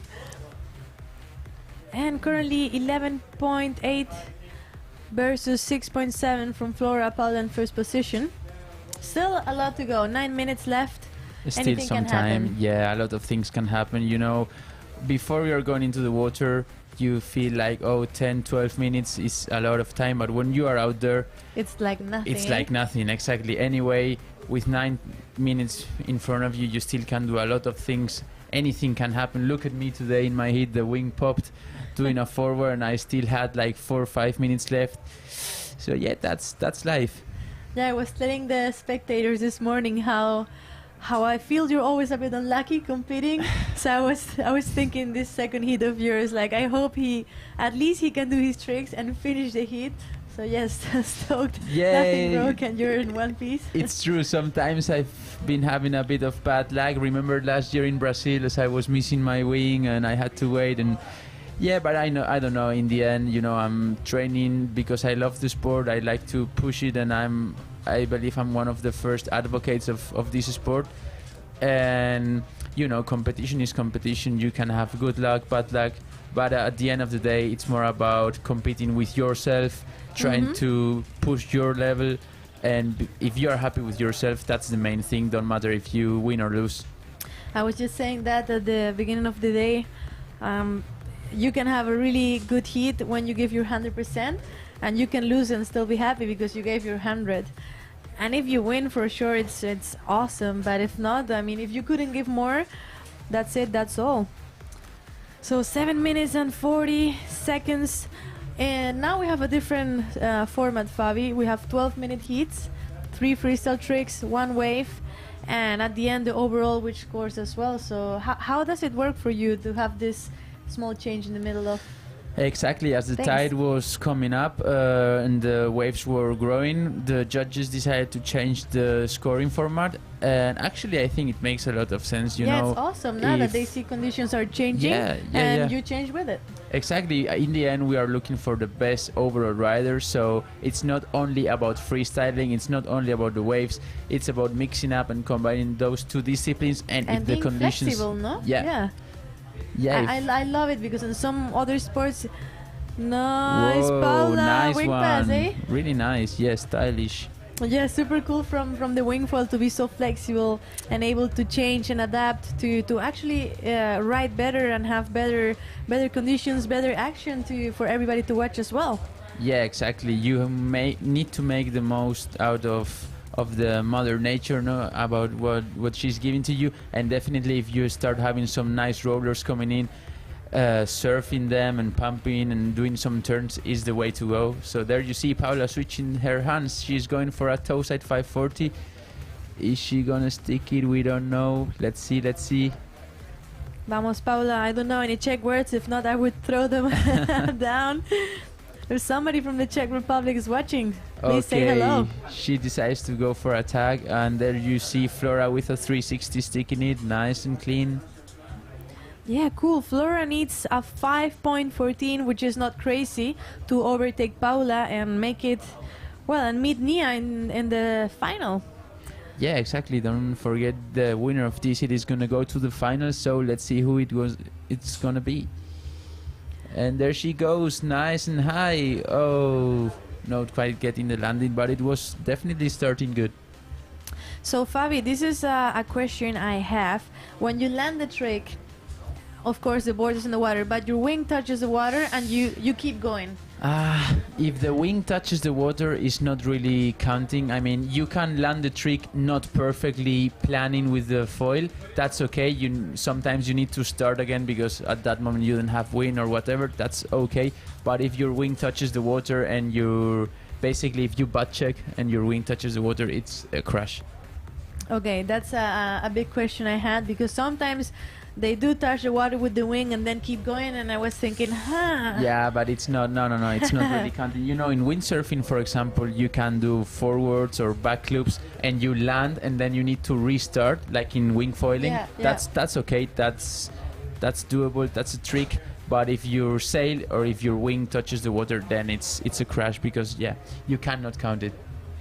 Yeah, I was definitely thinking about it and telling the spectators this morning how this reminds me of windsurfing comps so much. Yeah, definitely. I mean, for sure it has a lot of kiting DNA, but personally I think wingfoiling, it's much more windsurfing than kiting. If you see the big windsurfers coming up like Balz, Francesco, Goyito, exactly, they are the ones like pushing the sport to the max, and their rotations seem super alike, like the windsurfing freestyle rotations.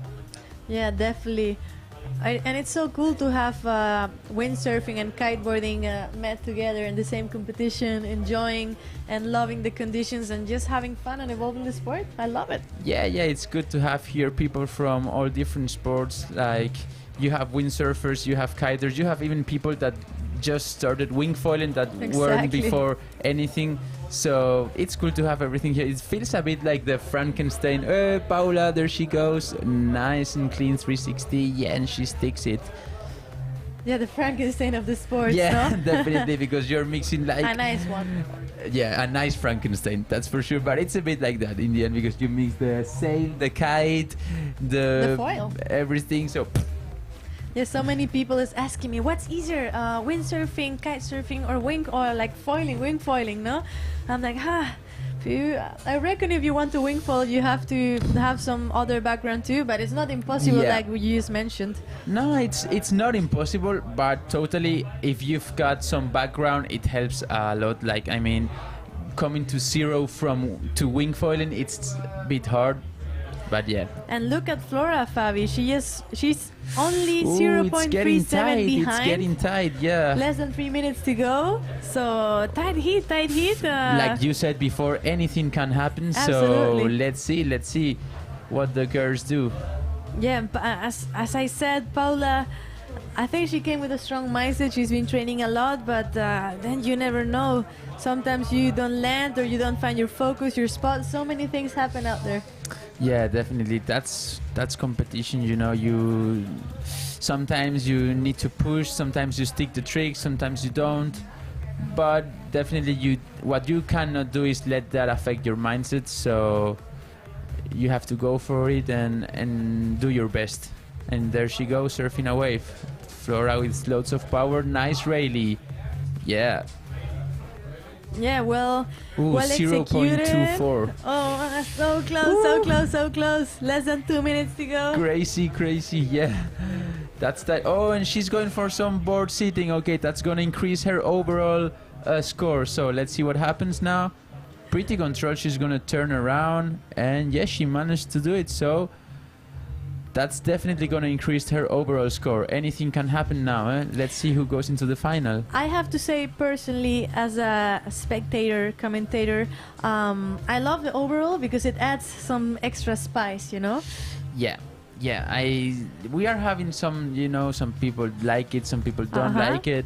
But in the end, I think it makes you also think that you have to do your hit in a nice and beautiful way, and that you need to do it like aesthetic. You know, if you're going for 5 times the same trick and crashing 4, then your overall score is going to decrease. But if you don't crash so much and you also try some other things like board sitting, carving, surface tricks, then your overall score is going to increase, and then in the end it looks more beautiful to the spectators. So that's also what we are looking for. Exactly, and I feel like it keeps the training ground on the training ground and the competition ground on the competition ground. Yeah. Because sometimes it feels a bit like the competition, it almost feels like they're training and you guys are not training. You're going and aiming for a world championship. Just like Flora here, 0.17 away from this the is getting lead. tight and tight. Less than 20 seconds to go. So I don't know. Will she manage to pass through? Who knows? 15 seconds for the buzzer. So yeah, come on, Flora. Come on, Paula. Let's make the most.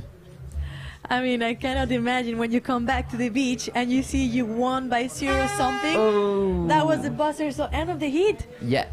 Yeah, we will actually see with Gemma. Hopefully, who won. We will have an interview, so she will be telling us. But yeah, such a tight heat. 12 minutes. It's of crazy. a really Definitely. really tight game.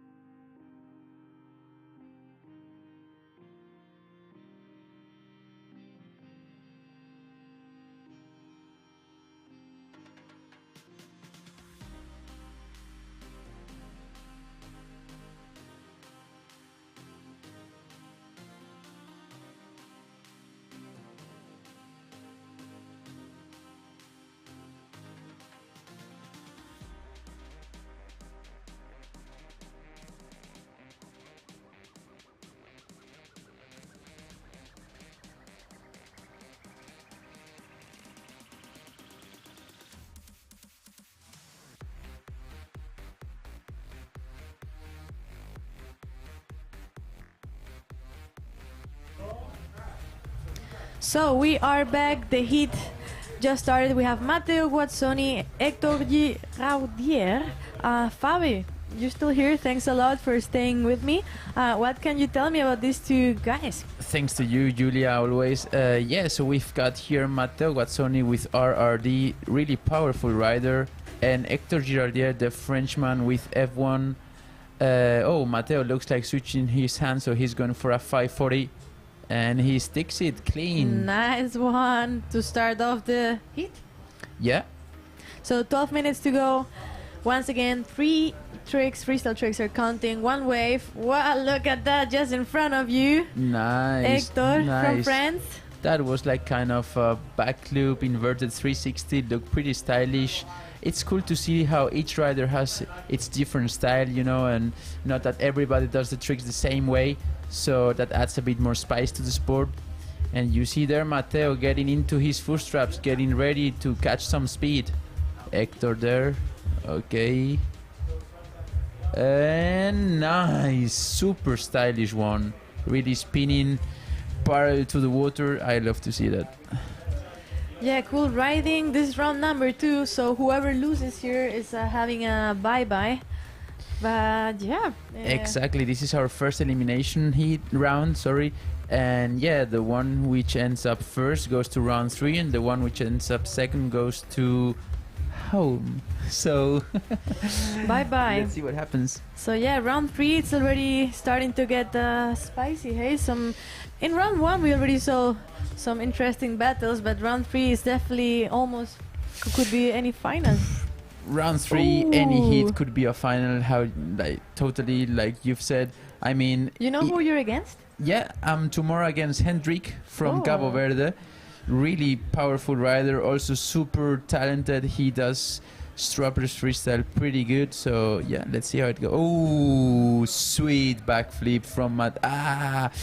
You Just see there he landed, but because he fell back, it's not gonna count. So it's a shame, but I'm sure he's gonna go for another one. Yeah, we had a pretty good execution, good height, but just nice. missing the most important, which is always important part, the landing. Yeah, and there he goes, Hector 540. Oh, not quite sticking it. You see, it's not so easy because when you look it from the outside, you can think like, he just fell at the last minute. But sometimes you've got a chop there, or sometimes the wind just dies. You don't have power in your sail, and then you fell. But yeah, there's always another attempt, so no rush. Yeah, a lot of things going on, and it definitely looks so much more different when you're in the water. I mean, I've been a competitor myself, and 7 minutes, they go by like 30 seconds. 12, it's a bit more, but still, I can imagine it goes by pretty fast.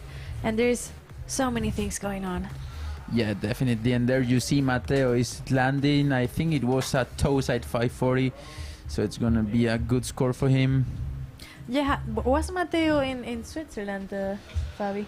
I'm not quite sure, to be honest, as I wasn't in Switzerland. I missed that event, had to be at home studying for my university exams. Studying is important, kids. Yeah, definitely. Like, if you wanna have a bright future above you, you really need to think. Oh, 720. Wow, super powerful attempt there. It's crazy to see how the RRD riders are really pushing and going really powerful. Nice rally from Hector. Yeah, I love this perspective where it looks like he was almost gonna fall on the boat, but nothing far from reality. He was quite far. Yeah. But yeah, also people coming to watch. We see people in the background enjoying the conditions as well. Yeah. It's changed a lot. In the morning we had almost flat water, and now waves are starting to disappear with the tide coming up. So different conditions during the day. Yeah, definitely. The day started super cloudy, light wind, and with the low tide, and now it's been like getting better and better every second. So I think, yeah, as you say, now with the super high tide, waves are gonna be disappearing slowly but slowly. But yeah, anyway, there he goes, getting ready. It's gonna surf a nice roller. Okay, there you see him. Oh, and Hector in the back going for a 720. No. What a crash. That must have hurt. Fell completely on the side. But yeah, both of the guys going super hard on. Wish we could see the scores. Let me check on my phone. Yeah, exactly. I don't know what's going on with the live ticker, but now. So we had to call it. The minute you say it, the minute it goes. So magic. That's, yeah. And we've got Matteo in lead with 1550. No, it's 1690, and Hector with 850. Hector needs 840 to lead, so let's see what happens. Matteo is surfing a nice wave. Look how he carves slowly but stylish. Yeah, in control. I'm so jealous. I want to go out there for a ride Definitely, as well. you should. You you should take a break and go out and enjoy leave you some alone nice here. conditions. Do Okay, you mind? I think I'll manage. I think I'll manage. Yeah. Thank you so much again for staying here with me. Please, thanks It to helps you. a lot. Oh, Ooh. you see how he was doing the 720 way different, like other riders are doing it. I mean, that's what I super said tweaked, before. eh? Yeah, every rider has its own style, and that's the beauty of the sport. And the sport is only 2 years old, so 3 years. Wait until it's like 5 years old, 6, 7. Can't wait to see what's. I cannot even imagine which tricks we're gonna see. Yeah, you guys are writing the sport. Completely, yeah. I still remember 2 years ago when I started in Tarifa, and Jerome was telling me like, "Bro, what are you doing? Let's go kiting." And you see, he's now one of the Full best on as riders well. out there. He's sticking toe side backflips, toe side 540s. I love to ride with him. Yeah, you, Fabi, were also one of the people that helped me start wingfoiling Yeah, back in Fuerte and U-turn shooting. I would So- never. That session was so nice. Remember on the Lagunas de Cotillo in Fuerteventura, super special day, and you actually managed to go on your first day. So Julia, what are you doing? You are pretty skilled. Yeah, you know, enjoying the country. Oh no! What a shame! He had it pretty nice. Look, he was Yeah. gonna land it, but You see that style, that scorpion style. I really love to see it. yeah, I don't know if my back bends so much. Well, Not so flexible. yeah, I'm sure. But these guys are so bendy, especially the kids. What they're Yeah, doing. it's crazy to see how the young grums are taking over the sport. I mean, you've got kids which go from 13 to 16 years old, and they are super lightweight.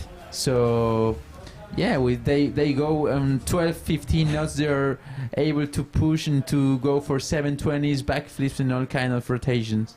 And you know something, I can imagine you can recall. They're not afraid. We are. No, definitely. They are not afraid. They are made out of chewing gum, so they won't break. We are not so old yet, but still older. it's different. We need to take care of our body. And I really believe wingfoil is a hard and pushy sport, so we need to train also out of the water. Super important, as I was saying. After your beach interview with Gemma, super important to stay fit and stay out of injury, especially to have a long. Oh, and Hector sticks it. Nice. Nice riding from Hector.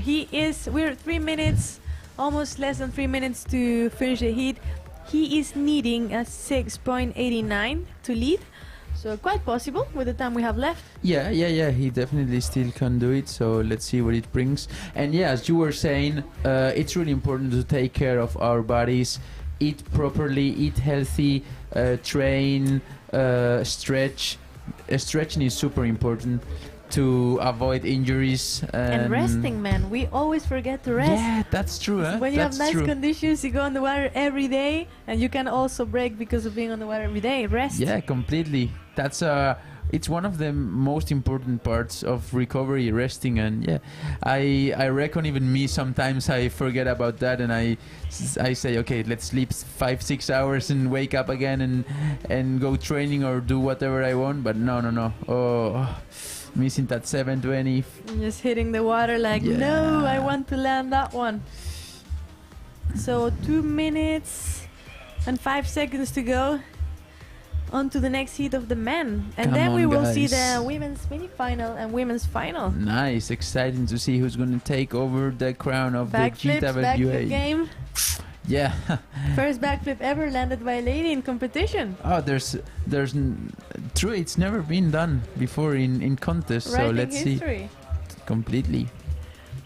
So There it yeah, goes. this is Matteo, right? Matteo Guazzoni from Italy, rider of RRD. He's going out. Left foot forward. Is he gonna go for a backflip? And he does. When I don't know if the judges are gonna count this as he's able to keep riding. So who knows? Let's see.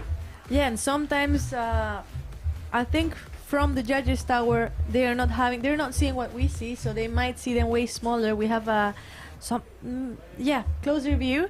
Yeah. So who knows? Who knows? And there it goes, Mateo again on a really nice wave, I have to say. Super nice little roller.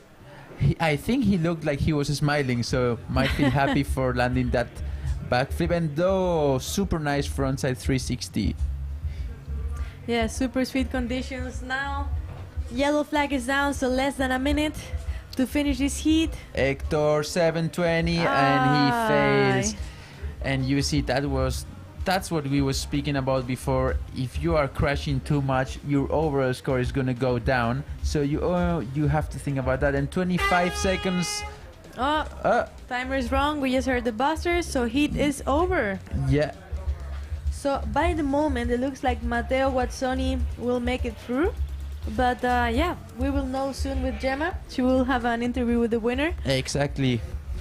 And Fabi, what do we know where the next event is going to be, or is that still a secret? No, actually we know. We are now gonna have a little pause for some months so that everybody rests, resets and train, and then we're gonna see each other, our faces again in October at my home spot Tarifa. So yeah, we're gonna have the next GWA event in Tarifa in October, end of October, and then after that directly to Brazil. Oh, can't wait. Yeah, Brazil is always a nice place to be, and we're gonna have 2 events this year probably, one in Fortaleza and one in Jericoacoara. So maybe I will join. I hope you do, please. I hope you do. But riding, not commentary. Let's see. Yeah, well, you've got some months to train, so you know you could definitely spend the summer training in Fuerte. Gonna get ready. So yeah, here we are watching the replay of this heat number 4 of round 2 in between Matteo Guazzoni and Hector Giraudier. Yeah, Matteo taking the lead there.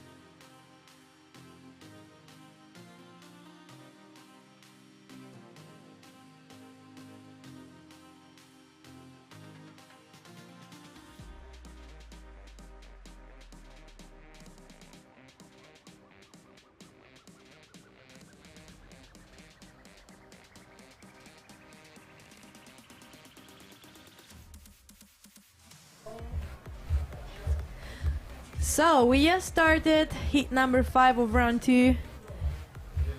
This is Vince Duschneid from Germany, and on the other hand we have Jorge Padilla from Spain. Yeah, there we have Jorge Padilla from Lanzarote. There are 2 twins in this event, which are Jorge and Pablo Padilla. They are both from Lanzarote. Actually, I know one of them because he studies in Cadiz, same as me. So we met there. I've seen him doing some wingfoiling before. That was Pablo. And now we've got his twin brother Jorge there competing against Vince Duschneid. So yeah, let's see if the local takes the win or if the German guy takes it. I mean, how awesome is it to have so many families, brothers, fathers, kids competing together? It's crazy, definitely, and I reckon for these 2 twins from Lanzarote must be super special to be competing at the first ever GWA event here at Playa de las Cucharas, as they are locals from Costa Teguise. Yeah, I've been telling the spectators whole day how how much in the Canaries we've changed from kiting or windsurfing to actually wingfoiling. Yeah, it's crazy. Winds going big, but going down at the end. But Fabi, you have no idea how before we had kite spots or windsurf spots. Now they all became wingfoiling spots. I reckon must be crazy, but yeah, you also have so many good spots for winging. And I remember in 2020 when I started, I went to Fuerte and to Tenerife, and in Tenerife I remember I was winging it in El Cabezo a lot. Oh, and there you see Jorge is surfing Nice the wave carving, with great style. You see how he carves through. The regular rider from Lanzarote is really cutting through, doing I some don't nice know with snaps. what twin I spoke this morning, but he told me he was more a surfer than a kiter. Yeah, and his I background reckon. was surfing, so could be him. You really see how he has some proper style and goes up to the lip. Wow, Nice. look at that. I reckon Super judges are nice. gonna love it. Yeah, definitely was a super nice wave. He's gonna score, and he claims it. Yeah, Jorge, come on, bro. And we can see, well, you can't see it on the screen, but here on the window we see his friends on the pier. I never know how you say that word, but his friends true. and family cheering for him. Oh, he went big. Yeah, you see there Jorge's family at the pier cheering for him, and there you see Vince going in that wave, surfing a bit, and now he's gonna go for the jibe. It's since Dakhla we don't get waves, I think. No, I think last event I saw like a nice wave was the Dakhla, and since then. Yeah, exactly. We had Dakhla in October, and since then we haven't had any waves. And yeah, I'm really missing them. I love wave riding so much. And Jorge, come on, nice tweak, Rayleigh. Yeah, not quite sticking it, but all good.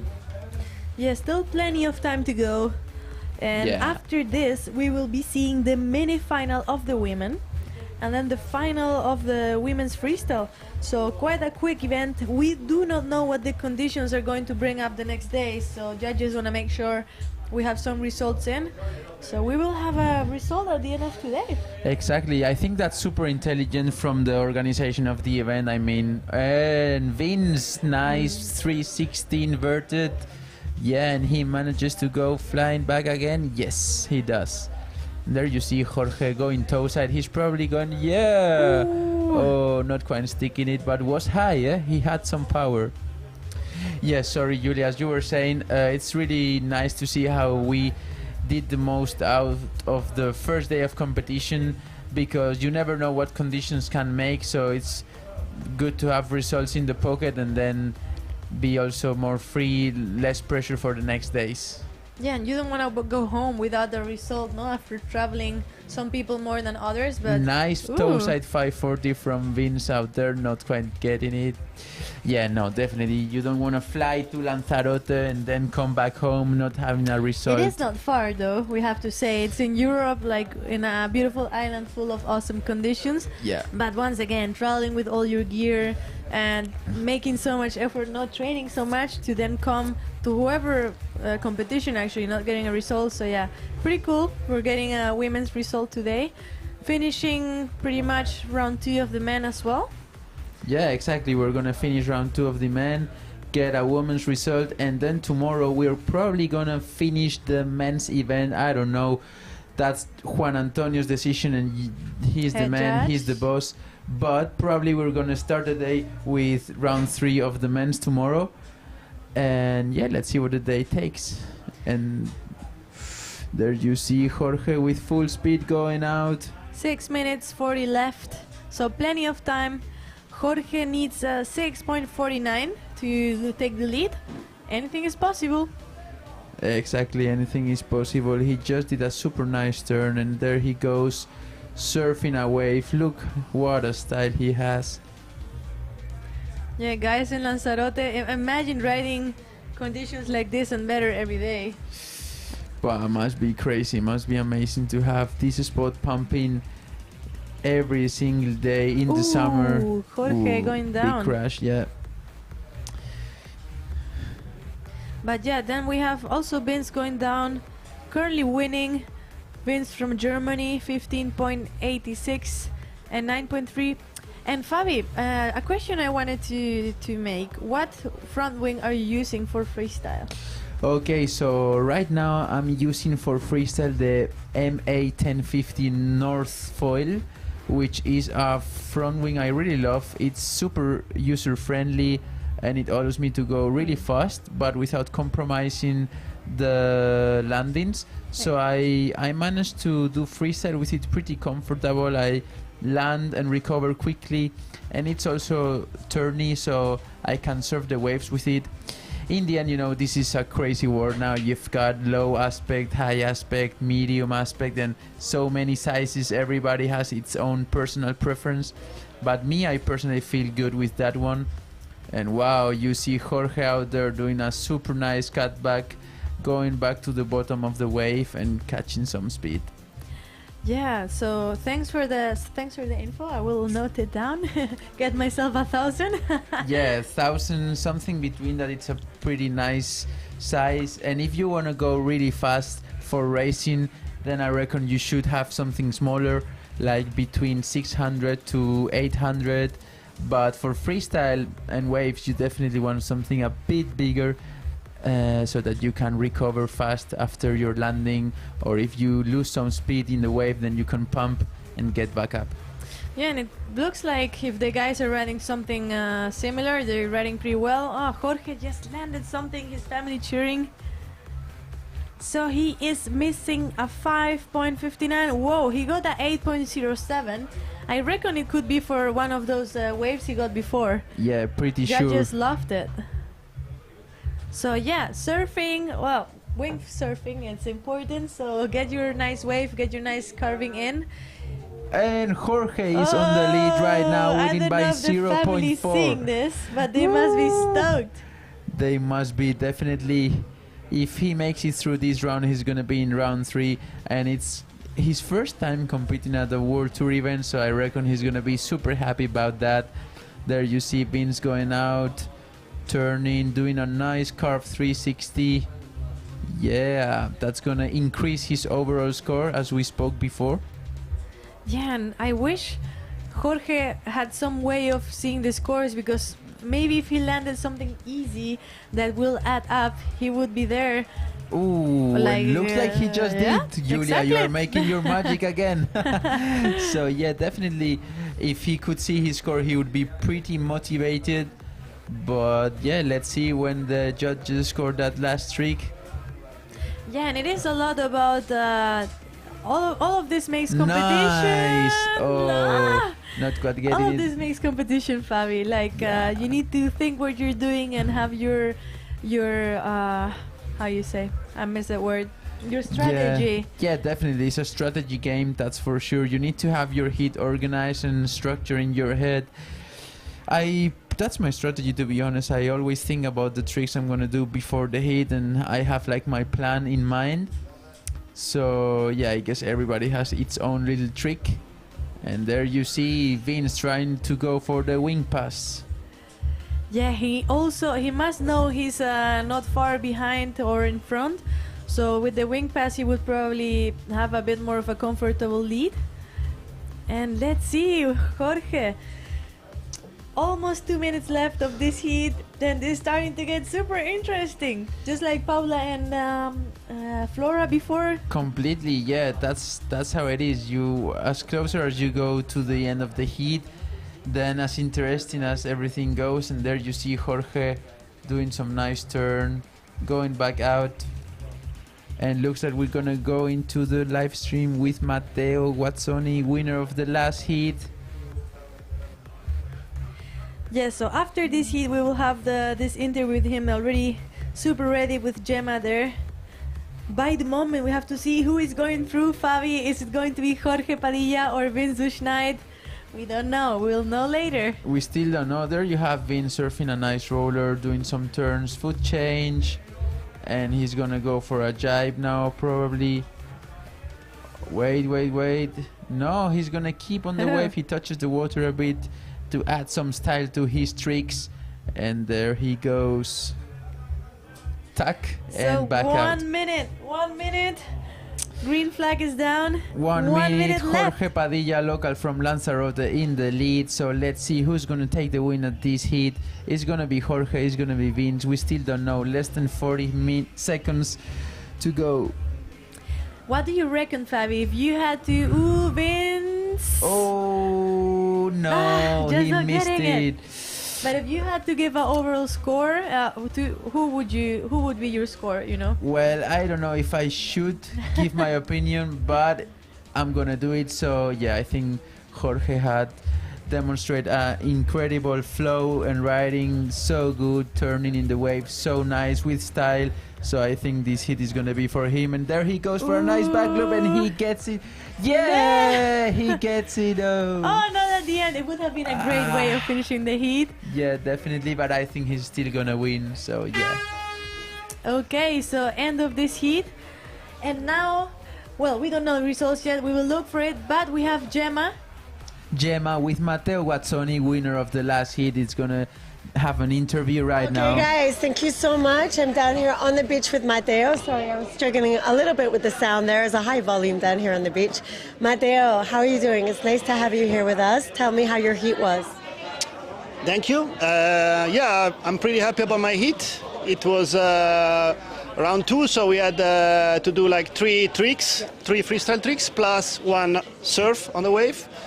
It was pretty hard to find a wave to surf, but I think I managed to do some surfing and to land good 3-4 tricks. So I'm pretty happy about it, and yeah, I'm super happy to go to the 3rd round. Yeah. Super exciting. Matteo, you're also team manager for RRD. So how does it feel here to be within your role of team manager and also competing at the same time?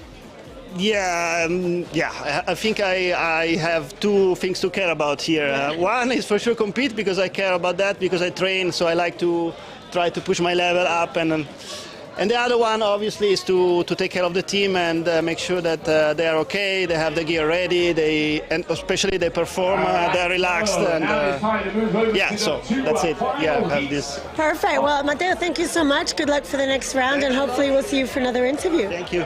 Thank you. Thanks a lot. Back to you, Julia. Thank you. Thank you so much, Gemma. Thank you so much, Gemma. Beautiful interview. Yeah, good data to know that he's multitasking, team manager and also competing. Yeah, completely. Matteo Guazzoni, team rider for RRD, at the same time competing. Yeah, looks like he's kind of babysitting and competing at the same time, because the team manager, you know, they have many kids. Even though we are adults, you know, being a team manager is not an easy task.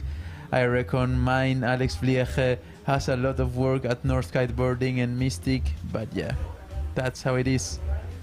So now we have the mini final of the women. Oran, I'm gonna call her backflip Oran. Normally, I see hit number 1, but that's the winner final here on the score. Well, we should have Oran and Flora. And after the winners final, Nia and Paula, one more battle. Exactly, Nia and Paula, both teammates of Duotone, both gonna have again to face them at the finals. So let's see who's gonna take the win. It's gonna be Nia, it's gonna be Paula. I reckon Nia is pretty hungry, but I reckon Paula wants to defend her position. So yeah, let's see who takes the win. And here we see the replay for the slow-mo lovers. I call myself a slow-mo lover. Oh. That was a great wave. That was the heat start of women's mini-final number 1. Exactly, mini-final number 1. Oran Cerise, French from New Caledonia, and Flora Artner from France. They are gonna face themselves again to fight for this 3rd position.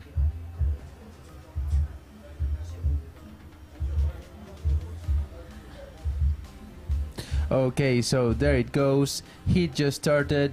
11:30 seconds to go. 11 minutes 30 seconds. Oran starting there with a crash, and there we see Flora with a big railie, nice and clean. She gets it. Sweet railie to start.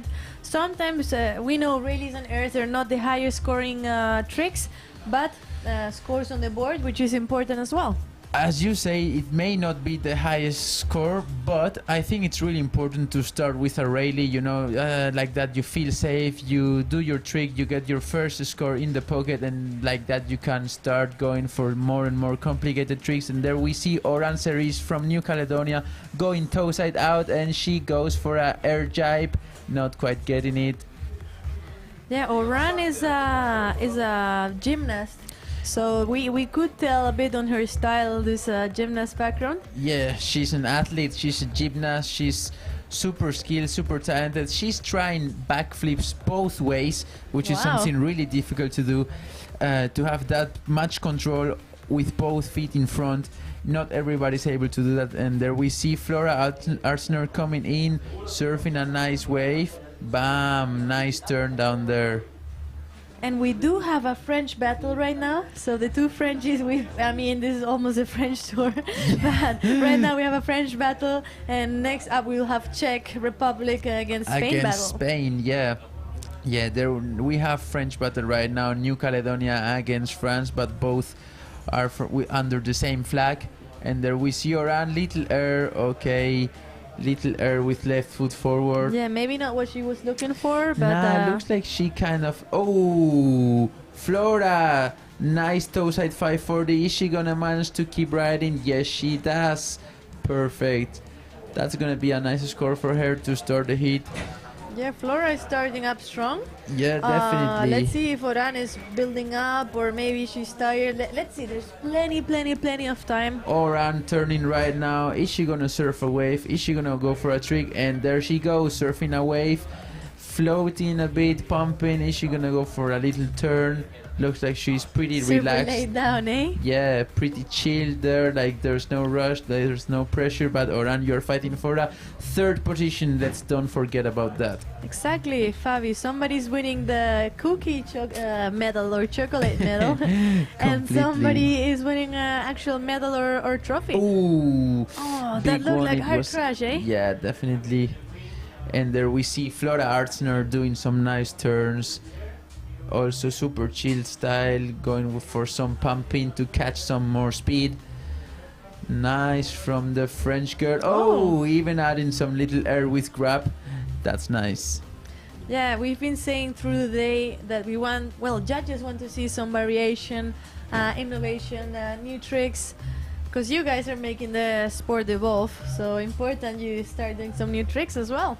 Exactly, there's gonna be like that. We are all gonna be pushing ourselves, creating some new tricks, landing some amazing rotations. So let's see what it takes. And there we see Oran again with her chilled out style, surfing through one roller.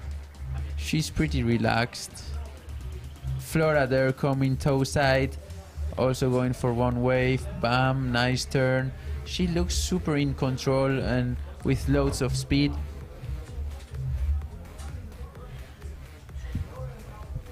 So let's see if we can get the scores to refresh. It is going a bit slow today, but it's a good excuse for people. Ooh, is she going to make it? No. She missed it. And now we've got the scores. Just Julia making her magic again. Flora Artsner in the lead, 12.74. Our answer is 4.13. She needs to make 8.61 to get in lead. Is she gonna make it? Well, they still have 7 minutes to go, so anything can happen. Yeah, I reckon if she lands a backflip, she will definitely be closer. Ooh, yeah, that's gonna change everything. If Oran makes it, she's gonna get a high score, and there we see Flora not quite getting it. Why is that failing? I reckon the position of the wing just makes her go down. It's not helping to finish the trick. You see a lot of times she's getting the leading edge of the wing into the water. I guess she should turn the wing more up, like above her head. But I don't know, she probably needs to push a bit more with her backhand to get it through. It looks easy, but it isn't. Yeah, it looks easy, but it's definitely not. So 6 minutes and 30 seconds left of this heat. There she goes. Goes down. Okay. Yeah, I guess she's got a big pressure. Oran improved her score with a 5.37. She's now surfing one wave. Let's see what it comes. Let's remember waves are important too. We have 3 freestyle tricks counting and 1 wave. So you better catch a good one. Exactly, you better choose your wave right so that you make the most out of that score, because you definitely want to have your and there she goes, going down. She looked like she was maybe going for it, but then mid-trick she changed her mind, eh? Definitely, yeah. And there you see Flora Arsenault going out, left foot forward. Is she gonna go for a trick? Is she gonna turn? Looks like she's going for a wave. There you see Oran making her way back up. Okay, she's coming out, toe side, right foot forward, both foots on the straps. Come on Oran, what are you gonna show us? Yeah, Oran has a lot to catch up still, eh? Toe side air jibe, not quite getting it. Yeah, like apparently Oran only has 2 tricks in, still missing 2 more to have a complete score. So come on Oran, you need to land 2 more tricks and then you actually see where you are against Flora. Exactly.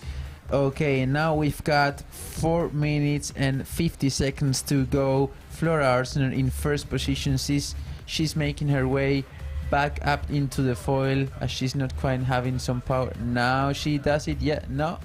Looks like the wind is going maybe down a bit. That's why she's struggling to get back into flight mode. I don't know. Yeah, here in the Canaries it changes a lot from spot to spot. But for example, back in Fuerte, now it would pick up a little bit because we have this change with the sun and in the mountains. So there's a bit of a change in temperature, and we get a little bit more wind, and then it dies. Okay, super interesting to see that. You see? Yeah, and here I don't know. It's not my local spot, so no idea what happens here. But could be that the wind is slowly going down. Yeah, it looks like a bit, but she made her way back out, so let's see what happens now. 4 minutes to go. Anything can still happen. Both girls have a lot of time. Flora Arsenault in the lead, Oran Cerise in second position. Who's gonna go for the 3rd place? Who's gonna go for the 4th place? Let's see. There you see Flora surfing a nice swell, turns, going back into the shore, toe side. And Fabi, when you're freestyling with your Wingfoil, you rather go overpowered? Oh yes. Underpower for sure you don't want to go, but definitely. I love to have more power. I love to go overpower. I'm from Tarifa, so I'm used to strong wind. And we definitely, Jerome, me, Xavi, Tarifa crew doesn't like light wind. We like to go hard and as high as we can. Yeah, good to know. I'm always wondering what I see people going quite with the same sizes. Me myself, I only have 1 wing, so I always go with 1 wing. Doesn't matter what the conditions are. But yeah, 2 minutes and 53 seconds to go. And there she goes. She goes down, but we've seen the scores have updated. So Oran is in second position with a 1080. She just needs 267 to be in lead. Is she gonna make it? Let's see Oran if she goes for a backflip. Yeah, no. Oh, so close. So close every time. So close every time. She definitely needs that one backflip to make it through. It was so close, really. Come on, Oran, cool to see the girls pushing the sport. And there she goes, Flora. Wow. Nice back loop. Yeah. I don't know how the judges are gonna score that, but definitely was a nice one. Big rotation with some height, so yeah. There you see Oran going out, left foot forward. Come on, Oran. Only 267 to go. 2 minutes? 2 minutes is enough to go backflip? Yeah, definitely. Even she could even do 2. So let's see what happens. And there she goes, turning into a nice roller. Is she gonna go for a little surf? Yes, she does. Pretty chilled out. Like there's no pressure. Yeah, no pressure at all, eh? Yeah, 1 minute 35 seconds left. And only 3.71 points away. It could look like it's nothing, but maybe for her it's a lot. She is 1 backflip away, probably. Yeah, exactly. She's 1 backflip away from the win, definitely. If she pulls it and sticks it, she's gonna win, that's for sure. but let's see what happens. There she goes, Flora. Rayleigh fail. Yeah. Okay, I guess the girls are a bit tired now. Less than 1 minute to go. Oran, switch backflip, come on. Just like you mentioned, there you go in the other direction. Look at that. It was a huge one. Yeah. Okay, so green flag is down. Less than a minute. Last minute before we see the women's final. Come on, now we're gonna have Nia Suar Diaz from Tarifa, from my hometown, against Paula Novotná from Czech Republic. Both are teammates from duotone kiteboarding. So yeah, let's see who takes the win. Let's see who takes second place. Yeah, let's see. Oh, Flora going down. It's 25 seconds left, so let's see if she manages to do something more. I guess she's trying to get far from Oran just in case she tries and lands a backflip. Yeah, exactly. Now it's less than 10 seconds, so I don't know if Oran is gonna make it back to the first position, but if not, then that's a win for the French girl Flora Artzner from F1. So end of the heat, that was the buzzer. End of this heat, it looks like Flora is going away with a third position and Oran with a fourth. Yeah, exactly. Looks like it. So Fabi, this next heat is going to be the last heat of the day. It's the women's final. With this, we're having the champion from the event here in Lanzarote, women's champion. Let's see who will be the girl that's gonna crown herself the champion of Lanzarote. We still don't know, but it's gonna be a tough battle between Nia Suar Diaz and Paula Novotná. Yeah, great battle. Can't wait to see the action. Can't wait to see some backflips going down. Would be awesome that the first backflip ever landed by a woman would be landed in Lanzarote. In Lanzarote, yeah, here at Costa Teguise, Playa de las Cucharas, hosting the event. Such a beautiful location. It's really nice to be here. We are having good conditions. We are having wind. We are having waves. The sun is out. Come on, what are you waiting for? Come by and enjoy the show. Yes, if you're watching and you're in any of the islands, please come visit us. I mean, I think the action is way better at the beach. You get a different vibe. You have Joe outside shouting and making the show. Definitely. Our Josia Stula from Tarifa is out there as the main MC of the GWA and GKA. He's making the people vibe. He's making everybody feel motivated and excited for the event. So yeah, don't hesitate if you're around here or if you are just 1-2 islands away from Lanzarote.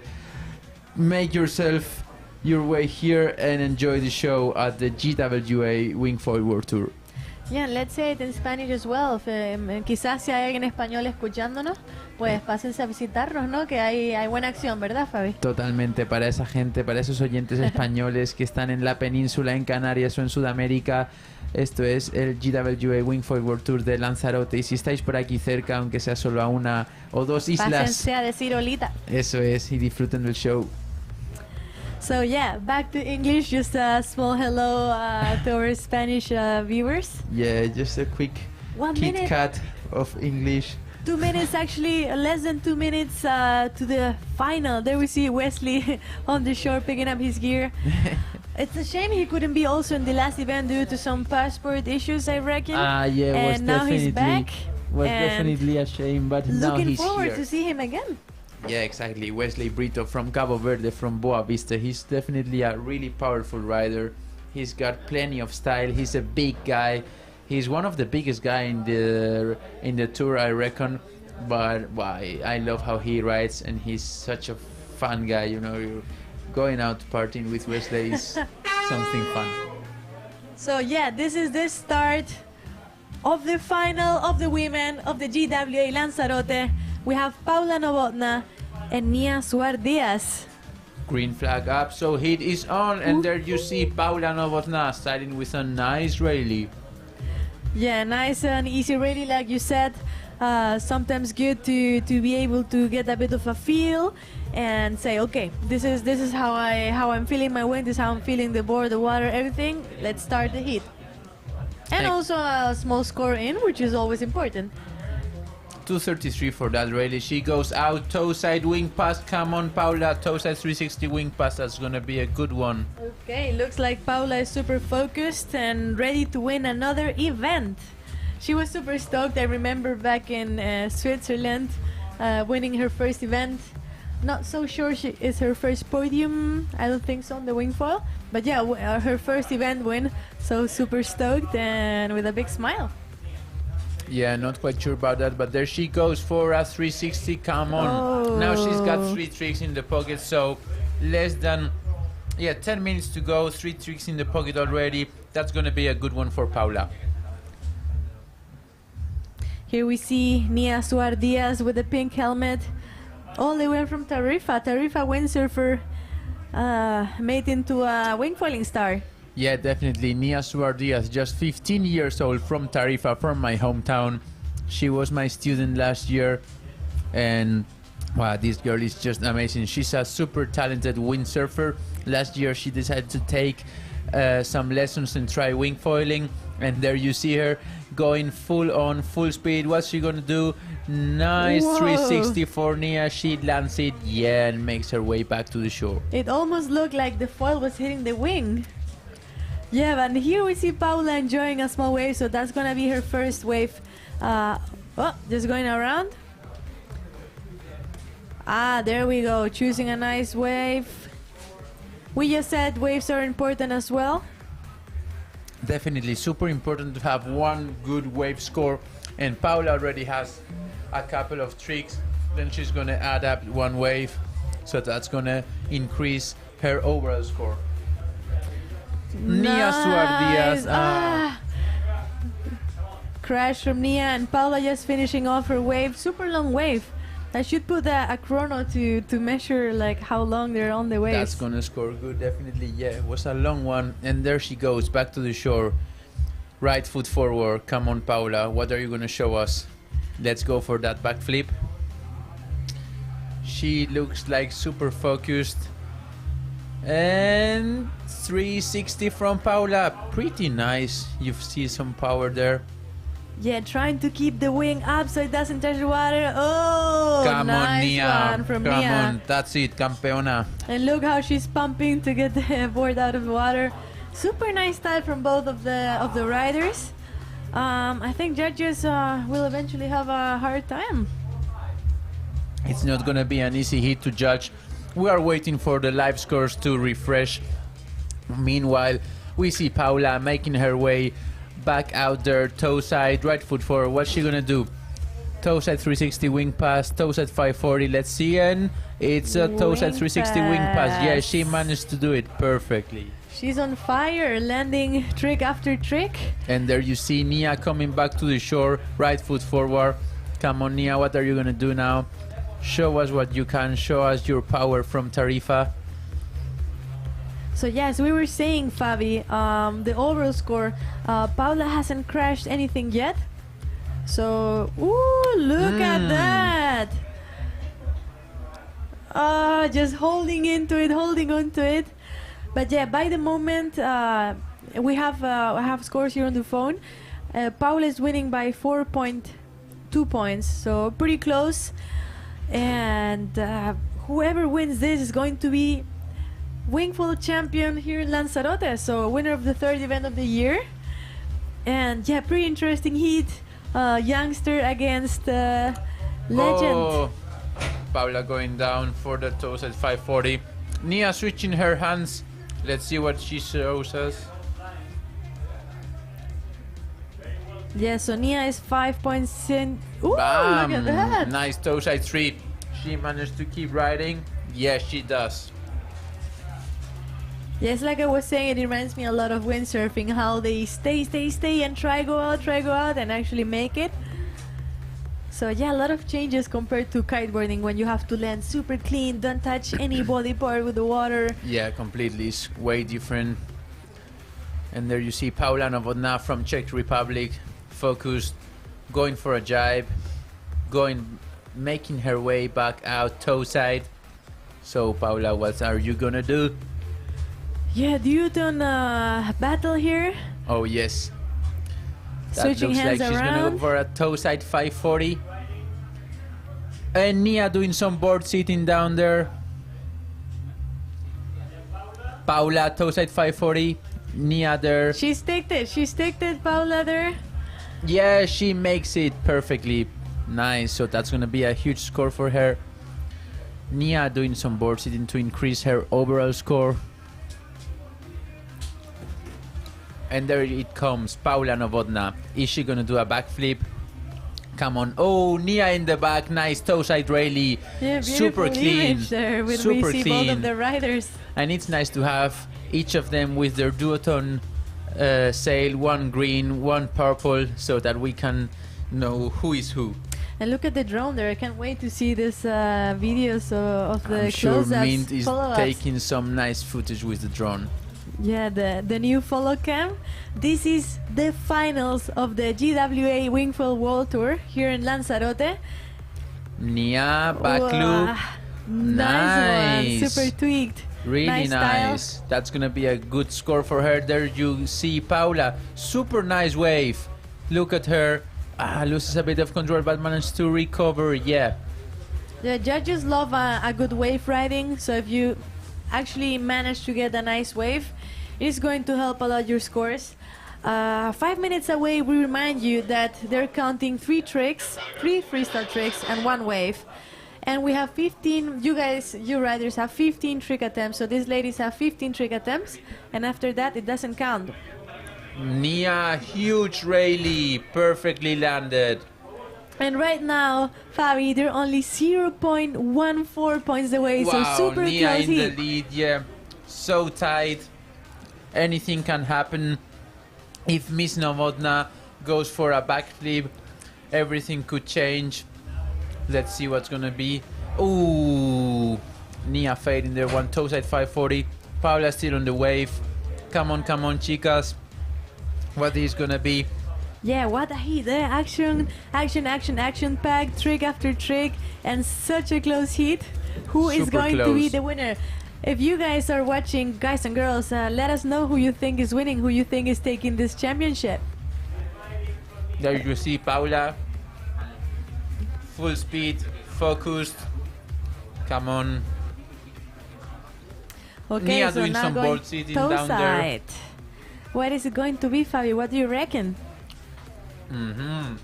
So that was Nia's board sitting. Paula going out toe side. She's gonna probably go for the toe side 3 wing pass. Super nice and high. Made it. He made it and Perfect. riding out of it. Let's see what happens with the scores now. 3 minutes to go. Nia in the lead, winning by 0.14. Wow, I'm getting nervous. I'm not gonna lie to you. I'm getting pretty nervous. Yeah, I mean, I'm happy for any of them, teammates of mine. Happy for both to win. But yeah, you have the experience. Who is Paula Novotná against Nia, who is such a young girl. Whoa, trick after Ooh, trick, and both going down. Both go down, and we just get the scores refreshed. Paula Novotná is in the lead with 21 points. Nia needs 0.44 to be in top. So let's see what happens. So close. 2 minutes and 40 seconds, so still enough room, so things can change. Okay, Paula going the other way around. What is she going to try? 2 minutes 30 seconds to go. Paula still haven't tried the backflip. Is she gonna let that for the last seconds of the... Ooh, Nia going for a Radiculo 720. And was actually a pretty good start, huh? Wow. Yeah, There you see now Paula just looking surfing at one Paula wave. surf the wave, huh? Come on, Nia, you can. It looks so close. I think she must have landed because she goes to it with I such think if confidence. she does it, she's the first girl ever doing one Radiculo. And there you see Paula Novotná surfing a super nice wave. Huh? Yeah, look, some curving there. As we said, waves are important too. One wave is counting. Ooh, and let me count the tricks if they're tricked out already. Okay, they have 12 tricks. This wave was wave number 13. It's going to be for both of them. There you see Nia surfing some waves, pumping to get some speed, doing some turns. Yeah. Grabbing and all during the wave. So yeah, super close heat, 2.48. Paula did a little bit better. And actually Nia 1 has a minute to go. 2.5, eh? So she could eventually get upper this 2.5. Yeah, she definitely could go through. 1 minute to go. It's still enough time to do some nice tricks. Is she gonna go for the Radiculo? No, she's gonna go for a toe side 540. Has she landed it before? Let me just check. She's at Ooh, huge one. Unfortunately, she goes down. There you see Miss Novotna going full speed back to the shore, and she's gonna go for a backflip. Nah. Lovely, lovely, lovely try. It's great to see the women pushing so much. Definitely. Nia needs 2.94 And we're to only be 30 in the seconds lead. away, Less Fabi. than 30 seconds. Come on, who's going to be the champion? Nia goes there for a 360. She manages. No, she goes down. 20 seconds to go. Is Miss Novotna going to do a backflip before the buzzer? We don't know. Come on, Paula. 10 seconds to go. Only 10, less than 10 seconds 10 to seconds go. to go. Paula on the toe side. What is she going to do? Come on. On the buzzer. No. Yeah, and so she heard says it, no. tried it. Yeah, better save some energy for tomorrow or the day after tomorrow if we do some racing. So, Fabi, I'm going to ask the judges what has just happened. Maybe we're going to leave spectators with the replay. So, yeah, let's make a small pause before getting to know who is the winner of this event. And Exactly. so, yeah, just wait for us a second. Bear with us. Back in a minute.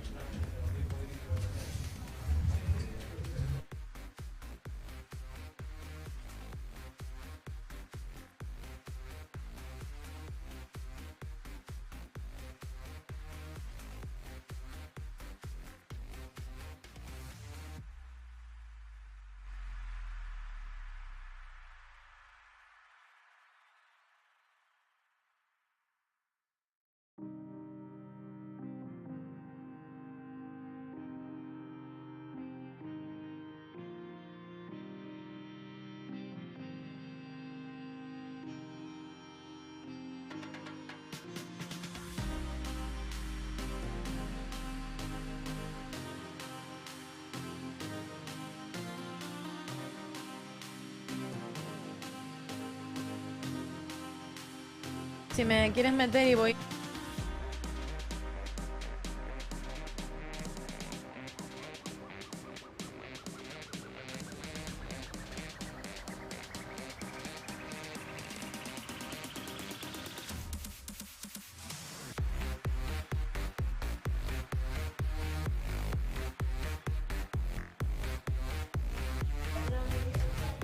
Okay, so big congratulations. There you see the winner of the GWA here in Lanzarote, Paula Novotna from the Czech Republic. As we can see on the screen, huge smile from her. She must be super happy.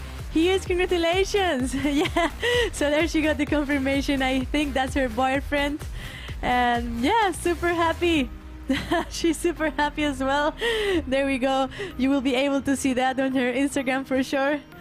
So huge congratulations, Paula. Nia Suardias in second place. And yeah, there we have Svetlana as well, taking the picture of the day. So yeah, that was the last heat of the day. Winner Paula Novotna here on screen. And yeah, we wanted to give a big thank you to Ayuntamiento de Teguise, Cabildo de Lanzarote, Turismo de Lanzarote, European Sport Destination, and Gobierno de Canarias. Ladies and gentlemen, it's been a great day. Thank you so much for being here with us. Please come back tomorrow because we have way more action. Freestyle Wingfoil action here in Lanzarote. Las Cucharas Costa.